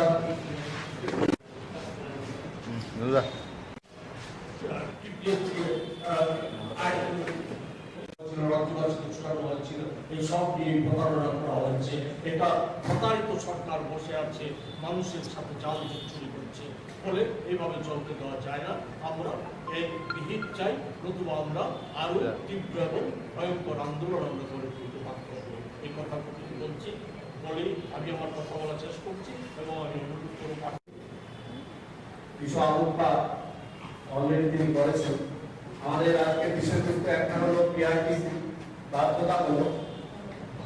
এটা আমাদের দলের অন্যতম বিধায়ক এবং রাজ্যের অন্যতম জননেতা শ্রী সুদীপ রায় বর্মন এবং আমাদের দলের সভাপতি আশিস সাহা মহোদয় তারা দিয়েছিলেন, এবং পিআরটিসি বাধ্যতামূলক করার জন্য, যাতে করে আমাদের এই রাজ্যের ছেলেমেয়েরা রাজ্যে চাকরি পেতে পারে। চাকরির আকাল চলছে আমাদের এখানে, আপনারা জানেন। তার মধ্যে আবার বাইরে থেকে এসে চাকরিগুলি নিয়ে যায়, এটা বন্ধ করার জন্য। কিন্তু এর মধ্যে আমরা জেনে গেলাম যে সার্কুলার এখনো দপ্তরে যায়নি, বিজ্ঞাপন বেরোচ্ছে এবং বাইরে তারাও পরীক্ষা দিচ্ছে, চাকরিও পেয়ে যাবে। আর এটা নিয়ে আমরা বড় আন্দোলন নামবো, আমাদের নেতৃত্ব ইতিমধ্যে জানিয়েছে। আমাদের আজকের দ্বিতীয় বিষয় যেটা, সেটা হলো বিদ্যাজ্যোতি, সিবিএসসি। এই নামগুলোর সঙ্গে আমরা বিজেপি সরকার আসার পর পরিচিত হই। আমরাও পড়াশোনা করেছি, আপনারাও করেছেন। বিদ্যাজ্যোতিকে পড়ার পর বিদ্যায় জ্যোতি হতে হয়, এই ধরনের কথা আমরা কোনোদিন শুনিনি। যাই হোক, আমাদের ছেলেমেয়েরা কিছু একটা পাবে, ভালো কিছু পাবে, সেই আশায় আমাদের অভিভাবকরা দলে দলে ছুটে গিয়েছিলেন বিদ্যাজ্যোতি স্কুলে। অভিনব কথা। কি কথা? বাংলা মাধ্যমে যারা পড়ে তারাও নাকি সিবিএসসি দিতে পারবে। বাংলা মাধ্যম নাকি সিবিএসসি তে প্রশ্ন হবে এবং উত্তরও লেখা যাবে। এ প্রসঙ্গে আমরা বিশেষ করে আমার একটা গানের কলি মনে পড়ছে। একটা গান ছিল, আজকে যিনি কয়লা মন্ত্রী কালকে দেখেন শিক্ষা। আজকে যিনি কয়লা মন্ত্রী কালকে দেখেন শিক্ষা, কয়লা কালো শিক্ষা নিয়ে আমরা পাই দীক্ষা। বলি কয়লা আর শিক্ষার মধ্যে পার্থক্যটা কি? কয়লা মন্ত্রী হলে কয়লা ঝাড়বো, শিক্ষামন্ত্রী হলে বই ঝাড়বো। ঝাড়াটা হলো আসল কথা, ছাড়লে নোট পড়বে, আমার ব্যাংক ব্যালেন্স বাড়বে। এটা কয়লা মন্ত্রী হলেও আপত্তি নেই, শিক্ষামন্ত্রী হলেও আপত্তি নেই। এই কথাটা আমাদের আগেকার যিনি শিক্ষামন্ত্রী ছিলেন তার বিবেকবোধ কতটুকু আছে আমরা জানি না, কি বুঝে উনি বলেছিলেন। এবং ওনার সঙ্গে সঙ্গে এক যুব মন্ত্রী ওনারাও বলেছিলেন যে বাংলা মাধ্যম স্কুলে পড়লেও সিবিএসসি দেওয়া যাবে। এখন 1 বছর ক্লাস 9-এ ছেলেমেয়েরা পড়ে গেছে, ক্লাস 10-এ এখন পড়ছে, প্রায় শেষ প্রান্ত। একইভাবে 11-এ ভর্তি হয়েছে, 12-এর শেষ প্রান্তে দাঁড়িয়ে এসে তারা জানতে পারলো তারা সিবিএসসি পরীক্ষা দিতে পারবে না। তারা জানতে পারলো তারা কোন বোর্ডে পড়াশোনা করছে এটা তারা জানে না, তারা কোন বোর্ডের অধীনেই নয় এই মুহূর্তে। তারা জানতে পারলো রাজ্য সরকার এই বিষয়ে পুরোপুরি নিশ্চুপ। এরকম অরাজক পরিস্থিতি রাজ্যের শিক্ষার ইতিহাসে কোনোদিন হয়নি। এবং এটাকে যারা প্রশ্রয় দিচ্ছেন তাদের সবাই মিলে আমরা তাদের বিরুদ্ধে স্লোগানে নামবো, এটাই আশা করি। আমি এই বিষয়ে যাওয়ার আগে এই যে আজকাল বলা হচ্ছে রাজ্যের শিক্ষা ব্যবস্থা নাকি অনেক দূর এগিয়ে গেছে, রাজ্যের শিক্ষা ব্যবস্থা নাকি এরকম, আমাদের প্রাক্তন শিক্ষামন্ত্রী বলেছিলেন যে এটা একটা মডেল শিক্ষা ব্যবস্থা, মডেল রাজ্য হয়ে গেছে শিক্ষার দিক দিয়ে। এবং বাইরে থেকে অন্য রাজ্যের তারা নাকি এসে দেখছে যে ত্রিপুরা শিক্ষা ব্যবস্থা এত কিভাবে এগিয়ে গেল। ঠিক কি এগুলো শিক্ষা ব্যবস্থা আমরা একটু চোখ বুলিয়ে নিই, তারপর আবার সিবিএসসি ব্যাপারটায় আসছি। সিবিএসসি যে একটু যে রাজ্যে বসবাস করছি, এই রাজ্য যে সরকারিরা, এই সরকারিরা কাজকর্ম নিজের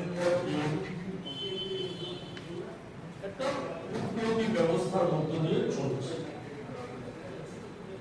সরকারের কথা, সিদ্ধান্ত আর কাজে কোনো মিল নেই, অমিল স্পষ্ট। অনেক উদাহরণ আছে, আজকে সব উদাহরণের জন্য আমরা এখানে বসি। আমরা প্রধানত দুটো বিষয় নিয়ে আলোচনার জন্য আজকে আপনাদের এখানে সমবেত করেছি। তারপর ডেন্টাল কলেজে আরো বিভিন্ন জায়গায় কিছু জায়গায় কিছু নিয়ম সেখানে সংগঠিত হয়েছে, যেখানে পিআরটিসি বাধ্যতামূলক ছিল না, সেই জায়গায় রাজ্যের যুবকদের, বেকারদের, শিক্ষিত বেকারদের আবারও বঞ্চনা করে বহির্রাজ্যে চাকরি চলে যাওয়ার একটা সুযোগ করে সেটা করেছে। এটা একেবারে নিন্দনীয়। সংবাদ মাধ্যমে বেরিয়েছে যে সরকার সিদ্ধান্ত নিয়েছে, ক্যাবিনেটের সিদ্ধান্ত নিয়েছে। যেমন সরকারি অনেক সিদ্ধান্তকে মান্যতা দেওয়া হয়, সরকারি সিদ্ধান্ত, সরকারি ঘোষণা, এমনকি বিধানসভার যে সিদ্ধান্ত, সেই সিদ্ধান্তগুলো মান্যতা দেওয়া হয়। এই জিনিস চলে আসছে। এটা ক্যাবিনেটের সিদ্ধান্ত নেওয়ার পর যে নোটিফিকেশন করতে হয়, সংবাদ মাধ্যমে খবর বেরিয়েছে, সরকারের কোনো বক্তব্য নেই সেই সম্পর্কে খবর বেরিয়েছে যে নোটিফিকেশনটা এখনো হয়। সেখানে বিভিন্ন দপ্তর খেয়াল খুশি মতো যেমন ডেন্টাল কলেজ করেছে, বিদ্যুৎ নিগম করেছে, সেগুলি করেছে, খেয়াল খুশি মতো করছে। টিপিএসসি সামনে আরো অনেক টিপিএসসি পরীক্ষা দেওয়ার সুযোগ করে দিচ্ছে। সেক্ষেত্রেও নিশ্চয়ই যে বিআরটিসি বাধ্যতামূলক না, সেই সিদ্ধান্ত কার্যকরী হবে। এতে আমরা উদ্বিগ্ন, এটা চলতে দেওয়া যায় না। এই টুকলুকি রাজত্ব চলতে দেওয়া যায় না। কোন রাজ্যে আমরা বসবাস করছি, কি অবস্থা? শুধু সরকারি সিদ্ধান্ত না, ক্যাবিনেট সিদ্ধান্ত না, বিধানসভার বাজেট বাস্তবায়িত হয় না। এখনো খবর বেরিয়েছে, এখনো বাজেটে, গত বাজেটে 355 কোটি টাকা শুধু একটা দপ্তর, বিদ্যালয় দপ্তরে অব্যয় হয়ে পড়ে আছে। এটা কি রাজ্য চলছে?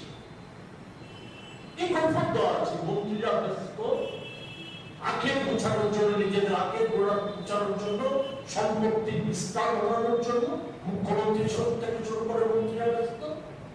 দলীয় ভাবে তারা বিরোধীদের কোণঠাসা করে দিয়ে সেখানে দলীয় পদ যাতে সুরক্ষা করা যায় তার জন্য তারা ব্যস্ত। সরকারি কাজকর্ম ভুল্লায় যায়, সরকারি সিদ্ধান্ত সম্পর্ক ভুল্লায় যায়। একটার পর একটা দপ্তর আজকে যে ভয়ঙ্কর অবস্থা সৃষ্টি হচ্ছে। আমার পাশে আছে পার্থ আচার্য মহাশয়, প্রদেশ কংগ্রেসের নেতা। উনি বলবেন, একটা বিষয় নির্দিষ্টভাবে বলবেন, আমি শুধু উল্লেখ করতে চাই যেসব আপনারা অবগত আছে যে সিবিএসসিতে বিদ্যাজ্যোতি প্রকল্পে ইংরেজি মাধ্যম স্কুলকে আগে যুক্ত করা হয়েছিল।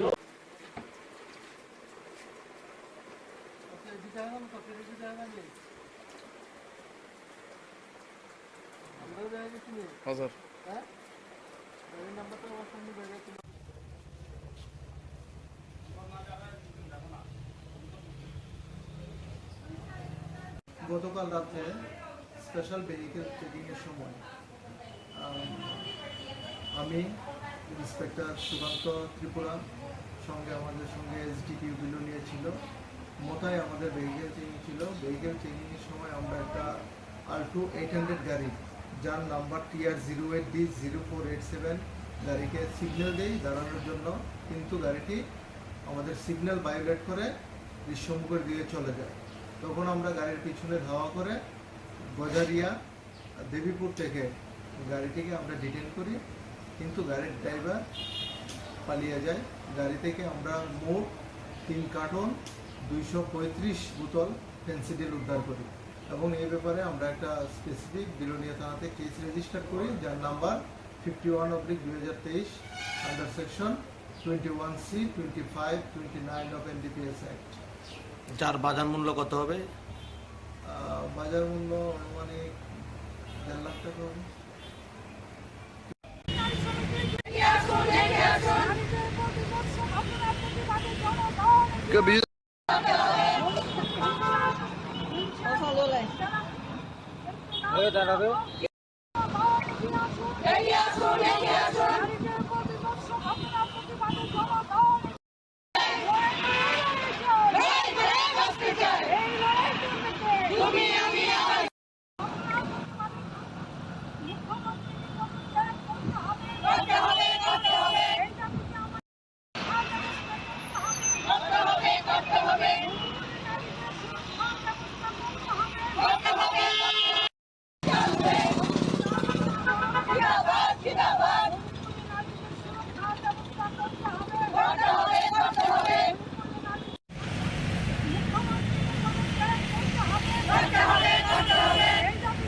দে ডুবে যা কিং করে ডুবে যা।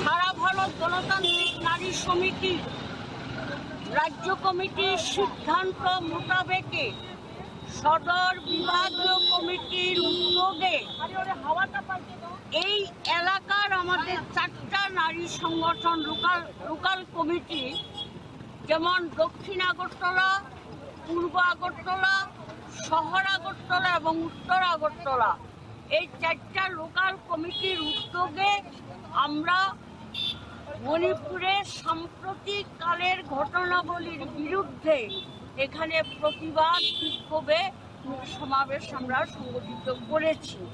আপনারা সবাই জানেন, এটা আজকে আর ব্যাখ্যার অপেক্ষা রাখে না যে গত 2-3 মাস ধরে গোটা মণিপুর জুড়ে আজকে যে নৃশংস বর্বরতা চলছে, ঘটনাবলী চলছে, এটা ভারতবর্ষের সভ্যতার কলঙ্ক।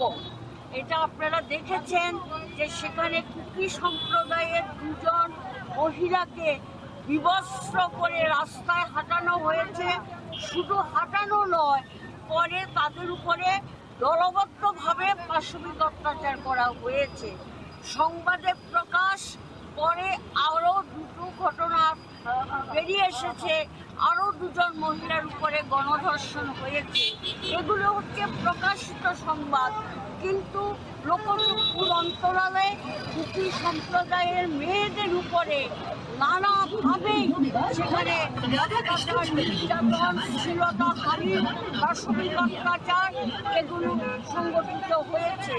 তাছাড়াও গোটা কুকি সম্প্রদায় মানুষদের উপরে বিজেপির দুর্বৃত্ত বাহিনী সহ রাষ্ট্রীয় পুলিশের যোগসাজশে সেখানে ভাঙচুর, বাড়িঘরে হামলা, মারধর করা, বাড়ি পুড়িয়ে দেওয়া এবং নানা ধরনের অমানবিক নির্যাতন সেখানে সংগঠিত হচ্ছে।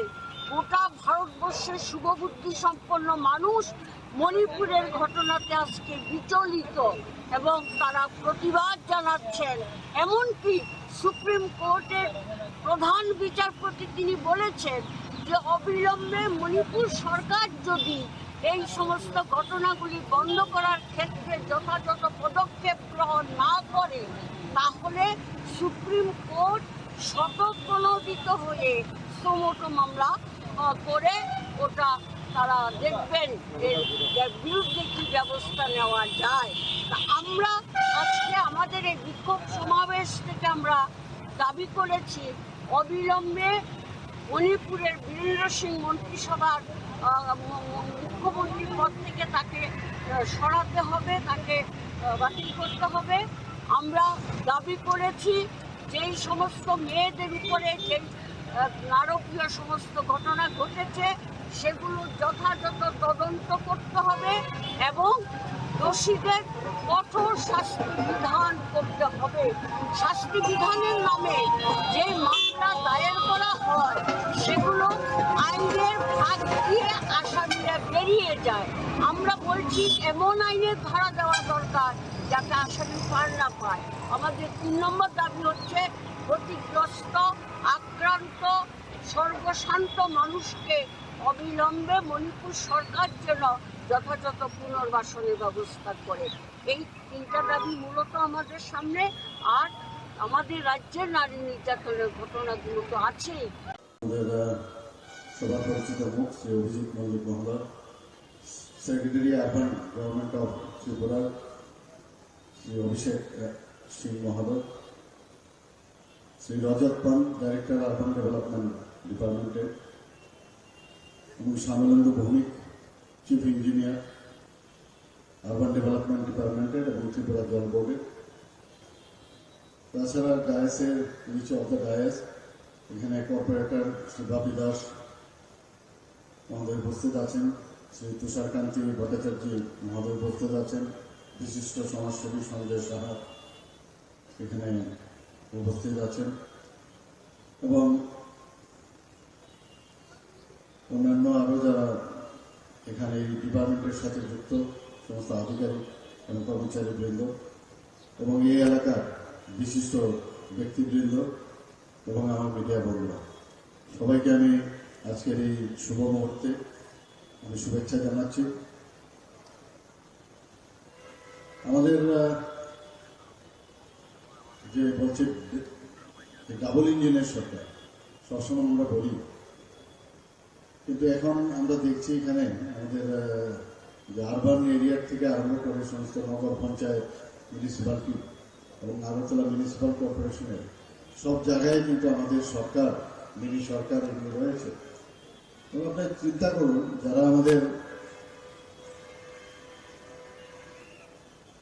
ওয়ার্ডের যারা কর্পোরেটররা আছেন বা মেম্বাররা আছেন বিভিন্ন জায়গায়, তারা কিন্তু মানুষের দ্বারা নির্বাচিত প্রতিনিধি। কিন্তু দেখুন, প্রধানমন্ত্রী, মাননীয় প্রধানমন্ত্রী যেভাবে একের পর এক সাহায্য করছেন, ত্রিপুরা সরকারকে যেমন রাজ্য সরকারকে সাহায্য করছেন, আমরা সমস্ত মিউনিসিপ্যালিটি এরিয়াকে তাদেরকে আমরা সাহায্য করছি। এখানকার যারা কর্পোরেটর বা প্রতিনিধি, তারা কিন্তু সেইভাবে মানুষের কাছে পৌঁছতে পারছে যে সমস্যাগুলো, সেই সমস্যাগুলো তাদের পক্ষে ইজি হয়ে যাচ্ছে সামনে নিয়ে যাওয়া। জল আমাদের জন্য অত্যন্ত ইম্পর্টেন্ট বিষয়। যার বাড়িতে জল নেই সে বুঝতে পারে যে জলের কি প্রয়োজন।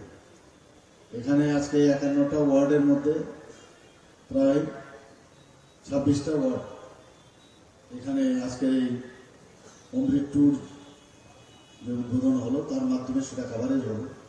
বাকি ওয়ার্ডগুলো আমি খবর নিয়েছি যে বাকি ওয়ার্ডগুলো অলরেডি কাভারেজ আছে DWS এর মাধ্যমে, এবং সেইভাবে এখানে বিশুদ্ধ জল, পানীয় জল দেওয়া হচ্ছে। এখানে যেভাবে জলকে ডিপ টিউবওয়েলের মাধ্যমে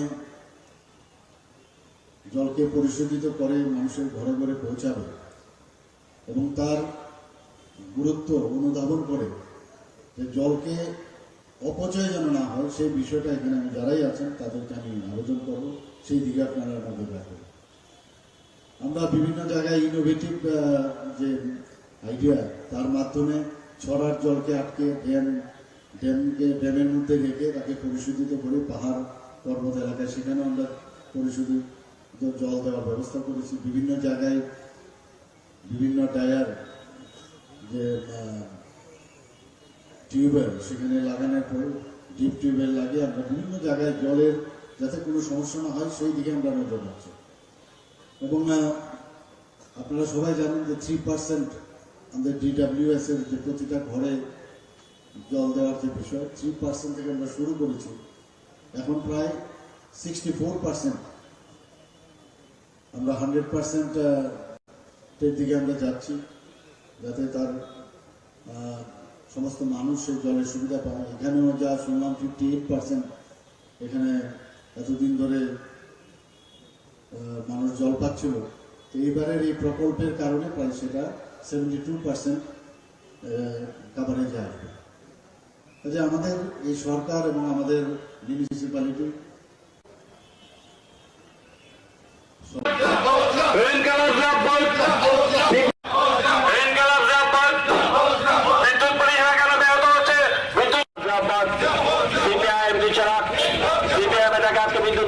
বিজেপি সরকার জবাব চাই, জবাব দাও। বিদ্যুৎ মন্ত্রী মিথ্যা ভাষণ অবিলম্বে বন্ধ করো। সরকার জবাব দাও। বিদ্যুৎ পরিষেবা কেন ভেঙে পড়ছে? বিদ্যুৎ পরিষেবা কেন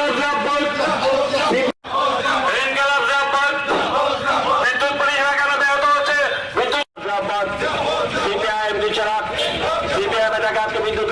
বিজেপি সরকার জবাব চাই, জবাব দাও। বিদ্যুৎ মন্ত্রী মিথ্যা ভাষণ অবিলম্বে বন্ধ করো।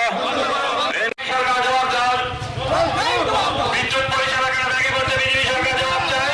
বিদ্যুৎ দপ্তরের মিথ্যা এবং বিদ্যুৎ দপ্তরের মন্ত্রী মিথ্যা ভাষণ অবিলম্বে বন্ধ করো। বিদ্যুৎ পরিষেবা কেন ব্যাহত হচ্ছে? বিদ্যুৎ বেসরকারীকরণের বিরুদ্ধে আজকের অভিযানে দলে দলে যোগ দিন।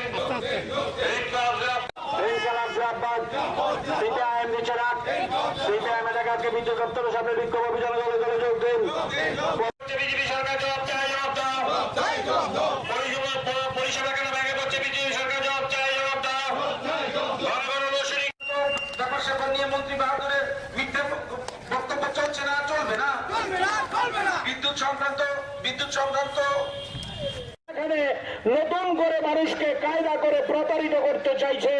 এই প্রতারণার বিরুদ্ধে এই আমাদের রাজ্যের মানুষের উপর যে আক্রমণ, এই আক্রমণের বিরুদ্ধে চলুন আমরা সবাই মিলে একসাথে প্রতিবাদ করি, প্রতিরোধ করি। এটা লাল ঝান্ডার প্রশ্ন না, এটা তেরঙ্গা ঝান্ডার প্রশ্ন না, এটা গেরুয়া ঝান্ডার প্রশ্ন না। দলমত নির্বিশেষে সবাই মিলে আমাদের রাজ্যের এই বিদ্যুৎ পরিকাঠামো ভেঙে পড়ার বিরুদ্ধে, বিদ্যুৎ পরিষেবা বিঘ্নিত হওয়ার বিরুদ্ধে, বিদ্যুৎ বেসরকারীকরণ করার বিরুদ্ধে এবং বিদ্যুৎ মাশুল অত্যাধিক হারে বৃদ্ধি করার যে ষড়যন্ত্র, সেই ষড়যন্ত্রের বিরুদ্ধে সবাই মিলে আমরা লড়াই করি।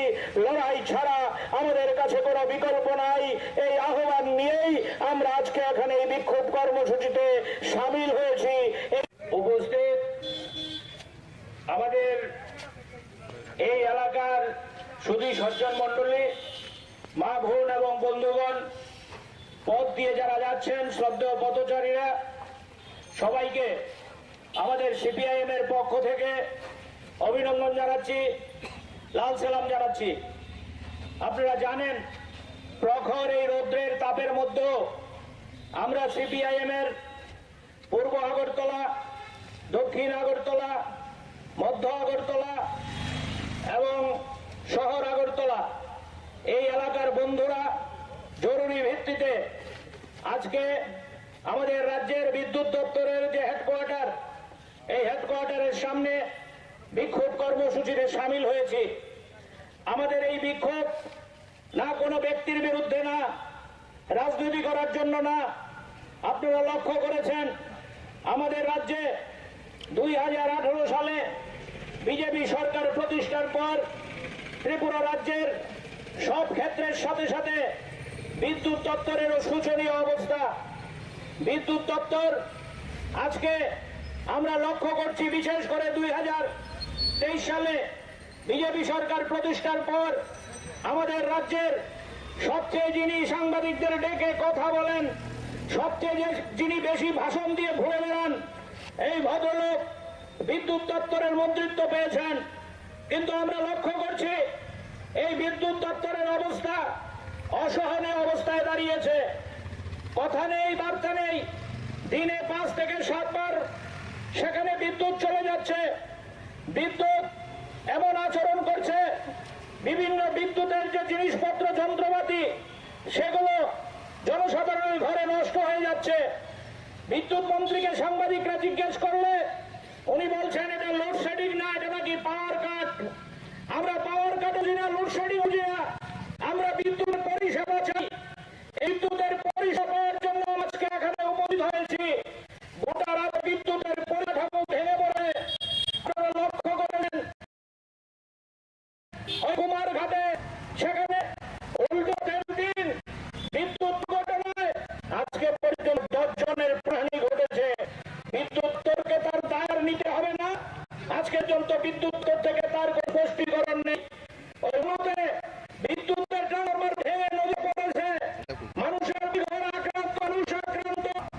বিদ্যুৎ দপ্তর নীরব ভূমিকা পালন করে। আমরা লক্ষ্য করেছি, আপনারাও লক্ষ্য করেন। আমার বক্তব্য নিয়ে আগেই বলেছি, আর রাজনীতি করার জন্য এখানে আসেনি।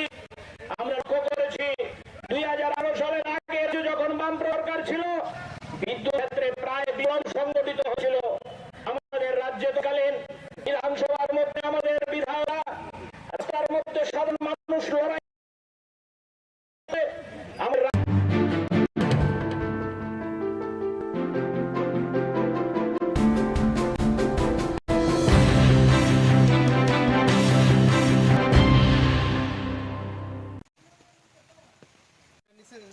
নিচের দিকে ধরেন লাইটটা, এই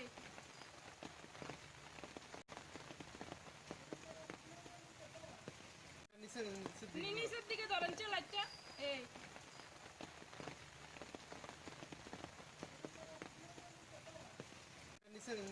নিচের দিকে ধরেন লাইটটা, এই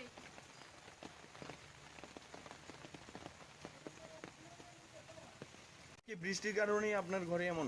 আজকে বৃষ্টি আমার আজকে না, আমার একটু 10 মিনিট বৃষ্টি হইলই আমার ঘরে জল। প্রতিনিয়ত এমন হচ্ছে নাকি? একদম প্রতিনিয়ত এমন হচ্ছে, একদম বৃষ্টি হইলই আমার ঘরে জল। পঞ্চায়েত কর্তৃপক্ষ থেকে কোনো আশ্বাস? কোনো আশ্বাস নাই।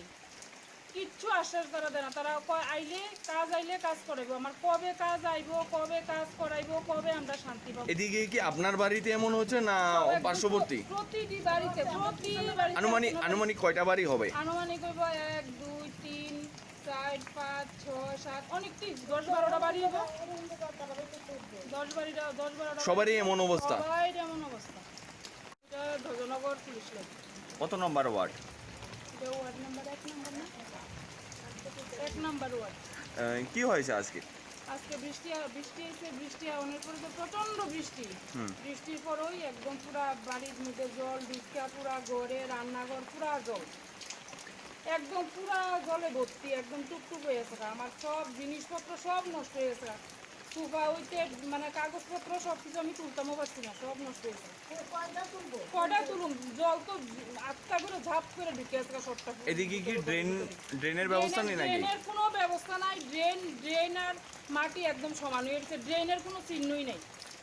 এদিকের এলাকার মানুষরা কইলে এই জন্য করতো না, রেকার কাজ করে না, ড্রেনের কাজ এটা হইতো না, আমরা অর্ডার দরখাস্ত জমা দিয়ে রাখছি, হয় না, এটা একটা কথা হইলো। বাড়ির মালিকের নাম কি? মালিকের নাম হচ্ছে সন্ধ্যা দাস। এই বিষয়ে আপনার পঞ্চায়েতের কর্তৃপক্ষকে জানিয়েছেন? সব জানিয়েছি আমরা দরখাস্ত অ্যাপ্লিকেশন পর্যন্ত লেখা দিয়েছি। কি বলেছে পঞ্চায়েত থেকে? পঞ্চায়েত থেকে কইতাছে শুধু করব। আচ্ছা, করব, কবে যে করব এটা আর কিছু কয় না, মানে শুধু করবই করব। এটা কোন পঞ্চায়েত? আরো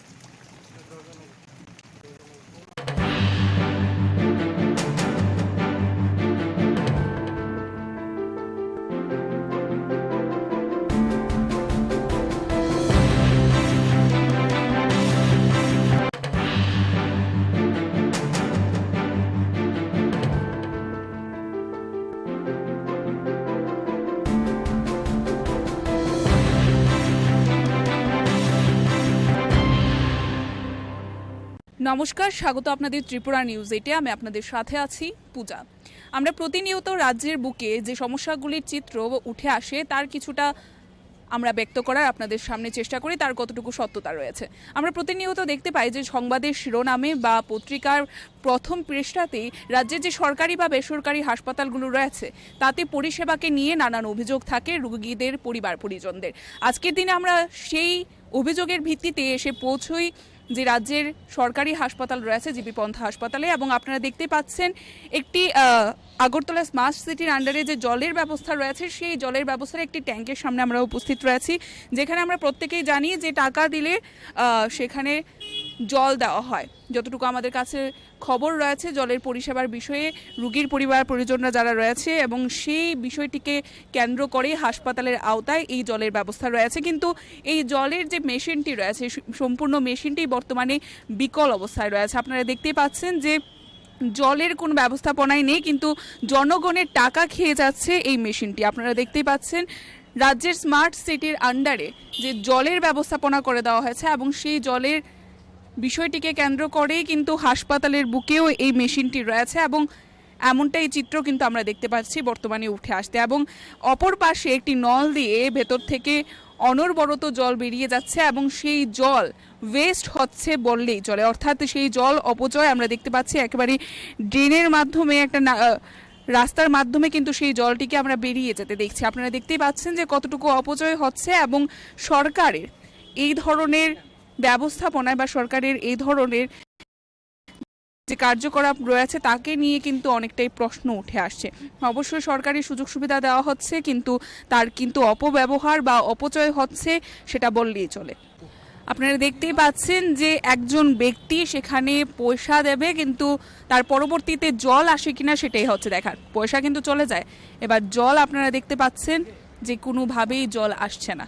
তবে এই যে পয়সা, মেশিনটি শুধুমাত্র জনগণের যে টাকা রয়েছে সেই টাকাই খেয়ে যাচ্ছে, কিন্তু জলের পরিষেবা দিচ্ছে না। তবে এই কী ধরনের মেশিন যা সরকার মাধ্যমে প্রদত্ত রয়েছে জনগণের সেবায়, এবং হাসপাতালের বুকে এমন একটি গুরুত্বপূর্ণ জায়গা যে জায়গায় প্রতিনিয়ত রাজ্যের বুকে বিভিন্ন প্রান্ত থেকে রোগীরা ছুটে আসে চিকিৎসার জন্য, এমন জায়গায় এই জলের মেশিনের এই বিকল অবস্থা। তবে জনগণকে কতটুকু সাফার করতে হচ্ছে সেটা কিন্তু আজকের দিনে একটি সবচাইতে বড় প্রশ্ন। আপনারা দেখতেই পাচ্ছেন অপরদিকে এই মেশিনের সাথে একটি জায়গা থেকে আমরা দেখতে পাচ্ছি যে জল বেরিয়ে আসছে নলের মাধ্যমে, কিন্তু সেই জল জনগণের সেবায় কিন্তু ব্যবহৃত হচ্ছে না। আপনারা দেখতে পাচ্ছেন জলটি সম্পূর্ণ অপচয় হচ্ছে,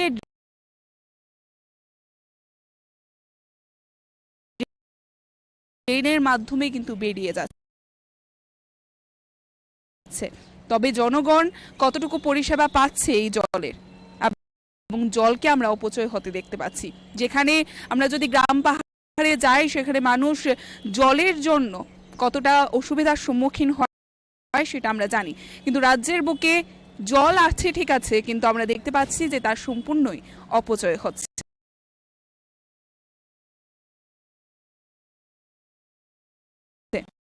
এবং অন্যদিকে মেশিন থাকা সত্ত্বেও রোগীর পরিবার পরিজন থেকে শুরু করে সাধারণ জনগণেরা পাচ্ছে না কোনো সুযোগ সুবিধা।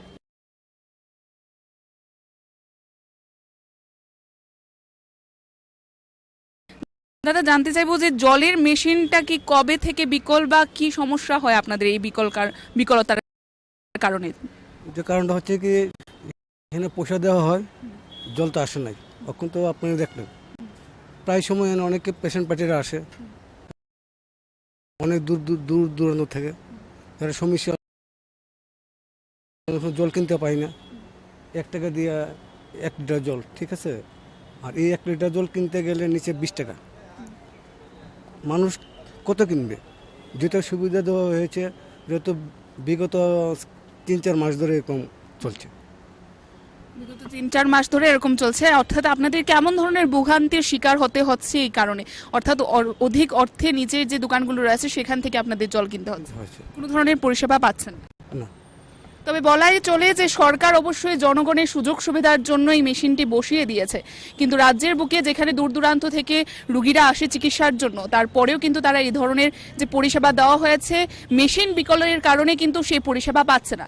এবং এইগুলো দেখার দায়িত্ব কাদের রয়েছে? হাসপাতাল কর্তৃপক্ষের। হাসপাতাল কর্তৃপক্ষ, তবে বলাই চলে এখানে কিন্তু তাদের একটি গাফিলতির ভূমিকা আমরা দেখতে পাচ্ছি। নমস্কার, স্বাগত আপনাদের ত্রিপুরা নিউজ 8-এ। আমি আপনাদের সাথে আছি পূজা। আমরা প্রতিনিয়ত রাজ্যের বুকে যে সমস্যাগুলির চিত্র উঠে আসে তার কিছুটা আমরা ব্যক্ত করার আপনাদের সামনে চেষ্টা করি, তার কতটুকু সত্যতা রয়েছে। আমরা প্রতিনিয়ত দেখতে পাই যে সংবাদের শিরোনামে বা পত্রিকার প্রথম পৃষ্ঠাতেই রাজ্যের যে সরকারি বা বেসরকারি হাসপাতালগুলো রয়েছে তাতে পরিষেবাকে নিয়ে নানান অভিযোগ থাকে রোগীদের পরিবার পরিজনদের। আজকের দিনে আমরা সেই অভিযোগের ভিত্তিতে এসে পৌঁছই যে রাজ্যের সরকারি হাসপাতাল রয়েছে জিবি পন্থা হাসপাতালে, এবং আপনারা দেখতে পাচ্ছেন একটি আগরতলা স্মার্ট সিটির আন্ডারে যে জলের ব্যবস্থা রয়েছে সেই জলের ব্যবস্থার একটি ট্যাঙ্কের সামনে আমরা উপস্থিত রয়েছি, যেখানে আমরা প্রত্যেকেই জানি যে টাকা দিলে সেখানে জল দেওয়া হয়। যতটুকু আমাদের কাছে খবর রয়েছে জলের পরিষেবার বিষয়ে রোগীর পরিবার পরিজনরা যারা রয়েছে, এবং সেই বিষয়টিকে কেন্দ্র করে হাসপাতালের আওতায় এই জলের ব্যবস্থা রয়েছে, কিন্তু এই জলের যে মেশিনটি রয়েছে সম্পূর্ণ মেশিনটি বর্তমানে বিকল অবস্থায় রয়েছে। আপনারা দেখতেই পাচ্ছেন যে জলের কোনো ব্যবস্থাপনাই নেই, কিন্তু জনগণের টাকা খেয়ে যাচ্ছে এই মেশিনটি। আপনারা দেখতেই পাচ্ছেন রাজ্যের স্মার্ট সিটির আন্ডারে যে জলের ব্যবস্থাপনা করে দেওয়া হয়েছে, এবং সেই জলের বিষয়টিকে কেন্দ্র করেই কিন্তু হাসপাতালের বুকেও এই মেশিনটি রয়েছে, এবং এমনটাই চিত্র কিন্তু আমরা দেখতে পাচ্ছি বর্তমানে উঠে আসতে। এবং অপর পাশে একটি নল দিয়ে ভেতর থেকে অনবরত জল বেরিয়ে যাচ্ছে, এবং সেই জল ওয়েস্ট হচ্ছে বললেই চলে, অর্থাৎ সেই জল অপচয় আমরা দেখতে পাচ্ছি। একেবারে ড্রেনের মাধ্যমে একটা রাস্তার মাধ্যমে কিন্তু সেই জলটিকে আমরা বেরিয়ে যেতে দেখছি। আপনারা দেখতেই পাচ্ছেন যে কতটুকু অপচয় হচ্ছে, এবং সরকারের এই ধরনের ব্যবস্থাপনায় বা সরকারের এই ধরনের যে কার্যকলাপ রয়েছে তাকে নিয়ে কিন্তু অনেক রোগীরা ছুটে আসে চিকিৎসার জন্য। এমন জায়গায় এই জলের মেশিনের এই বিকল অবস্থা, তবে জনগণকে কতটুকু সাফার করতে হচ্ছে সেটা কিন্তু আজকের দিনে একটি সবচাইতে বড় প্রশ্ন। আপনারা দেখতেই পাচ্ছেন অপরদিকে এই মেশিনের সাথে একটি জায়গা থেকে আমরা দেখতে পাচ্ছি যে জল বেরিয়ে আসছে নলের মাধ্যমে, কিন্তু সেই জল জনগণের সেবায় কিন্তু ব্যবহৃত হচ্ছে না। আপনারা দেখতে পাচ্ছেন জলটি সম্পূর্ণ অপচয় হচ্ছে, ড্রেনের মাধ্যমে কিন্তু বেরিয়ে যাচ্ছে। তবে জনগণ কতটুকু পরিষেবা পাচ্ছে এই জলের, এবং জলকে আমরা অপচয় হতে দেখতে পাচ্ছি। যেখানে আমরা যদি গ্রাম পাহাড়ে যাই সেখানে মানুষ জলের জন্য কতটা অসুবিধার সম্মুখীন হয় সেটা আমরা জানি, কিন্তু রাজ্যের বুকে জল আছে ঠিক আছে, কিন্তু আমরা দেখতে পাচ্ছি যে তার সম্পূর্ণই অপচয় হচ্ছে। এবং অন্যদিকে মেশিন থাকা সত্ত্বেও রোগীর পরিবার পরিজন থেকে শুরু করে সাধারণ জনগণেরা পাচ্ছে না কোনো সুযোগ সুবিধা। দাদা জানতে চাইবো যে জলের মেশিনটা কি কবে থেকে বিকল বা কি সমস্যা হয় আপনাদের এই বিকলতার কারণে? যে কারণটা হচ্ছে কি এখানে পয়সা দেওয়া হয়, জল তো আসে নাই। এখন তো আপনি দেখলেন প্রায় সময় এখানে অনেকে পেশেন্ট পার্টিরা আসে অনেক দূর দূর দূর দূরান্ত থেকে, তারা সমস্যা, অনেক সময় জল কিনতে পাই না। 1 টাকা দিয়ে 1 লিটার জল, ঠিক আছে। আর এই 1 লিটার জল কিনতে গেলে নিচে 20 টাকা। মানুষ কত কিনবে? যেটা সুবিধা দেওয়া হয়েছে, যেহেতু বিগত 3-4 মাস ধরে এরকম চলছে। বিগত 3-4 মাস ধরে এরকম চলছে, অর্থাৎ আপনাদের কেমন ধরনের ভোগান্তির শিকার হতে হচ্ছে এই কারণে? অর্থাৎ অধিক অর্থে নিচের যে দোকানগুলো রয়েছে সেখান থেকে আপনাদের জল কিনতে হচ্ছে, কোনো ধরনের পরিষেবা পাচ্ছেন না। তবে বলাই চলে যে সরকার অবশ্যই জনগণের সুযোগ সুবিধার জন্য এই মেশিনটি বসিয়ে দিয়েছে, কিন্তু রাজ্যের বুকে যেখানে দূর দূরান্ত থেকে রোগীরা আসে চিকিৎসার জন্য, তারপরেও কিন্তু তারা এই ধরনের যে পরিষেবা দেওয়া হয়েছে মেশিন বিকলের কারণে কিন্তু সেই পরিষেবা পাচ্ছে না। এবং এইগুলো দেখার দায়িত্ব কাদের রয়েছে? হাসপাতাল কর্তৃপক্ষের। হাসপাতাল কর্তৃপক্ষ, তবে বলাই চলে এখানে কিন্তু তাদের একটি গাফিলতির ভূমিকাই আমরা দেখতে পাচ্ছি। নমস্কার, স্বাগত আপনাদের ত্রিপুরা নিউজ 8-এ। আমি আপনাদের সাথে আছি পূজা। আমরা প্রতিনিয়ত রাজ্যের বুকে যে সমস্যাগুলির চিত্র উঠে আসে তার কিছুটা আমরা ব্যক্ত করার আপনাদের সামনে চেষ্টা করি, তার কতটুকু সত্যতা রয়েছে।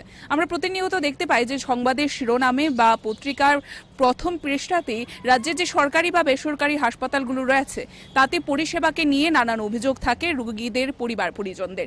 আজকের দিনে আমরা সেই অভিযোগের ভিত্তিতে এসে পৌঁছই যে রাজ্যের সরকারি হাসপাতাল রয়েছে জিবি পন্থা হাসপাতালে, এবং আপনারা দেখতে পাচ্ছেন একটি আগরতলা স্মার্ট সিটির আন্ডারে যে জলের ব্যবস্থা রয়েছে সেই জলের ব্যবস্থার একটি ট্যাঙ্কের সামনে আমরা উপস্থিত রয়েছি, যেখানে আমরা প্রত্যেকেই জানি যে টাকা দিলে সেখানে জল দেওয়া হয়। যতটুকু আমাদের কাছে খবর রয়েছে জলের পরিষেবার বিষয়ে রোগীর পরিবার পরিজনরা যারা রয়েছে এবং সেই বিষয়টিকে কেন্দ্র করে হাসপাতালের আওতায় এই জলের ব্যবস্থা রয়েছে, কিন্তু এই জলের যে মেশিনটি রয়েছে সম্পূর্ণ মেশিনটি বর্তমানে বিকল অবস্থায় রয়েছে। আপনারা দেখতেই পাচ্ছেন যে জলের কোনো ব্যবস্থাপনাই নেই, কিন্তু জনগণের টাকা খেয়ে যাচ্ছে এই মেশিনটি। আপনারা দেখতেই পাচ্ছেন রাজ্যের স্মার্ট সিটির আন্ডারে যে জলের ব্যবস্থাপনা করে দেওয়া হয়েছে এবং সেই জলের বিষয়টিকে কেন্দ্র করেই কিন্তু হাসপাতালের বুকেও এই মেশিনটি রয়েছে, এবং এমনটাই চিত্র কিন্তু আমরা দেখতে পাচ্ছি বর্তমানে উঠে আসতে। এবং অপর পাশে একটি নল দিয়ে ভেতর থেকে অনবরত জল বেরিয়ে যাচ্ছে এবং সেই জল ওয়েস্ট হচ্ছে বললেই চলে, অর্থাৎ সেই জল অপচয় আমরা দেখতে পাচ্ছি একেবারে ড্রেনের মাধ্যমে, একটা রাস্তার মাধ্যমে কিন্তু সেই জলটিকে আমরা বেরিয়ে যেতে দেখছি। আপনারা দেখতেই পাচ্ছেন যে কতটুকু অপচয় হচ্ছে, এবং সরকারের এই ধরনের ব্যবস্থাপনায় বা সরকারের এই ধরনের যে কার্যকলাপ রয়েছে তাকে নিয়ে কিন্তু অনেকটাই প্রশ্ন উঠে আসছে। অবশ্যই সরকারি সুযোগ সুবিধা দেওয়া হচ্ছে, কিন্তু তার কিন্তু অপব্যবহার বা অপচয় হচ্ছে সেটা বললেই চলে। আপনারা দেখতেই পাচ্ছেন যে একজন ব্যক্তি সেখানে পয়সা দেবে, কিন্তু তার পরবর্তীতে জল আসে কিনা সেটাই হচ্ছে দেখার। পয়সা কিন্তু চলে যায়, এবার জল আপনারা দেখতে পাচ্ছেন যে কোনোভাবেই জল আসছে না। তবে এই যে পয়সা, মেশিনটি শুধুমাত্র জনগণের যে টাকা রয়েছে সেই টাকাই খেয়ে যাচ্ছে, কিন্তু জলের পরিষেবা দিচ্ছে না। তবে এই কি ধরনের মেশিন যা সরকার মাধ্যমে প্রদত্ত রয়েছে জনগণের সেবায়, এবং হাসপাতালের বুকে এমন একটি গুরুত্বপূর্ণ জায়গা যে জায়গায় প্রতিনিয়ত রাজ্যের বুকে বিভিন্ন প্রান্ত থেকে রোগীরা ছুটে আসে চিকিৎসার জন্য, এমন জায়গায় এই জলের মেশিনের এই বিকল অবস্থা। তবে জনগণকে কতটুকু সাফার করতে হচ্ছে সেটা কিন্তু আজকের দিনে একটি সবচাইতে বড় প্রশ্ন। আপনারা দেখতেই পাচ্ছেন অপরদিকে এই মেশিনের সাথে একটি জায়গা থেকে আমরা দেখতে পাচ্ছি যে জল বেরিয়ে আসছে নলের মাধ্যমে, কিন্তু সেই জল জনগণের সেবায় কিন্তু ব্যবহৃত হচ্ছে না। আপনারা দেখতে পাচ্ছেন জলটি সম্পূর্ণ অপচয় হচ্ছে, ড্রেনের মাধ্যমে কিন্তু বেরিয়ে যাচ্ছে। তবে জনগণ কতটুকু পরিষেবা পাচ্ছে এই জলের, এবং জলকে আমরা অপচয় হতে দেখতে পাচ্ছি। যেখানে আমরা যদি গ্রাম পাহাড়ে যাই সেখানে মানুষ জলের জন্য কতটা অসুবিধার সম্মুখীন হয় সেটা আমরা জানি, কিন্তু রাজ্যের বুকে জল আছে ঠিক আছে, কিন্তু আমরা দেখতে পাচ্ছি যে তার সম্পূর্ণই অপচয় হচ্ছে। এবং অন্যদিকে মেশিন থাকা সত্ত্বেও রোগীর পরিবার পরিজন থেকে শুরু করে সাধারণ জনগণেরা পাচ্ছে না কোনো সুযোগ সুবিধা। দাদা জানতে চাইবো যে জলের মেশিনটা কি কবে থেকে বিকল বা কি সমস্যা হয় আপনাদের এই বিকলতার কারণে? যে কারণটা হচ্ছে কি এখানে পয়সা দেওয়া হয়, জল তো আসে নাই। এখন তো আপনি দেখলেন প্রায় সময় এখানে অনেকে পেশেন্ট পার্টিরা আসে অনেক দূর দূর দূর দূরান্ত থেকে, তারা সমস্যা, অনেক সময় জল কিনতে পাই না। 1 টাকা দিয়ে 1 লিটার জল, ঠিক আছে। আর এই 1 লিটার জল কিনতে গেলে নিচে 20 টাকা। মানুষ কত কিনবে? যেটা সুবিধা দেওয়া হয়েছে যেহেতু বিগত 3-4 মাস ধরে এরকম চলছে।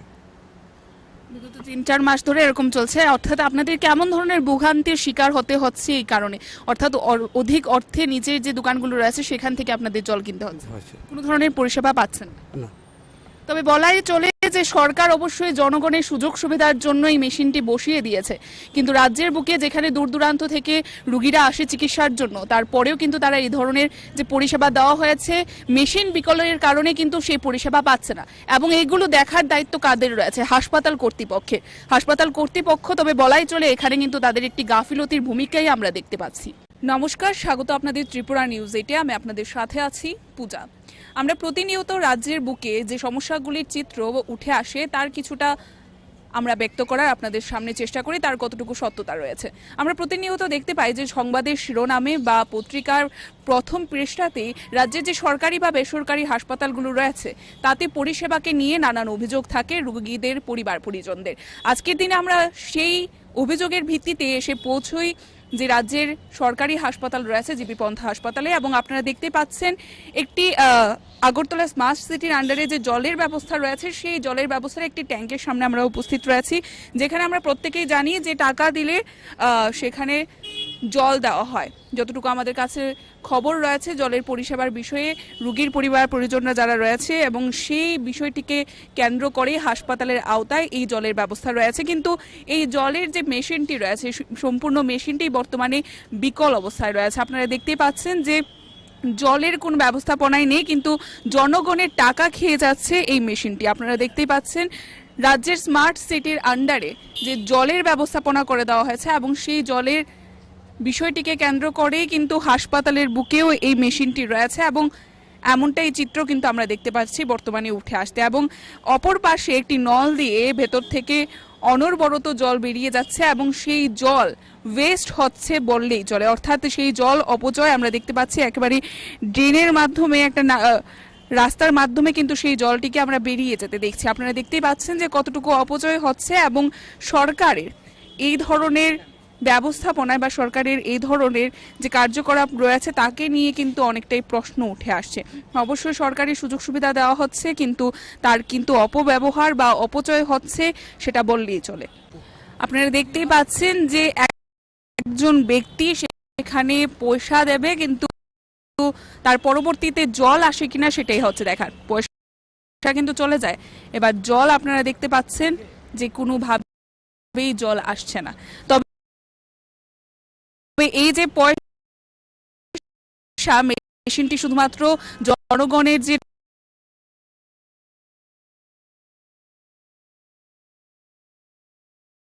টাকা রয়েছে সেই টাকাই খেয়ে যাচ্ছে, কিন্তু জলের পরিষেবা দিচ্ছে না। তবে এই কি ধরনের মেশিন যা সরকার মাধ্যমে প্রদত্ত রয়েছে জনগণের সেবায়, এবং হাসপাতালের বুকে এমন একটি গুরুত্বপূর্ণ জায়গা যে জায়গায় প্রতিনিয়ত রাজ্যের বুকে বিভিন্ন প্রান্ত থেকে রোগীরা ছুটে আসে চিকিৎসার জন্য, এমন জায়গায় এই জলের মেশিনের এই বিকল অবস্থা। তবে জনগণকে কতটুকু সাফার করতে হচ্ছে সেটা কিন্তু আজকের দিন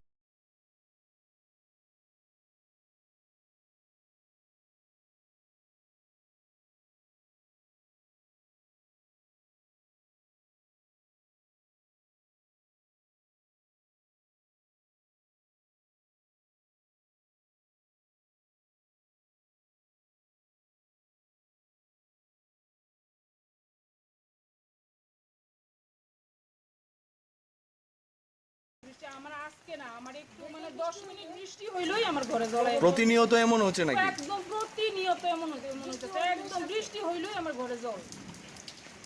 পঞ্চায়েত কর্তৃপক্ষ থেকে কোনো আশ্বাস? কোনো আশ্বাস নাই, কিচ্ছু আশ্বাস তারা দেয় না। তারা আইলে কাজ করাইবো, আমার কবে কাজ আইবো, কবে কাজ করাইবো, কবে আমরা শান্তি পাবো। এদিকে কি আপনার বাড়িতে এমন হচ্ছে না পার্শ্ববর্তী? প্রতিটি বাড়িতে আনুমানিক কয়টা বাড়ি হবে? আনুমানিক হইব 1 2 3 4 5 6 7 অনেকটি 10-12টা বাড়ি হবে। 10-12টা সবারই এমন অবস্থা? সবারই এমন অবস্থা। এটা ঢজনগর পুলিশ লাইন। কত নম্বর ওয়ার্ড? এটা ওয়ার্ড নাম্বার 1 নম্বর না? 1 নম্বর ওয়ার্ড। কি হয়েছে আজকে? আজকে বৃষ্টি হয়েছে, বৃষ্টি হওয়ার পরে তো প্রচন্ড বৃষ্টি। বৃষ্টির পরেই একদম পুরা বাড়ির মধ্যে জল ঢুকা, পুরা ঘরে রান্নাঘর পুরা জল। একদম পুরা জলে ভর্তি, একদম টুকটুক হয়ে গেছে। আমার সব জিনিসপত্র সব নষ্ট হয়ে গেছে। সোফা হইতে মানে কাগজপত্র সব কিছু আমি তুলতামও পারছি না, সব নষ্ট হয়েছে। কয়টা তুলুন, জল তো আটকা করে ঝাপ করে ঢুকে গেছে সবটা। এদিকে কি ড্রেনের ব্যবস্থা নেই নাকি? ড্রেনের কোনো ব্যবস্থা নাই। ড্রেন আর মাটি একদম সমান হয়ে গেছে, ড্রেনের কোনো চিহ্নই নেই। এদিকের এলাকার মানুষরা কইলে এই জন্য করতো না, রেকার কাজ করে না, ড্রেনের কাজ এটা হইতো না, আমরা অর্ডার দরখাস্ত জমা দিয়ে রাখছি, হয় না। এটা একটা কথা হইলো। বাড়ির মালিকের নাম কি? মালিকের নাম হচ্ছে সন্ধ্যা দাস। এই বিষয়ে আপনার পঞ্চায়েতের কর্তৃপক্ষকে জানিয়েছেন? সব জানিয়েছি আমরা দরখাস্ত অ্যাপ্লিকেশন পর্যন্ত লেখা দিয়েছি। কি বলেছে পঞ্চায়েত থেকে? পঞ্চায়েতের থেকে কইতাছে শুধু করব। আচ্ছা, করব, কবে যে করব এটা আর কিছু কয় না, মানে শুধু করবই করব। এটা কোন পঞ্চায়েত? আর দজনগর গ্রাম, দজনগর পুলিশ লাইন। এটা পুলিশ লাইন। পঞ্চায়েত প্রধান থেকে শুরু করে সেক্রেটারি তাদেরকে জানিয়েছেন? সবাইকে জানাইছি। কি বলেছে? সবাইকে জানানো হয়েছে, এমনকি মানে প্রণজিৎ সিংহের কাছে ওই কাগজ দিয়েছে।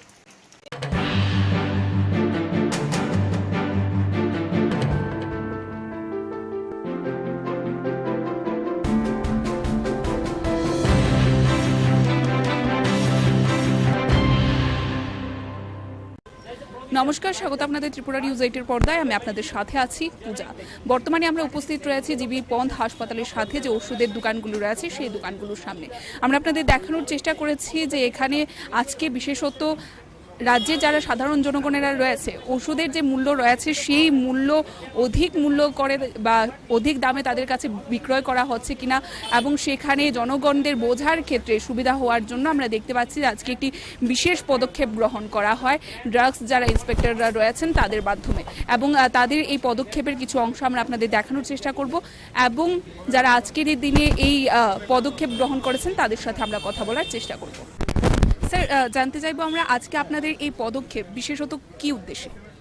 আচ্ছা দেখুন, প্রথমত একটা কথা হচ্ছে কি, একটা বডি আছে ত্রিপুরায় TPMRU। এটা কি করে? এটার কাজ হচ্ছে বেসিক্যালি ড্রাগের প্রাইসটা কন্ট্রোল করা। সাপোজ একটা প্যারাসিটামল ট্যাবলেট, ওই paracetamol tablet 500 milligram 650 milligram different স্ট্রেন্থসে আসে।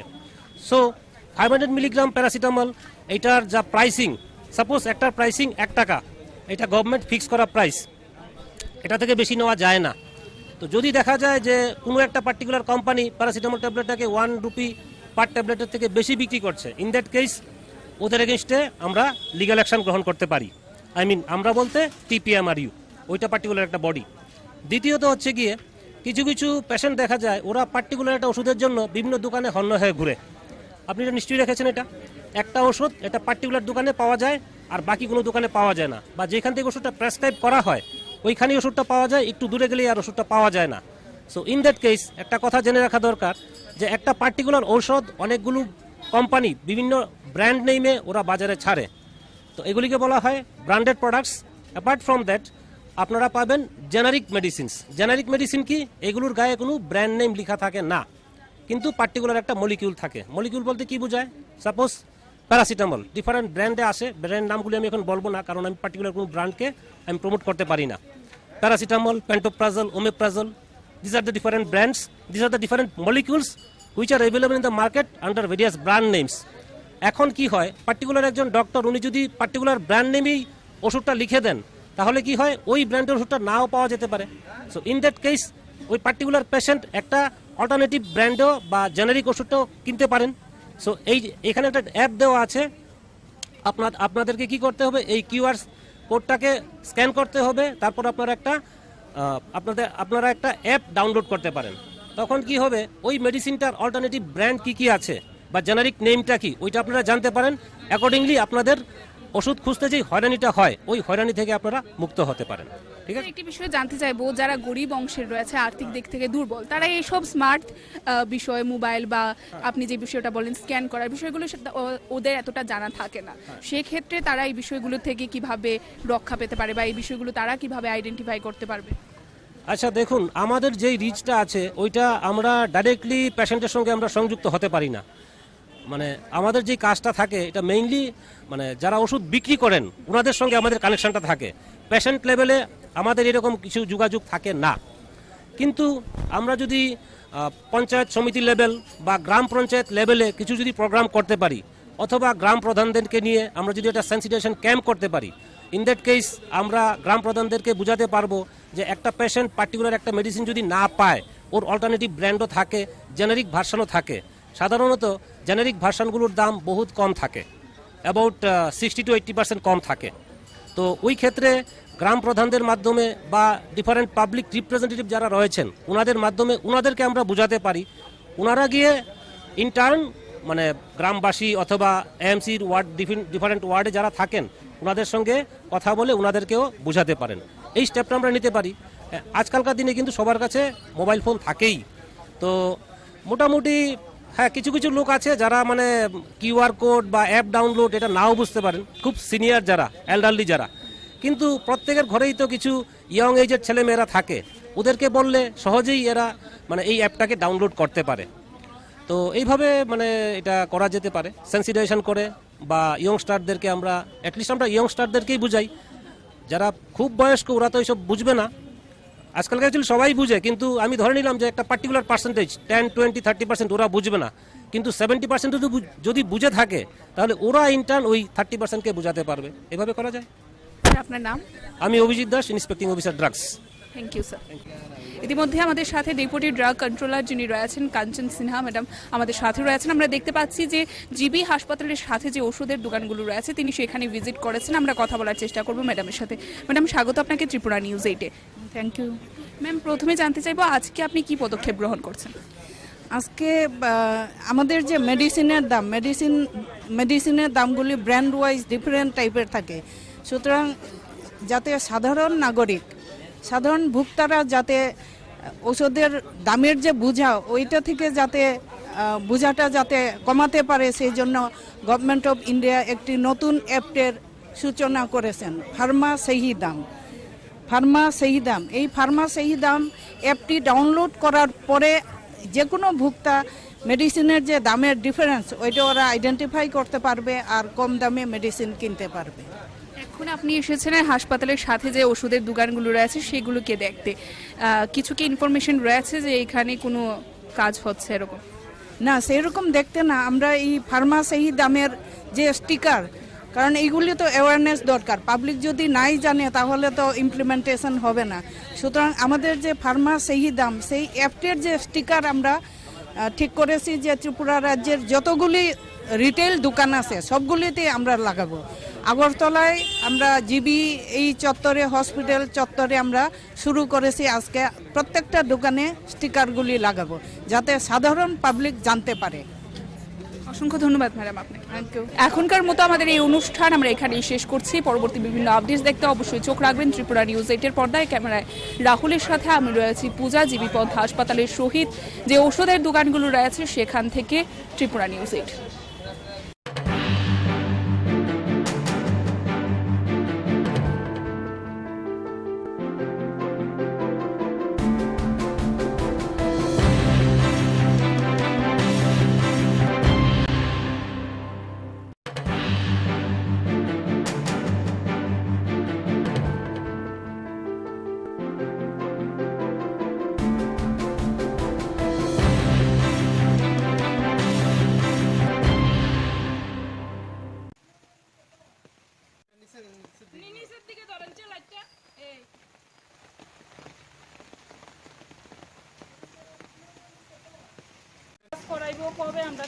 এদিকে কি আপনার বাড়িতে এমন হচ্ছে না পার্শ্ববর্তী? আনুমানিক কয়টা বাড়ি হবে? আনুমানিক 1, 2, 3, 4, 5, 6, 7 অনেকটি 10-12টা বাড়ি হবে। 10-12টা সবারই এমন অবস্থা? সবাই এমন অবস্থা। এটা ধ্বজনগর পুলিশ লাইন। কত নম্বর ওয়ার্ড? এটা ওয়ার্ড নাম্বার 1 নম্বর না? 1 নম্বর ওয়ার্ড। কি হয়েছে আজকে? আজকে বৃষ্টি হয়েছে, বৃষ্টি অনেক পরে তো প্রচন্ড বৃষ্টির পরই একদম পুরা বাড়ির মধ্যে জল ঢুকা, পুরা ঘরে রান্নাঘর পুরা জল, একদম পুরা জলে ভর্তি, একদম টুকটুক হয়ে গেছে। আমার সব জিনিসপত্র সব নষ্ট হয়ে গেছে। সোফা হইতে মানে কাগজপত্র সবকিছু আমি তুলতামও পারছি না, সব নষ্ট হয়েছে। কয়টা তুলুম, জল তো আটটা করে ঝাপ করে ঢুকে আছে সবটা। এদিকে কি ড্রেনের ব্যবস্থা নেই নাকি? ড্রেনের কোনো ব্যবস্থা নাই, ড্রেন আর মাটি একদম সমান হয়ে গেছে, ড্রেনের কোনো চিহ্নই নেই। এদিকের এলাকার মানুষরা কইলে এই জন্য করতো না, রেকার কাজ করে না, ড্রেনের কাজ এটা হইতো না, আমরা অর্ডার দরখাস্ত জমা দিয়ে রাখছি, হয় না, এটা একটা কথা হইলো। বাড়ির মালিকের নাম কি? মালিকের নাম হচ্ছে সন্ধ্যা দাস। এই বিষয়ে আপনার পঞ্চায়েতের কর্তৃপক্ষকে জানিয়েছেন? সব জানিয়েছি আমরা দরখাস্ত অ্যাপ্লিকেশন পর্যন্ত লেখা দিয়েছি। কি বলেছে পঞ্চায়েত থেকে? পঞ্চায়েতের থেকে কইতাছে শুধু করব। আচ্ছা, করব, কবে যে করব এটা আর কিছু কয় না, মানে শুধু করবই করব। এটা কোন পঞ্চায়েত? আর দজনগর গ্রাম, দজনগর পুলিশ লাইন। এটা পুলিশ লাইন। পঞ্চায়েত প্রধান থেকে শুরু করে সেক্রেটারি তাদেরকে জানিয়েছেন? সবাইরে জানাইছি। কি বলেছে? সবাইরে জানানো হয়েছে, এমনকি মানে প্রণজিৎ সিংহের কাছে ওই কাগজ গেছে। এই ড্রেনের এলাকার বিধায়ক যিনি, হ্যাঁ, কি বলা হয়েছে?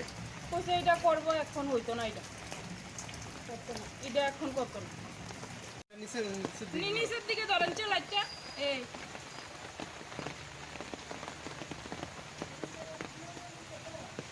কি বৃষ্টির কারণে আপনার ঘরে এমন? আজকে বৃষ্টি আমার আজকে না, আমার একটু মানে 10 মিনিট বৃষ্টি হইলই আমার ঘরে জল। প্রতিনিয়ত এমন হচ্ছে নাকি? একদম প্রতিনিয়ত এমন হচ্ছে, একদম বৃষ্টি হইলই আমার ঘরে জল। আচ্ছা চলো, নমস্কার।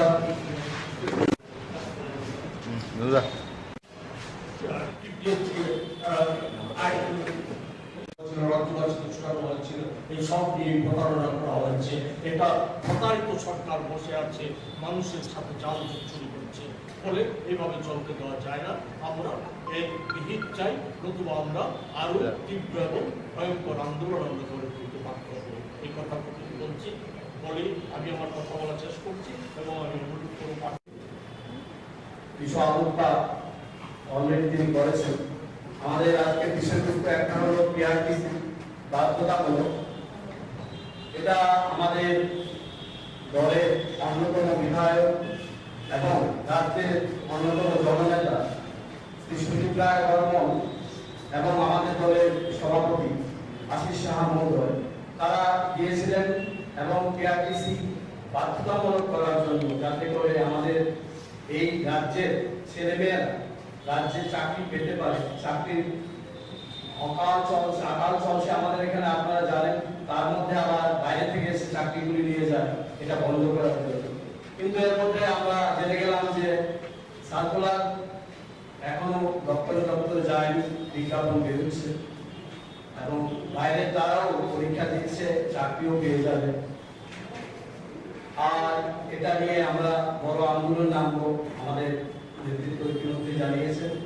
আমাদের আজকের দ্বিতীয় বিষয় যেটা, সেটা হলো বিদ্যাজ্যোতি, সিবিএসসি। এই নামগুলোর সঙ্গে আমরা বিজেপি সরকার আসার পর পরিচিত হই। আমরাও পড়াশোনা করেছি, আপনারাও বলেছেন। বিদ্যাজ্যোতিতে পড়ার পর বিদ্যায় জ্যোতি হতে হয়, এই ধরনের কথা আমরা কোনোদিন শুনিনি। যাই হোক, আমাদের ছেলেমেয়েরা কিছু একটা পাবে, ভালো কিছু পাবে, সেই আশায় আমাদের অভিভাবকরা দলে দলে ছুটে গিয়েছিলেন বিদ্যাজ্যোতি স্কুলে। অভিনব কথা, কি কথা? বাংলা মাধ্যমে যারা পড়ে তারাও নাকি সিবিএসসি দিতে পারবে, বাংলা মাধ্যম নাকি সিবিএসসিতে প্রশ্ন হবে এবং উত্তর লেখা যাবে। এ প্রসঙ্গে আমরা বিশেষ করে আমার একটা গানের কলি মনে পড়ছে। একটা গান ছিল, আজকে যিনি কয়লা মন্ত্রী কালকে দেখেন শিক্ষা, আজকে যিনি কয়লা মন্ত্রী কালকে দেখেন শিক্ষা, কয়লা কালো শিক্ষা নিয়ে আমরা পাই দীক্ষা। বলি কয়লা আর শিক্ষার মধ্যে পার্থক্যটা কি? কয়লা মন্ত্রী হলে কয়লা ঝাড়বো, শিক্ষামন্ত্রী হলে বই ঝাড়বো। ঝাড়াটা হলো আসল কথা, ঝাড়লে নোট পড়বে, আমার ব্যাংক ব্যালেন্স বাড়বে। এটা কয়লা মন্ত্রী হলেও আপত্তি নেই, শিক্ষামন্ত্রী হলেও আপত্তি নেই। তো এই কথাটা আমাদের আগেকার যিনি শিক্ষামন্ত্রী ছিলেন তার বিবেকবোধ কতটুকু আছে আমরা জানি না, কি বুঝে উনি বলেছিলেন। এবং ওনার সঙ্গে সঙ্গে এক যুব মন্ত্রী ওনারাও বলেছিলেন যে বাংলা মাধ্যম স্কুলে পড়লেও সিবিএসসি দেওয়া যাবে। এখন 1 বছর ক্লাস 9 এ ছেলেমেয়েরা পড়ে গেছে, ক্লাস 10 এ এখন পড়ছে প্রায় শেষ প্রান্ত, একইভাবে 11 এ ভর্তি হয়েছে, 12 এ শেষ প্রান্তে দাঁড়িয়েছে। তারা জানতে পারলো তারা সিবিএসসি পরীক্ষা দিতে পারবে না। তারা জানতে পারলো তারা কোন বোর্ডে পড়াশোনা করছে এটা তারা জানে না, তারা কোন বোর্ডের অধীনেই না এই মুহূর্তে। তারা জানতে পারলো রাজ্য সরকার এই বিষয়ে পুরোপুরি নিশ্চুপ। এরকম অরাজক পরিস্থিতি রাজ্যের শিক্ষার ইতিহাসে কোনোদিন হয়নি, এবং এটাকে যারা প্রশ্রয় দিচ্ছেন তাদের সবাই মিলে আমরা তাদের বিরুদ্ধে স্লোগানে নামবো, এটাই আশা করি।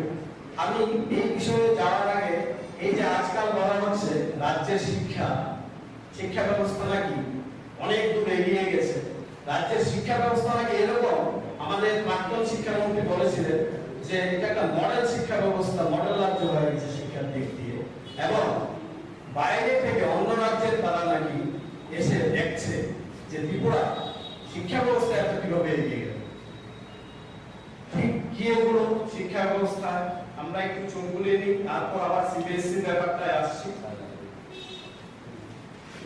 সিবিএসসি যে খাতায় একটু সাহায্য একটু যে রাজ্যে বসবাস করছে, এই রাজ্য যে সরকারিরা,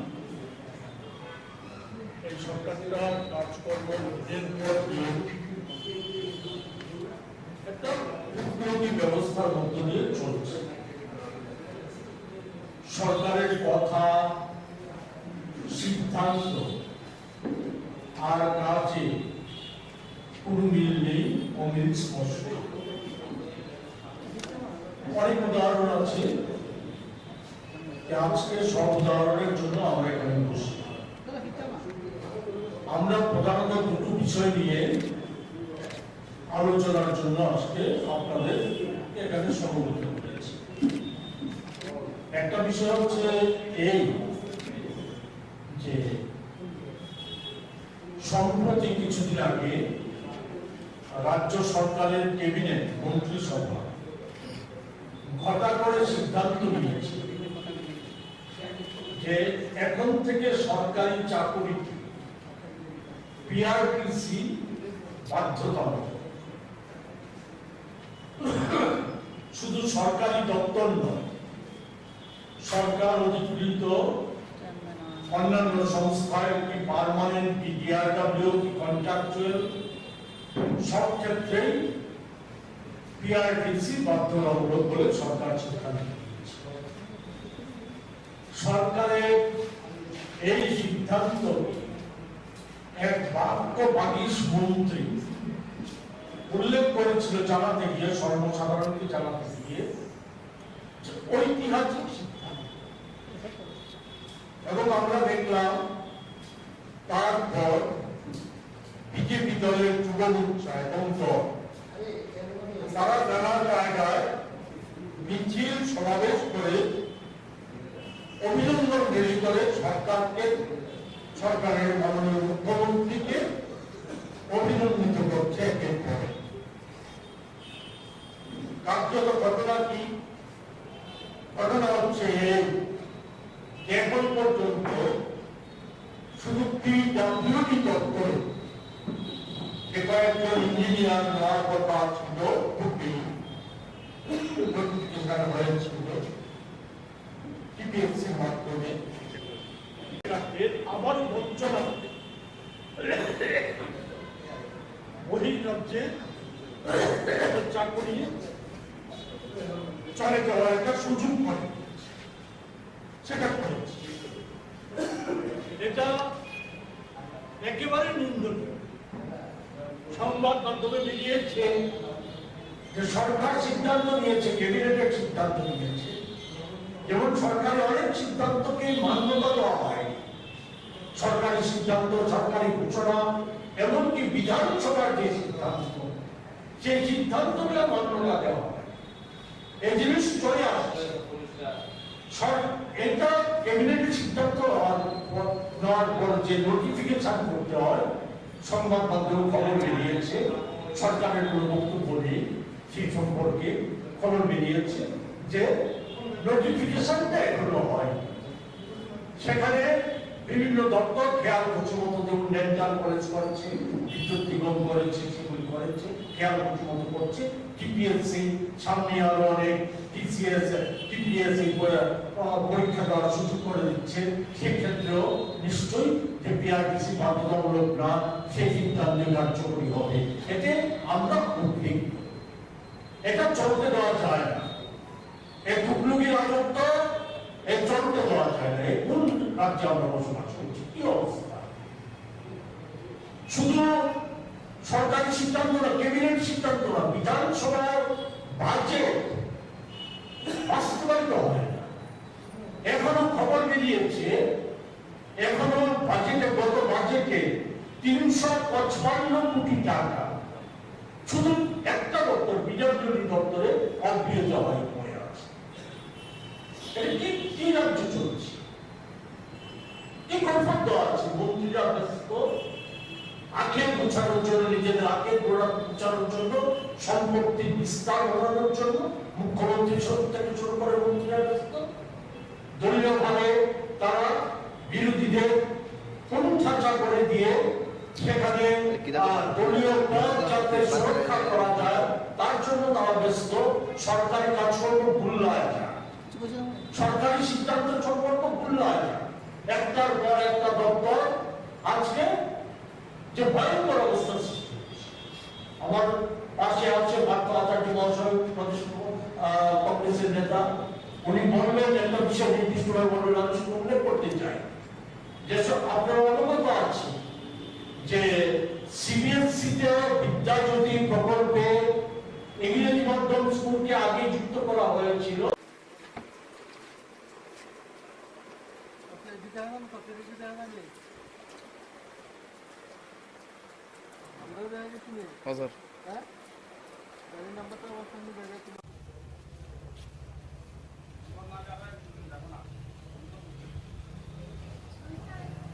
গতকাল রাতে স্পেশাল ভেহিকেল চেকিংয়ের সময়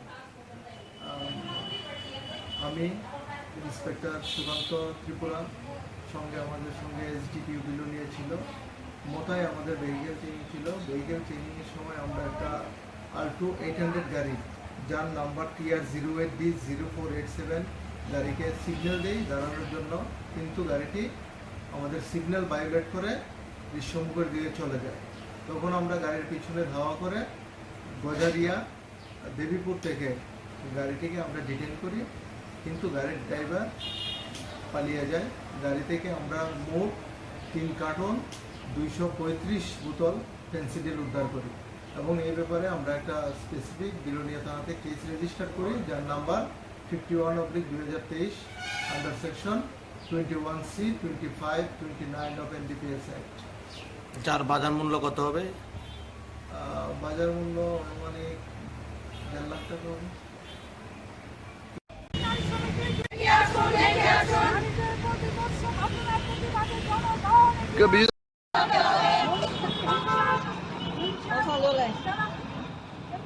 দাঁড়াবে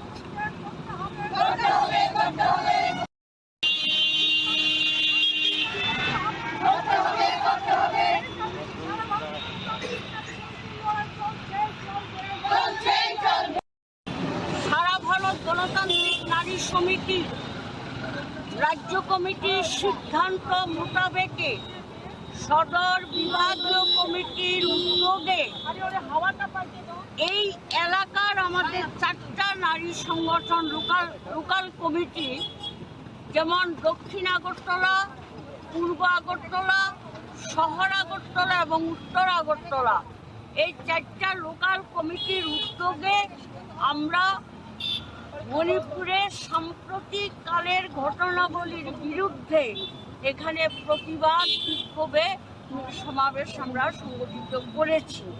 আপনারা সবাই জানেন, এটা আজকে আর ব্যাখ্যার অপেক্ষা রাখে না যে গত 2-3 মাস ধরে গোটা মণিপুর জুড়ে আজকে যে নৃশংস বর্বরতা চলছে, ঘটনাবলী চলছে, এটা ভারতবর্ষের সভ্যতার কলঙ্ক। এটা আপনারা দেখেছেন যে সেখানে কুকি সম্প্রদায়ের 2জন মহিলাকে বিবস্ত্র করে রাস্তায় হাঁটানো হয়েছে। শুধু হাঁটানো নয়, পরে তাদের উপরে দলবদ্ধভাবে পাশবিক অত্যাচার করা হয়েছে। সংবাদে প্রকাশ পরে আরও 2টো ঘটনা বেরিয়ে এসেছে, আরও 2জন মহিলার উপরে গণধর্ষণ হয়েছে। এগুলো হচ্ছে প্রকাশিত সংবাদ, কিন্তু লোকচক্ষুর অন্তরালে কুকি সম্প্রদায়ের মেয়েদের উপরে নানাভাবেই সেখানে অত্যাচার, নির্যাতন, শ্লীলতাহানি, পাশবিক অত্যাচার এগুলো সংগঠিত হয়েছে। তাছাড়াও গোটা কুকি সম্প্রদায় মানুষদের উপরে বিজেপির দুর্বৃত্ত বাহিনী সহ রাষ্ট্রীয় পুলিশের যোগসাজশে সেখানে ভাঙচুর, বাড়িঘরে হামলা, মারধর করা, বাড়ি পুড়িয়ে দেওয়া এবং নানা ধরনের অমানবিক নির্যাতন সেখানে সংগঠিত হচ্ছে। গোটা ভারতবর্ষের শুভবুদ্ধি সম্পন্ন মানুষ মণিপুরের ঘটনাতে আজকে বিচলিত এবং তারা প্রতিবাদ জানাচ্ছেন।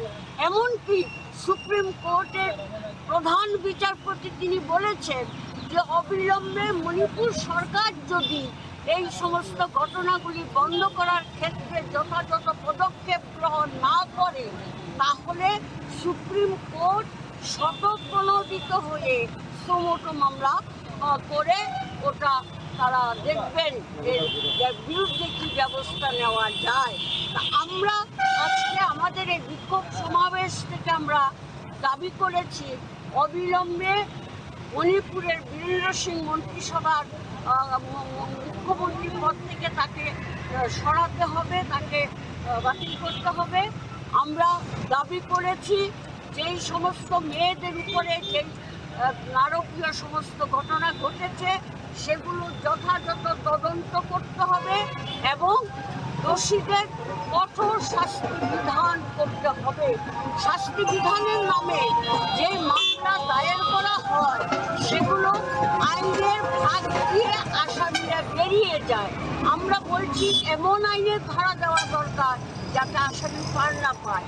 আমাদের 3 নম্বর দাবি হচ্ছে ক্ষতিগ্রস্ত, আক্রান্ত, সর্বশান্ত মানুষকে অবিলম্বে মণিপুর সরকার যেন যথাযথ পুনর্বাসনের ব্যবস্থা করে।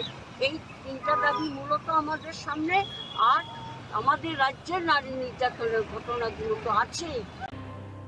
নমস্কার, স্বাগত আপনাদের ত্রিপুরা নিউজ 8-এ। আমি আপনাদের সাথে আছি পূজা। আমরা প্রতিনিয়ত রাজ্যের বুকে যে সমস্যাগুলির চিত্র উঠে আসে তার কিছুটা আমরা ব্যক্ত করার আপনাদের সামনে চেষ্টা করি, তার কতটুকু সত্যতা রয়েছে। আমরা প্রতিনিয়ত দেখতে পাই যে সংবাদের শিরোনামে বা পত্রিকার প্রথম পৃষ্ঠাতেই রাজ্যের যে সরকারি বা বেসরকারি হাসপাতালগুলো রয়েছে তাতে পরিষেবাকে নিয়ে নানান অভিযোগ থাকে রোগীদের পরিবার পরিজনদের। আজকের দিনে আমরা সেই অভিযোগের ভিত্তিতে এসে পৌঁছই যে রাজ্যের সরকারি হাসপাতাল রয়েছে জিবি পন্থা হাসপাতালে, এবং আপনারা দেখতে পাচ্ছেন একটি আগরতলা স্মার্ট সিটির আন্ডারে যে জলের ব্যবস্থা রয়েছে সেই জলের ব্যবস্থার একটি ট্যাঙ্কের সামনে আমরা উপস্থিত রয়েছি, যেখানে আমরা প্রত্যেকেই জানি যে টাকা দিলে সেখানে জল দেওয়া হয়। যতটুকু আমাদের কাছে খবর রয়েছে জলের পরিষেবার বিষয়ে রোগীর পরিবার পরিজনরা যারা রয়েছে এবং সেই বিষয়টিকে কেন্দ্র করে হাসপাতালের আওতায় এই জলের ব্যবস্থা রয়েছে, কিন্তু এই জলের যে মেশিনটি রয়েছে সম্পূর্ণ মেশিনটি বর্তমানে বিকল অবস্থায় রয়েছে। আপনারা দেখতেই পাচ্ছেন যে জলের কোনো ব্যবস্থাপনাই নেই, কিন্তু জনগণের টাকা খেয়ে যাচ্ছে এই মেশিনটি। আপনারা দেখতেই পাচ্ছেন রাজ্যের স্মার্ট সিটির আন্ডারে যে জলের ব্যবস্থাপনা করে দেওয়া হয়েছে এবং সেই জলের বিষয়টিকে কেন্দ্র করেই কিন্তু হাসপাতালের বুকেও এই মেশিনটি রয়েছে এবং এমনটাই চিত্র কিন্তু আমরা দেখতে পাচ্ছি বর্তমানে উঠে আসতে। এবং অপর পাশে একটি নল দিয়ে ভেতর থেকে অনবরত জল বেরিয়ে যাচ্ছে এবং সেই জল ওয়েস্ট হচ্ছে বললেই চলে, অর্থাৎ সেই জল অপচয় আমরা দেখতে পাচ্ছি একেবারে ড্রেনের মাধ্যমে একটা রাস্তার মাধ্যমে কিন্তু সেই জলটিকে আমরা বেরিয়ে যেতে দেখছি। আপনারা দেখতেই পাচ্ছেন যে কতটুকু অপচয় হচ্ছে এবং সরকারের এই ধরনের ব্যবস্থাপনায় বা সরকারের এই ধরনের যে কার্যকলাপ রয়েছে তাকে নিয়ে কিন্তু অনেকটাই প্রশ্ন উঠে আসছে। অবশ্যই সরকারি সুযোগ সুবিধা দেওয়া হচ্ছে, কিন্তু তার কিন্তু অপব্যবহার বা অপচয় হচ্ছে সেটা বললেই চলে। আপনারা দেখতেই পাচ্ছেন যে একজন ব্যক্তি সেখানে পয়সা দেবে, কিন্তু তার পরবর্তীতে জল আসে কিনা সেটাই হচ্ছে দেখার। পয়সা কিন্তু চলে যায়, এবার জল আপনারা দেখতে পাচ্ছেন যে কোনোভাবেই জল আসছে না। তবে এই যে পয়সা, মেশিনটি শুধুমাত্র জনগণের যে টাকা রয়েছে সেই টাকাই খেয়ে যাচ্ছে, কিন্তু জলের পরিষেবা দিচ্ছে না। তবে এই কি ধরনের মেশিন যা সরকার মাধ্যমে প্রদত্ত রয়েছে জনগণের সেবায় এবং হাসপাতালের বুকে এমন একটি গুরুত্বপূর্ণ জায়গা, যে জায়গায় প্রতিনিয়ত রাজ্যের বুকে বিভিন্ন প্রান্ত থেকে রোগীরা ছুটে আসে চিকিৎসার জন্য, এমন জায়গায় এই জলের মেশিনের এই বিকল অবস্থা। তবে জনগণকে কতটুকু সাফার করতে হচ্ছে সেটা কিন্তু আজকের দিনে একটি সবচাইতে বড় প্রশ্ন। আপনারা দেখতেই পাচ্ছেন অপরদিকে এই মেশিনের সাথে একটি জায়গা থেকে আমরা দেখতে পাচ্ছি যে জল বেরিয়ে আসছে নলের মাধ্যমে, কিন্তু সেই জল জনগণের সেবায় কিন্তু ব্যবহৃত হচ্ছে না। আপনারা দেখতে পাচ্ছেন জলটি সম্পূর্ণ অপচয় হচ্ছে,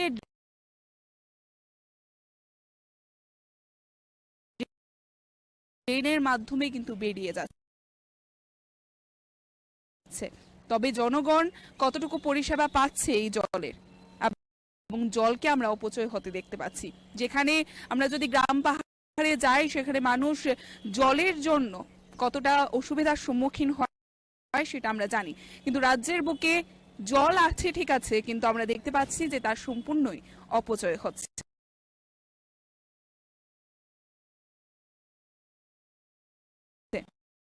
এবং অন্যদিকে মেশিন থাকা সত্ত্বেও রোগীর পরিবার পরিজন থেকে শুরু করে সাধারণ জনগণেরা পাচ্ছে না কোনো সুযোগ সুবিধা।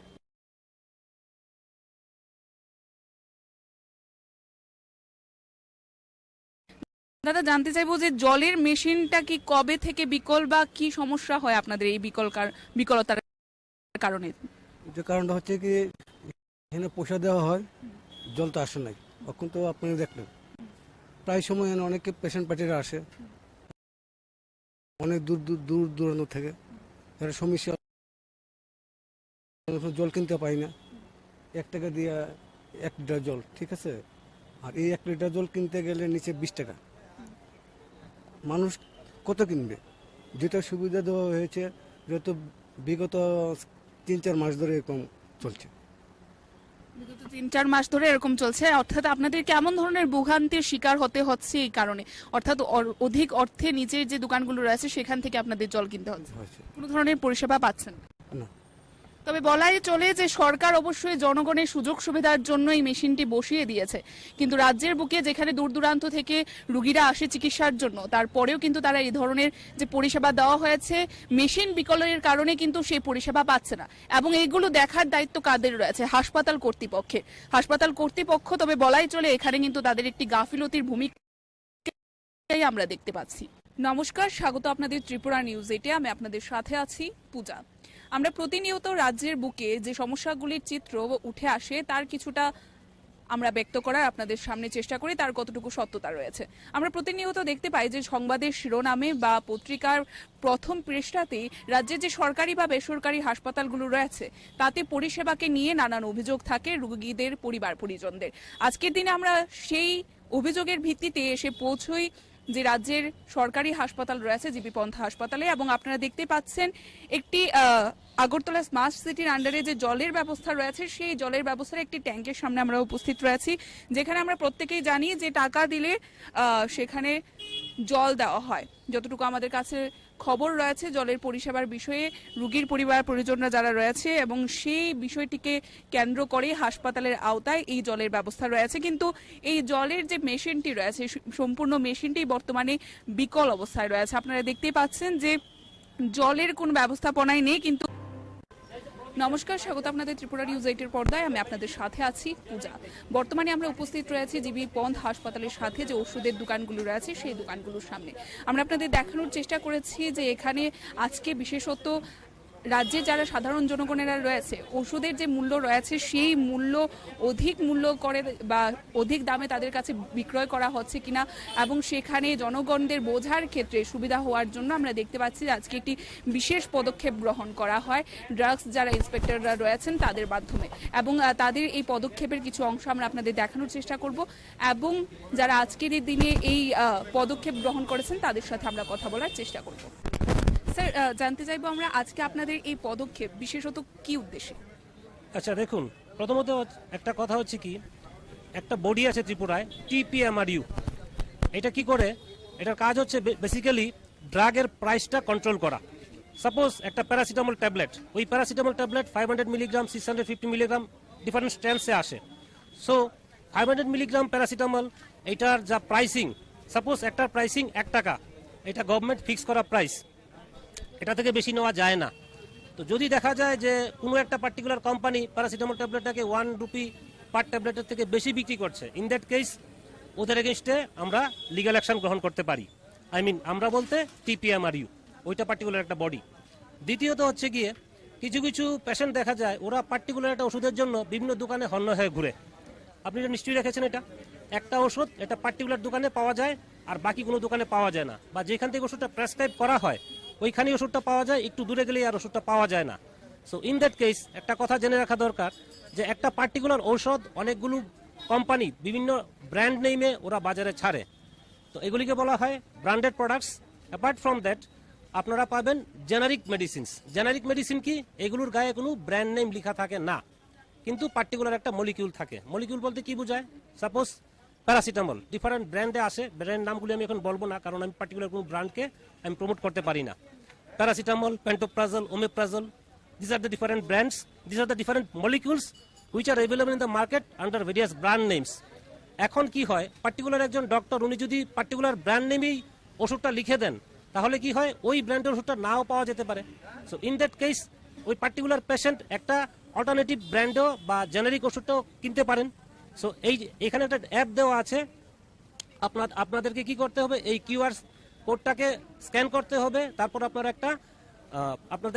একটা অ্যাপ ডাউনলোড করতে পারেন। তখন কি হবে, ওই মেডিসিনটার অল্টারনেটিভ ব্র্যান্ড কি আছে বা জেনারিক নেমটা কি ওইটা আপনারা জানতে পারেন। অ্যাকর্ডিংলি আপনাদের ওষুধ খুঁজতে যে হয়রানিটা হয় ওই হয়রানি থেকে আপনারা মুক্ত হতে পারেন। ঠিক আছে, একটি বিষয় জানতে চাইবো, যারা গরিব অংশের রয়েছে, আর্থিক দিক থেকে দুর্বল, তারা এইসব স্মার্ট বিষয়, মোবাইল বা আপনি যে বিষয়টা বলেন স্ক্যান করার বিষয়গুলো ওদের এতটা জানা থাকে না, সেক্ষেত্রে তারা এই বিষয়গুলো থেকে কিভাবে রক্ষা পেতে পারে বা এই বিষয়গুলো তারা কিভাবে আইডেন্টিফাই করতে পারবে? আচ্ছা দেখুন, আমাদের যেই রিচটা আছে ওইটা আমরা ডাইরেক্টলি পেশেন্টের সঙ্গে আমরা সংযুক্ত হতে পারি না। মানে আমাদের যে কাজটা থাকে এটা মেইনলি মানে যারা ওষুধ বিক্রি করেন ওনাদের সঙ্গে আমাদের কানেকশনটা থাকে। পেশেন্ট লেভেলে আমাদের এরকম কিছু যোগাযোগ থাকে না। কিন্তু আমরা যদি পঞ্চায়েত সমিতি লেভেল বা গ্রাম পঞ্চায়েত লেভেলে কিছু যদি প্রোগ্রাম করতে পারি, অথবা গ্রাম প্রধানদেরকে নিয়ে আমরা যদি একটা সেন্সিটাইজেশন ক্যাম্প করতে পারি, ইন দ্যাট কেস আমরা গ্রাম প্রধানদেরকে বুঝাতে পারবো যে একটা পেশেন্ট পার্টিকুলার একটা মেডিসিন যদি না পায় ওর অল্টারনেটিভ ব্র্যান্ডও থাকে, জেনারিক ভার্সনও থাকে। সাধারণত জেনারিক ভার্সনগুলো থাকে অ্যাবাউট 60 to 80% কম থাকে। তো ওই ক্ষেত্রে গ্রাম প্রধানদের মাধ্যমে বা ডিফারেন্ট পাবলিক রিপ্রেজেন্টেটিভ যারা রয়েছেন ওনাদের মাধ্যমে ওনাদেরকে আমরা বুঝাতে পারি।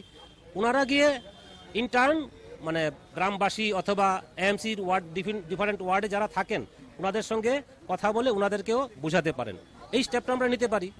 আজকালকার দিনে কিন্তু সবার কাছে মোবাইল ফোন থাকেই।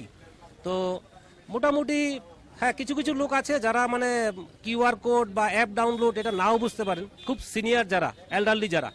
কিন্তু প্রত্যেকের ঘরেই তো কিছু ইয়ং এজের ছেলেমেয়েরা থাকে, ওদেরকে বললে সহজেই এরা মানে এই অ্যাপটাকে ডাউনলোড করতে পারে।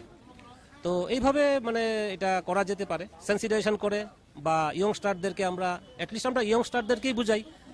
যারা খুব বয়স্ক ওরা তো এইসব বুঝবে না, আজকাল অ্যাকচুয়ালি সবাই বুঝে, কিন্তু আমি ধরে নিলাম যে একটা পার্টিকুলার পার্সেন্টেজ 10, 20, 30% ওরা বুঝবে না, কিন্তু 70% যদি বুঝে থাকে তাহলে ওরা ইন্টার্ন ওই 30%কে বুঝাতে পারবে। এভাবে করা যায়।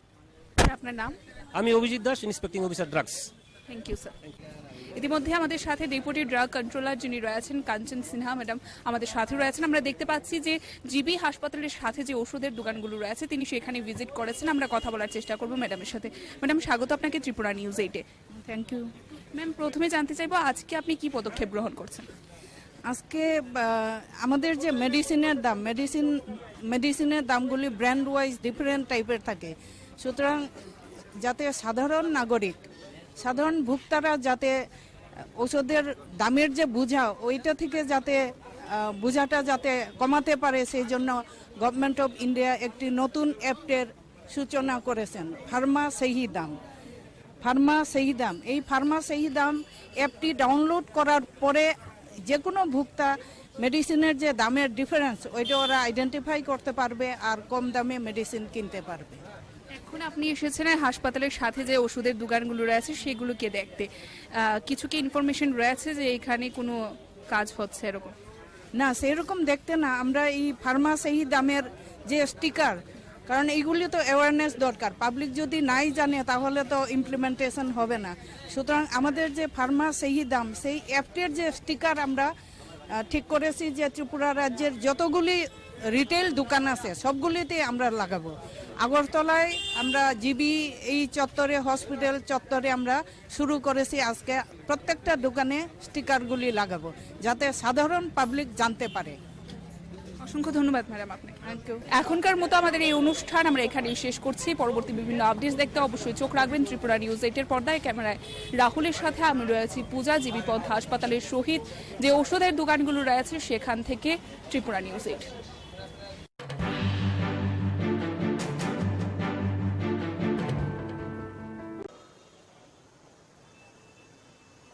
শুভ সকাল। অমৃত 2 যে প্রকল্পের যে উদ্বোধন আজকে এখানে তো আগে হয়ে গেল, সেই উপলক্ষে এখানে মঞ্চে আসীন আছেন আমাদের সবার প্রিয় আগরতলা মিউনিসিপ্যাল কর্পোরেশনের মাননীয় মেয়র সাহেব Shri Dipak Majumdar, corporator ward number 33 এবং আমাদের সবার পরিচিত মুখ শ্রী অভিজিৎ মল্লিক মহোদয়, secretary urban government of Tripura Shri Abhishek Singh মহোদয়, Shri Rajat Pan, director urban development ডিপার্টমেন্টের, এবং Shyamalendu Bhowmik, chief engineer urban development ডিপার্টমেন্টের এবং ত্রিপুরা জল বোর্ডের। তাছাড়া ডায়াসের নিচে অফ দ্য ডায়াস এখানে কর্পোরেটর শ্রী বাপি দাস মহোদয় উপস্থিত আছেন, শ্রী তুষারকান্তি ভট্টাচার্য মহোদয় উপস্থিত আছেন, বিশিষ্ট সমাজসেবী সঞ্জয় সাহা এখানে উপস্থিত আছেন, এবং অন্যান্য আরও যারা এখানে এই ডিপার্টমেন্টের সাথে যুক্ত সমস্ত আধিকারিক এবং কর্মচারীবৃন্দ এবং এই এলাকার বিশিষ্ট ব্যক্তিবৃন্দ এবং আমার মিডিয়া বন্ধুরা, সবাইকে আমি আজকের এই শুভ মুহূর্তে আমি শুভেচ্ছা জানাচ্ছি। আমাদের যে বলছে ডাবল ইঞ্জিনের সরকার সবসময় আমরা বলি, কিন্তু এখন আমরা দেখছি এখানে আমাদের যে আরবান এরিয়ার থেকে আরম্ভ করে সমস্ত নগর পঞ্চায়েত, মিউনিসিপ্যালিটি এবং আগরতলা মিউনিসিপ্যাল কর্পোরেশনের সব জায়গায় কিন্তু আমাদের সরকার, মিনি সরকার এগুলো রয়েছে। এবং আপনার চিন্তা করুন, যারা আমাদের ওয়ার্ডের যারা কর্পোরেটররা আছেন বা মেম্বাররা আছেন বিভিন্ন জায়গায়, তারা কিন্তু মানুষের দ্বারা নির্বাচিত প্রতিনিধি।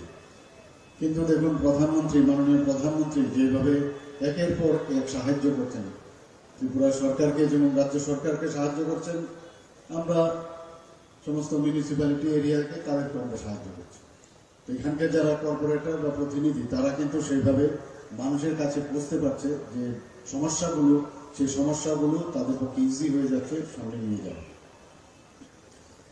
জল আমাদের জন্য অত্যন্ত ইম্পর্টেন্ট বিষয়। যার বাড়িতে জল নেই সে বুঝতে পারে যে জলের কি প্রয়োজন। এখানে আজকে 51টা ওয়ার্ডের মধ্যে প্রায় 26টা ওয়ার্ড এখানে আজকে এই অমৃত ট্যুর যে উদ্বোধন হলো তার মাধ্যমে সেটা কাভারেজ হবে। বাকি ওয়ার্ডগুলো আমি খবর নিয়েছি যে বাকি ওয়ার্ডগুলো অলরেডি কাভারেজ আছে DWS এর মাধ্যমে, এবং সেইভাবে এখানে বিশুদ্ধ জল, পানীয় জল দেওয়া হচ্ছে। এখানে যেভাবে জলকে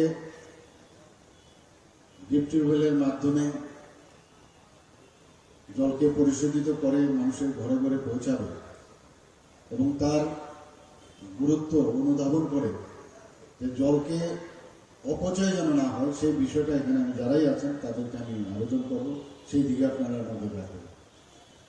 আমরা বিভিন্ন জায়গায় ইনোভেটিভ যে আইডিয়া, তার মাধ্যমে ছড়ার জলকে আটকে ড্যামের মধ্যে রেখে তাকে পরিশোধিত করে পাহাড় পর্বত এলাকায় সেখানে আমরা পরিশোধিত জল দেওয়ার ব্যবস্থা করেছি। বিভিন্ন জায়গায় বিভিন্ন টায়ার যে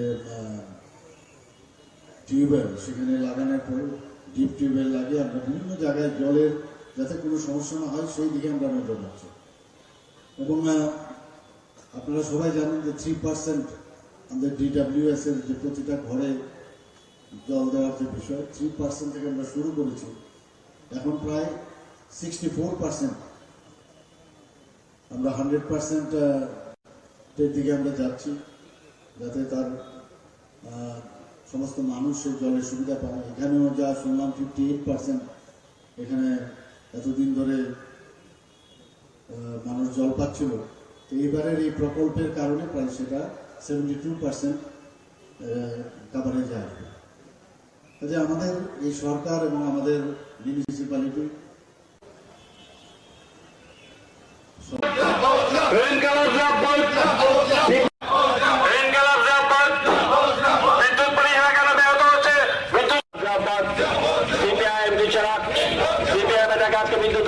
বিজেপি সরকার জবাব চাই, জবাব দাও। বিদ্যুৎ মন্ত্রী মিথ্যা ভাষণ অবিলম্বে বন্ধ করো। সরকার জবাব দাও। বিদ্যুৎ পরিষেবা কেন ভেঙে পড়ছে? বিদ্যুৎ পরিষেবা কেন ব্যাহত হচ্ছে?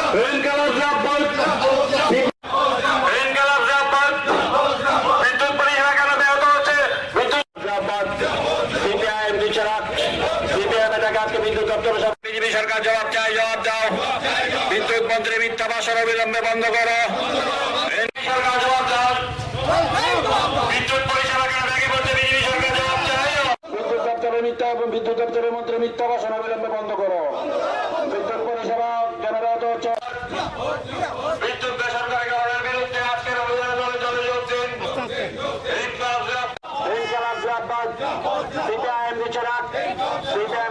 বিদ্যুৎ দপ্তরের সামনে বিক্ষোভ অভিযানে দলে দলে যোগ দিন। বিজেপি সরকার জবাব চাই, জবাব দাও। পরিষেবা কেন ভেঙে পড়ছে? বিজেপি সরকার জবাব চাই, জবাব দাও। ঘন ঘন লোডশেডিং ব্যাপার স্যাপার নিয়ে মন্ত্রী বাহাদুরের মিথ্যে বক্তব্য চলছে না, চলবে না। বিদ্যুৎ প্রতারিত করতে চাইছে, এই প্রতারণার বিরুদ্ধে এই আমাদের রাজ্যের মানুষের উপর যে আক্রমণ, এই আক্রমণের বিরুদ্ধে চলুন আমরা সবাই মিলে একসাথে প্রতিবাদ করি, প্রতিরোধ করি। এটা লাল ঝান্ডার প্রশ্ন না, এটা তেরঙ্গা ঝান্ডার প্রশ্ন না, এটা গেরুয়া ঝান্ডার প্রশ্ন না। দলমত নির্বিশেষে সবাই মিলে আমাদের রাজ্যের এই বিদ্যুতে এবং বিদ্যুৎ মাশুল অত্যাধিক হারে বৃদ্ধি করার যে ষড়যন্ত্র, সেই ষড়যন্ত্রের বিরুদ্ধে সবাই মিলে আমরা লড়াই করি। লড়াই ছাড়া আমাদের কাছে কোনো বিকল্প নাই। এই আহ্বান নিয়েই আমরা আজকে এখানে এই বিক্ষোভ কর্মসূচিতে সামিল হয়েছি। উপস্থিত আমাদের এই এলাকার সুধী সজ্জন মন্ডলী, মা বোন এবং বন্ধুগণ, পথ দিয়ে যারা যাচ্ছেন, শ্রদ্ধেয় পথচারীরা, সবাইকে আমাদের CPIM এর পক্ষ থেকে অভিনন্দন জানাচ্ছি, লাল সালাম জানাচ্ছি। আপনারা জানেন প্রখর এই রৌদ্রের তাপের মধ্যেও আমরা CPIM এর পূর্ব আগরতলা, দক্ষিণ আগরতলা, মধ্য আগরতলা এবং শহর আগরতলা এই এলাকার বন্ধুরা জরুরি ভিত্তিতে আজকে আমাদের রাজ্যের বিদ্যুৎ দপ্তরের যে হেডকোয়ার্টার, এই হেডকোয়ার্টারের সামনে বিক্ষোভ কর্মসূচিতে সামিল হয়েছি। আমাদের এই বিক্ষোভ না কোনো ব্যক্তির বিরুদ্ধে না, রাজনীতি করার জন্য না। আপনারা লক্ষ্য করেছেন আমাদের রাজ্যে 2018 সালে বিজেপি সরকার প্রতিষ্ঠার পর ত্রিপুরা রাজ্যের সব ক্ষেত্রের সাথে সাথে বিদ্যুৎ দপ্তরেরও শোচনীয় অবস্থা। বিদ্যুৎ দপ্তর আজকে আমরা লক্ষ্য করছি, বিশেষ করে 2023 সালে বিজেপি সরকার প্রতিষ্ঠার পর আমাদের রাজ্যের সবচেয়ে যিনি সাংবাদিকদের ডেকে কথা বলেন, সবচেয়ে যিনি বেশি ভাষণ দিয়ে ঘুরে বেড়ান, এই ভদ্রলোক বিদ্যুৎ দপ্তরের মন্ত্রিত্ব পেয়েছেন। কিন্তু আমরা লক্ষ্য করছি এই বিদ্যুৎ দপ্তরের অবস্থা অসহনীয় অবস্থায় দাঁড়িয়েছে। কথা নেই, বার্তা নেই। দিনে 5 থেকে 7 বার সেখানে বিদ্যুৎ চলে যাচ্ছে। বিদ্যুৎ এমন আচরণ করছে, বিভিন্ন বিদ্যুতের যে জিনিসপত্র যন্ত্রপাতি সেগুলো জনসাধারণের ঘরে নষ্ট হয়ে যাচ্ছে। বিদ্যুৎ মন্ত্রীকে সাংবাদিকরা জিজ্ঞেস করলে উনি বলছেন এটা লোডশেডিং না, এটা নাকি পাওয়ার কাট। আমরা পাওয়ার কাটও বুঝি না, লোডশেডিংও বুঝি না। আমরা বিদ্যুতের পরিষেবা চাই। এই বিদ্যুতের পরিষেবা পাওয়ার জন্য আমরা আজকে এখানে উপস্থিত হয়েছি। গোটা রাজ্যে বিদ্যুতের পরিকাঠামো ভেঙে পড়েছে। আপনারা লক্ষ্য করেছেন ওই কুমারঘাটে সেখানে উল্টো রথের দিন বিদ্যুৎ দুর্ঘটনায় আজকে পর্যন্ত 10 জনের প্রাণহানি ঘটেছে। বিদ্যুৎ দপ্তরকে তার দায়ভার নিতে হবে না? আজকে পর্যন্ত বিদ্যুৎ দপ্তর থেকে তার কোনো স্পষ্টীকরণ নেই। ওই মনুতে বিদ্যুতের ট্রান্সফরমার ভেঙে নদীতে পড়েছে, মানুষের বাড়িঘর আক্রান্ত, মানুষ আক্রান্ত। বিদ্যুৎ দপ্তর নীরব ভূমিকা পালন করছে। আমরা লক্ষ্য করেছি, আপনারাও লক্ষ্য করেছেন। এটা আমার বক্তব্য না, আমি আগেই বলেছি আমরা রাজনীতি করার জন্য এখানে আসিনি। আমরা লক্ষ্য করেছি 2018 সালের আগে রাজ্যে যখন বামফ্রন্ট সরকার ছিল, বিদ্যুৎ ক্ষেত্রে প্রায় বিপ্লব সংগঠিত হয়েছিল। আমাদের রাজ্যে তৎকালীন বিধানসভার মধ্যে আমাদের বিধায়করা রাস্তার মধ্যে সাধারণ মানুষ লড়াই করে আমাদের রাজ্যে সেদিন পালাটানা প্রতিষ্ঠিত করেছিল। আমাদের রাজ্যে মনারচক প্রতিষ্ঠিত হয়েছিল। আমাদের রাজ্যের বরমুড়া তাপবিদ্যুৎ কেন্দ্রকে আধুনিকীকরণ করা হয়েছিল। আমাদের রাজ্যে বিদ্যুতে স্বয়ংসম্পূর্ণ হয়েছিল। শুনলে খুশি হবেন, আমাদের রাজ্যের বিদ্যুৎ আমাদের দেশ ছেড়ে বাইরে পর্যন্ত সেখানে রপ্তানি করার অবস্থা তৈরি হয়েছিল এবং আমাদের রাজ্য বিদ্যুৎ থেকে সেখানে আয় করা শুরু করেছিল। কিন্তু বামফ্রন্ট সরকার গোটা রাজ্যে বিদ্যুতের যে উজ্জ্বল ছবি তৈরি করেছিল, এই উজ্জ্বল ছবি আজকে সম্পূর্ণভাবে ম্রিয়মান। এটা অসহনীয় অবস্থা।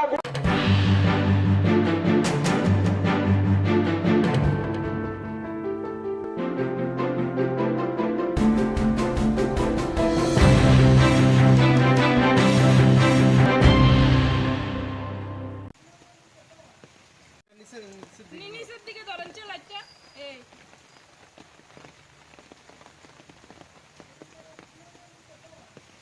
নিচের দিকে ধরেন লাইটটা, এই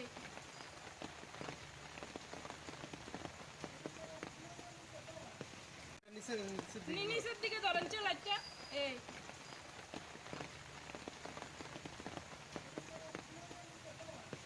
কি বৃষ্টির কারণেই আপনার ঘরে এমন?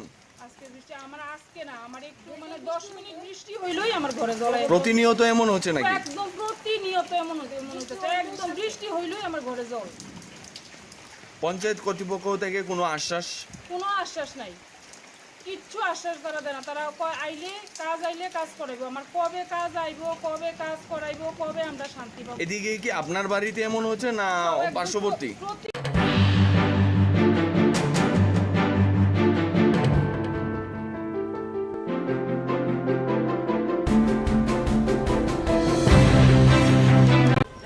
নমস্কার, স্বাগত আপনাদের ত্রিপুরা নিউজ 8 এর পর্দায়। আমি আপনাদের সাথে আছি পূজা। বর্তমানে আমরা উপস্থিত রয়েছি জিবি পন্থ হাসপাতালের সাথে যে ওষুধের দোকানগুলো রয়েছে সেই দোকানগুলোর সামনে।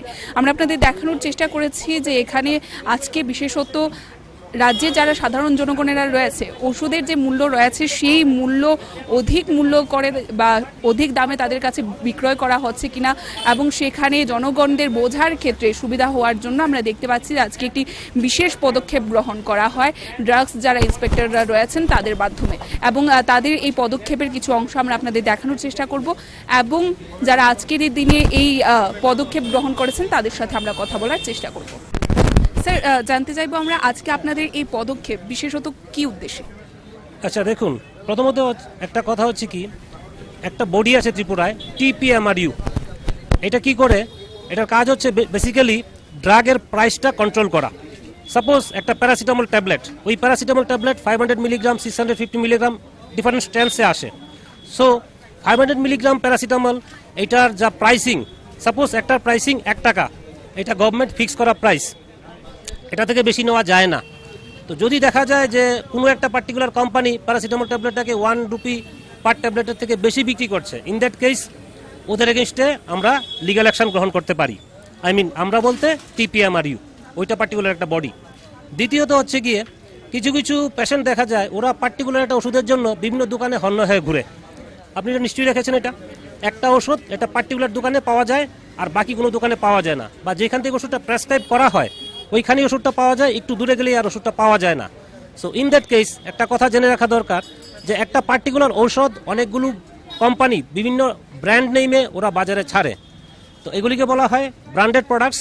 অ্যাপার্ট ফ্রম দ্যাট আপনারা পাবেন জেনারিক মেডিসিনস। জেনারিক মেডিসিন কি? এগুলোর গায়ে কোনো ব্র্যান্ড নেম লেখা থাকে না, কিন্তু পার্টিকুলার একটা মলিকিউল থাকে। মলিকিউল বলতে কি বোঝায়? সাপোজ প্যারাসিটামল ডিফারেন্ট ব্র্যান্ডে আসে, ব্র্যান্ড নামগুলি আমি এখন বলবো না কারণ আমি পার্টিকুলার কোনো ব্র্যান্ডকে আমি প্রমোট করতে পারি না। Paracetamol, pantoprazole, omeprazole, this are the different brands, this are the different molecules which are available in the market under various brand names. এখন কি হয়, পার্টিকুলার একজন ডক্টর উনি যদি পার্টিকুলার ব্র্যান্ড নেমেই ওষুধটা লিখে দেন তাহলে কি হয়, ওই ব্র্যান্ডের ওষুধটা নাও পাওয়া যেতে পারে। সো ইন দ্যাট কেস ওই পার্টিকুলার পেশেন্ট একটা অল্টারনেটিভ ব্র্যান্ডও বা জেনারিক ওষুধটাও কিনতে পারেন। সো এখানে একটা অ্যাপ দেওয়া আছে, আপনাদেরকে কি করতে হবে, এই কিউআর কোডটাকে স্ক্যান করতে হবে, তারপর আপনারা একটা অ্যাপ ডাউনলোড করতে পারেন। তখন কি হবে, ওই মেডিসিনটার অল্টারনেটিভ ব্র্যান্ড কি আছে বা জেনারিক নেমটা কি ওইটা আপনারা জানতে পারেন। অ্যাকর্ডিংলি আপনার ওষুধটা যে হয়রানিটা ওই হয়রানি থেকে আমরা মুক্ত হতে পারি। ঠিক আছে, একটু জানতে চাইবো যে গরিব অংশের রয়েছে আর্থিক দিক থেকে দল, তারা এইসব স্মার্ট মোবাইল বা আপনি যে বিষয়ে বলেন স্ক্যান করার এতটা জানা থাকে না, সেক্ষেত্রে তারা এই বিষয়গুলোকে কিভাবে রক্ষা পেতে পারে বা এগুলো তারা কিভাবে আইডেন্টিফাই করতে পারবে? আচ্ছা দেখুন, আমরা ডিরেক্টলি পেশেন্টের সাথে আমরা সংযুক্ত হতেই না, মানে আমাদের কাজটা থাকে মেইনলি যারা ওষুধ বিক্রি করেন ওনাদের সঙ্গে আমাদের কানেকশনটা থাকে। পেশেন্ট লেভেলে আমাদের এরকম কিছু যোগাযোগ না, কিন্তু আমরা যদি পঞ্চায়েত লেভেল বা গ্রাম পঞ্চায়েত লেভেল কিছু যদি প্রোগ্রাম করতে পারি বা গ্রাম প্রধানদের নিয়ে আমরা যদি সেন্সিটাইজেশন ক্যাম্প করতে পারি, ইন দিস আমরা গ্রাম প্রধানদেরকে বুঝতে পারবো যে একটা পেশেন্ট পার্টির একটা মেডিসিন যদি পায়, অল্টারনেটিভ ব্র্যান্ডও থাকে, জেনারিক ভালো থাকে। সাধারণত জেনারিক ভার্সনগুলোর দাম বহুত কম থাকে, অ্যাবাউট 60 to 80% কম থাকে। তো ওই ক্ষেত্রে গ্রাম প্রধানদের মাধ্যমে ডিফারেন্ট পাবলিক রিপ্রেজেন্টেটিভ যারা রয়েছেন ওনাদের মাধ্যমে ওনাদেরকে বুঝাতে পারি, ওনারা গিয়ে ইন্টার্ন মানে গ্রামবাসী অথবা এমসির ওয়ার্ড ডিফারেন্ট ওয়ার্ডা থাকেন ওদের সঙ্গে বলে ওনাদেরকেও বোঝাতে পারেন। চ্যাপ্টার আমরা নিতে পারি। আজকাল কিন্তু সবার কাছে মোবাইল ফোন থাকি, তো মোটামুটি কিছু কিছু লোক আছে যা মানে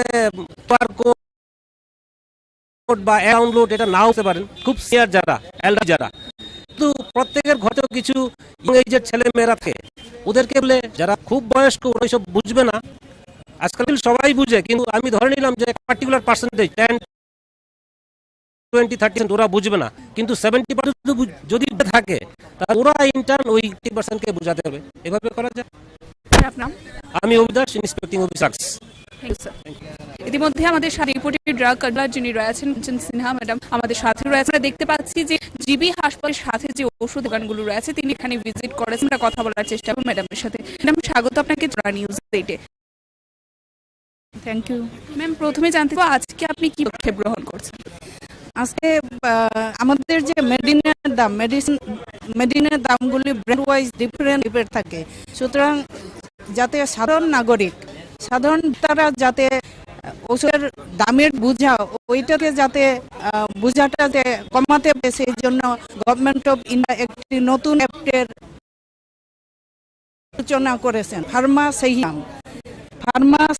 এই ফার্মাসির দাম ডাউনলোড করে যে কোনো ভোক্তা মেডিসিনের যে দামের ডিফারেন্স ওইটা ওরা আইডেন্টিফাই করতে পারে আর কম দামে মেডিসিন কিনতে পারবে।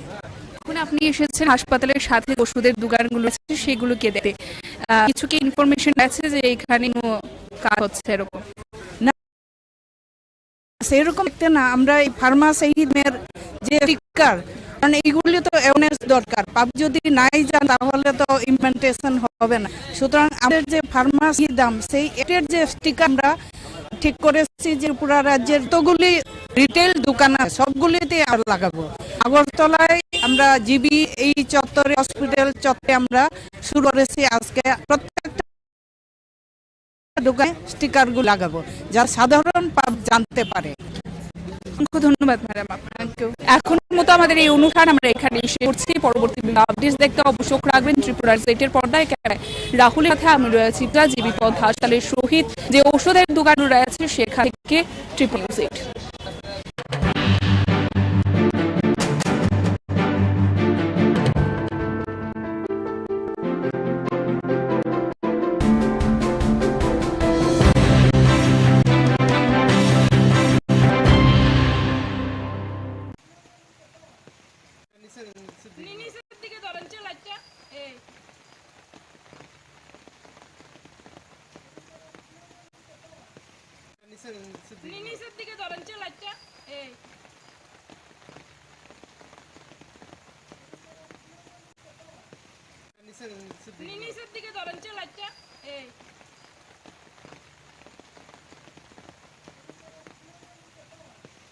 বৃষ্টির কারণে আপনার ঘরে এমন?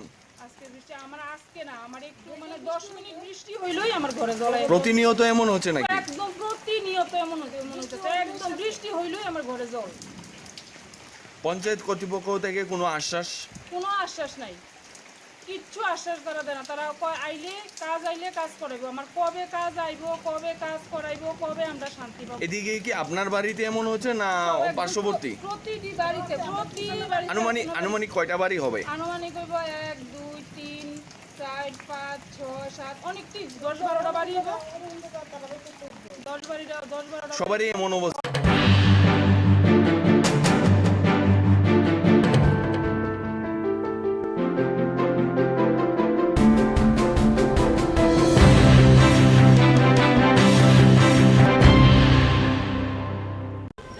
নমস্কার, স্বাগত আপনাদের ত্রিপুরা নিউজ 8 এর পর্দায়। আমি আপনাদের সাথে আছি পূজা।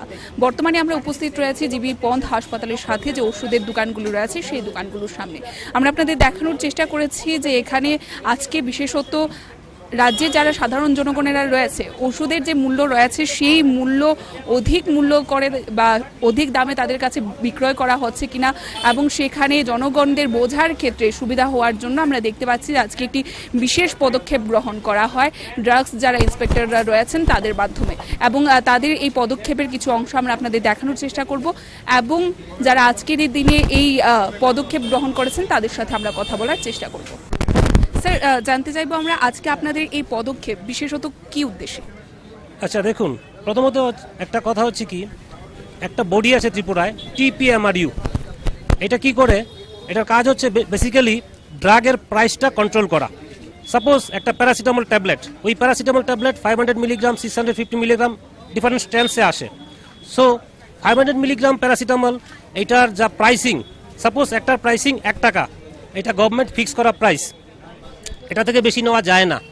তো যদি দেখা যায় যে কোনো একটা পার্টিকুলার কোম্পানি প্যারাসিটামল ট্যাবলেটটাকে 1 রুপি পার ট্যাবলেটের থেকে বেশি বিক্রি করছে, ইন দ্যাট কেস ওদের এগেনস্টে আমরা লিগ্যাল অ্যাকশন গ্রহণ করতে পারি। আমরা বলতে TPMRU, ওইটা পার্টিকুলার একটা বডি। দ্বিতীয়ত হচ্ছে গিয়ে কিছু কিছু পেশেন্ট দেখা যায় ওরা পার্টিকুলার একটা ওষুধের জন্য বিভিন্ন দোকানে হন্য হয়ে ঘুরে। আপনি এটা নিশ্চয়ই রেখেছেন, এটা একটা ওষুধ এটা পার্টিকুলার দোকানে পাওয়া যায় আর বাকি কোনো দোকানে পাওয়া যায় না, বা যেখান থেকে ওষুধটা প্রেসক্রাইব করা হয় ওইখানে ওষুধটা পাওয়া যায়, একটু দূরে গেলে আর ওষুধটা পাওয়া যায় না। সো ইন দ্যাট কেস একটা কথা জেনে রাখা দরকার যে একটা পার্টিকুলার ঔষধ অনেকগুলো কোম্পানি বিভিন্ন ব্র্যান্ড নেমে ওরা বাজারে ছাড়ে। তো এগুলিকে বলা হয় ব্র্যান্ডেড প্রোডাক্টস।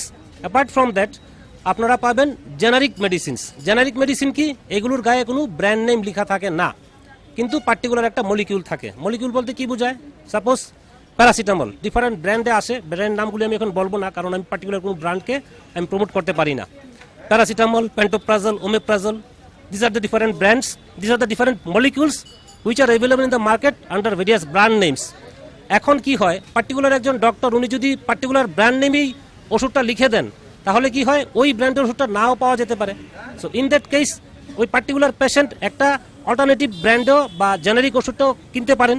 সো এখানে একটা অ্যাপ দেওয়া আছে, আপনাদেরকে কি করতে হবে, এই কিউআর কোডটাকে স্ক্যান করতে হবে, তারপর আপনারা একটা অ্যাপ ডাউনলোড করতে পারেন। তখন কি হবে, ওই মেডিসিনটার অল্টারনেটিভ ব্র্যান্ড কি আছে বা জেনারিক নেমটা কি, ওইটা আপনারা জানতে পারেন। অ্যাকর্ডিংলি আপনাদের ওষুধ খুঁজতে যেই হয়রানিটা হয়, ওই হয়রানি থেকে আপনারা মুক্ত হতে পারেন। ঠিক আছে, একটি বিষয় জানতে চাইবো, যারা গরিব অংশের রয়েছে, আর্থিক দিক থেকে দুর্বল, তারা এইসব স্মার্ট বিষয়, মোবাইল বা আপনি যে বিষয়টা বলেন স্ক্যান করার বিষয়গুলো, ওদের এতটা জানা থাকে না। সেক্ষেত্রে তারা এই বিষয়গুলো থেকে কিভাবে রক্ষা পেতে পারে বা এই বিষয়গুলো তারা কিভাবে আইডেন্টিফাই করতে পারবে? আচ্ছা দেখুন, আমাদের যেই রিচটা আছে ওইটা আমরা ডাইরেক্টলি পেশেন্টের সঙ্গে আমরা সংযুক্ত হতে পারি না। মানে আমাদের যে কাজটা থাকে এটা মেইনলি মানে যারা ওষুধ বিক্রি করেন ওনাদের সঙ্গে আমাদের কানেকশনটা থাকে। পেশেন্ট লেভেলে আমাদের এরকম কিছু যোগাযোগ থাকে না। কিন্তু আমরা যদি পঞ্চায়েত সমিতি লেভেল বা গ্রাম পঞ্চায়েত লেভেলে কিছু যদি প্রোগ্রাম করতে পারি, অথবা গ্রাম প্রধানদেরকে নিয়ে আমরা যদি একটা সেন্সিটাইজেশন ক্যাম্প করতে পারি, ইন দ্যাট কেস আমরা গ্রাম প্রধানদেরকে বোঝাতে পারবো যে একটা পেশেন্ট পার্টিকুলার একটা মেডিসিন যদি না পায়, ওর অল্টারনেটিভ ব্র্যান্ডও থাকে, জেনারিক ভার্সনও থাকে। সাধারণত জেনারিক ভার্সনগুলোর দাম বহুত কম থাকে, অ্যাবাউট 60 to 80% কম থাকে। তো ওই ক্ষেত্রে গ্রাম প্রধানদের মাধ্যমে বা ডিফারেন্ট পাবলিক রিপ্রেজেন্টেটিভ যারা রয়েছেন ওনাদের মাধ্যমে ওনাদেরকে আমরা বোঝাতে পারি। ওনারা গিয়ে ইন্টার্ন মানে গ্রামবাসী অথবা এএমসির ওয়ার্ড ডিফারেন্ট ওয়ার্ডে যারা থাকেন ওনাদের সঙ্গে কথা বলে ওনাদেরকেও বোঝাতে পারেন। এই স্টেপটা আমরা নিতে পারি। আজকালকার দিনে কিন্তু সবার কাছে মোবাইল ফোন থাকেই। তো মোটামুটি হ্যাঁ, কিছু কিছু লোক আছে যারা মানে কিউআর কোড বা অ্যাপ ডাউনলোড এটা নাও বুঝতে পারেন, খুব সিনিয়র যারা, এল্ডারলি যারা। কিন্তু প্রত্যেকের ঘরেই তো কিছু ইয়ং এজের ছেলেমেয়েরা থাকে, ওদেরকে বললে সহজেই এরা মানে এই অ্যাপটাকে ডাউনলোড করতে পারে। তো এইভাবে মানে এটা করা যেতে পারে সেন্সিটাইজেশন করে, বা ইয়ংস্টারদেরকে আমরা অ্যাটলিস্ট আমরা ইয়ংস্টারদেরকেই বুঝাই। যারা খুব বয়স্ক ওরা তো এইসব বুঝবে না। ইতিমধ্যে আমাদের সাথে ডেপুটি ড্রাগ কন্ট্রোলার যিনি রয়েছেন কাঞ্চন সিনহা ম্যাডাম আমাদের সাথে রয়েছেন। আমরা দেখতে পাচ্ছি যে জিবি হাসপাতালের সাথে যে ওষুধের দোকানগুলো রয়েছে তিনি সেখানে ভিজিট করেছেন। আমরা কথা বলার চেষ্টা করব ম্যাডামের সাথে। ম্যাডাম স্বাগত আপনাকে ত্রিপুরা নিউজ 8-এ। Thank you ma'am. প্রথমে জানতে চাইবো আজকে আপনি কি পদক্ষেপ গ্রহণ করছেন? আজকে আমাদের যে মেডিসিনের দামগুলি ব্র্যান্ড ওয়াইজ ডিফারেন্ট টাইপের থাকে, সুতরাং যাতে সাধারণ ভোক্তারা যাতে ওষুধের দামের যে বোঝা ওইটা থেকে যাতে বোঝাটা যাতে কমাতে পারে, সেই জন্য গভর্নমেন্ট অফ ইন্ডিয়া একটি নতুন অ্যাপের সূচনা করেছেন, ফার্মা সহি দাম। এই ফার্মা সহি দাম অ্যাপটি ডাউনলোড করার পরে যে কোনো ভোক্তা মেডিসিনের যে দামের ডিফারেন্স ওইটা ওরা আইডেন্টিফাই করতে পারবে আর কম দামে মেডিসিন কিনতে পারবে। এখন আপনি এসেছেন হাসপাতালের সাথে যে ওষুধের দোকানগুলো রয়েছে সেগুলোকে দেখতে, কিছু কি ইনফরমেশন রয়েছে যে এখানে কোনো কাজ হচ্ছে এরকম? না, সেরকম সেই দাম, সেই অ্যাপটের যে স্টিকার আমরা ঠিক করেছি যে ত্রিপুরা রাজ্যের যতগুলি রিটেল দোকান আছে সবগুলিতে আমরা লাগাবো। আগরতলায় আমরা জিবি এই চত্বরে, হসপিটাল চত্বরে আমরা শুরু করেছি। আজকে প্রত্যেকটা দোকানে স্টিকারগুলি লাগাবো যাতে সাধারণ পাবলিক জানতে পারে। অসংখ্য ধন্যবাদ ম্যাডাম আপনাকে। এখনকার মতো আমাদের এই অনুষ্ঠান আমরা এখানেই শেষ করছি। পরবর্তী বিভিন্ন আপডেটস দেখতে অবশ্যই চোখ রাখবেন ত্রিপুরা নিউজ 8-এর পর্দায়। ক্যামেরায় রাহুলের সাথে আমি রয়েছি পূজা। জিবি পন্থ হাসপাতালের সহিত যে ওষুধের দোকানগুলো রয়েছে সেখান থেকে ত্রিপুরা নিউজ 8।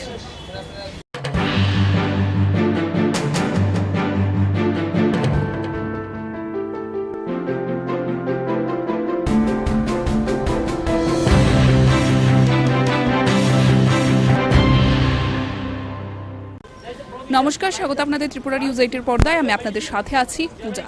বর্তমানে আমরা উপস্থিত রয়েছি জিবি পন্থ হাসপাতালের সাথে যে ওষুধের দোকানগুলো রয়েছে সেই দোকানগুলোর সামনে। আমরা আপনাদের দেখানোর চেষ্টা করেছি যে এখানে আজকে বিশেষত রাজ্যে যারা সাধারণ জনগণেরা রয়েছে ওষুধের যে মূল্য রয়েছে সেই মূল্য অধিক মূল্য করে বা অধিক দামে তাদের কাছে বিক্রয় করা হচ্ছে কিনা এবং সেখানে জনগণদের বোঝার ক্ষেত্রে সুবিধা হওয়ার জন্য আমরা দেখতে পাচ্ছি যে আজকে একটি বিশেষ পদক্ষেপ গ্রহণ করা হয় ড্রাগস যারা ইন্সপেক্টররা রয়েছেন তাদের মাধ্যমে এবং তাদের এই পদক্ষেপের কিছু অংশ আমরা আপনাদের দেখানোর চেষ্টা করব এবং যারা আজকের এই দিনে এই পদক্ষেপ গ্রহণ করেছেন তাদের সাথে আমরা কথা বলার চেষ্টা করব। স্যার, জানতে চাইবো আমরা আজকে আপনাদের এই পদক্ষেপ বিশেষত কি উদ্দেশ্যে? আচ্ছা দেখুন, প্রথমত একটা কথা হচ্ছে কি, একটা বডি আছে ত্রিপুরায় TPMRU। এটা কি করে? এটার কাজ হচ্ছে বেসিক্যালি ড্রাগের প্রাইসটা কন্ট্রোল করা। সাপোজ একটা প্যারাসিটামল ট্যাবলেট, ওই paracetamol tablet 500 milligram 650 milligram different স্ট্রেন্থসে আসে। সো 500 মিলিগ্রাম প্যারাসিটামল এটার যা প্রাইসিং, সাপোজ একটার প্রাইসিং 1 টাকা, এটা গভর্নমেন্ট ফিক্স করা প্রাইস, এটা থেকে বেশি নেওয়া যায় না। তো যদি দেখা যায় যে কোনো একটা পার্টিকুলার কোম্পানি প্যারাসিটামল ট্যাবলেটটাকে 1 রুপি পার ট্যাবলেটের থেকে বেশি বিক্রি করছে, ইন দ্যাট কেস ওদের এগেনস্টে আমরা লিগ্যাল অ্যাকশন গ্রহণ করতে পারি। আমরা বলতে TPMRU, ওইটা পার্টিকুলার একটা বডি। দ্বিতীয়ত হচ্ছে গিয়ে কিছু কিছু পেশেন্ট দেখা যায় ওরা পার্টিকুলার একটা ওষুধ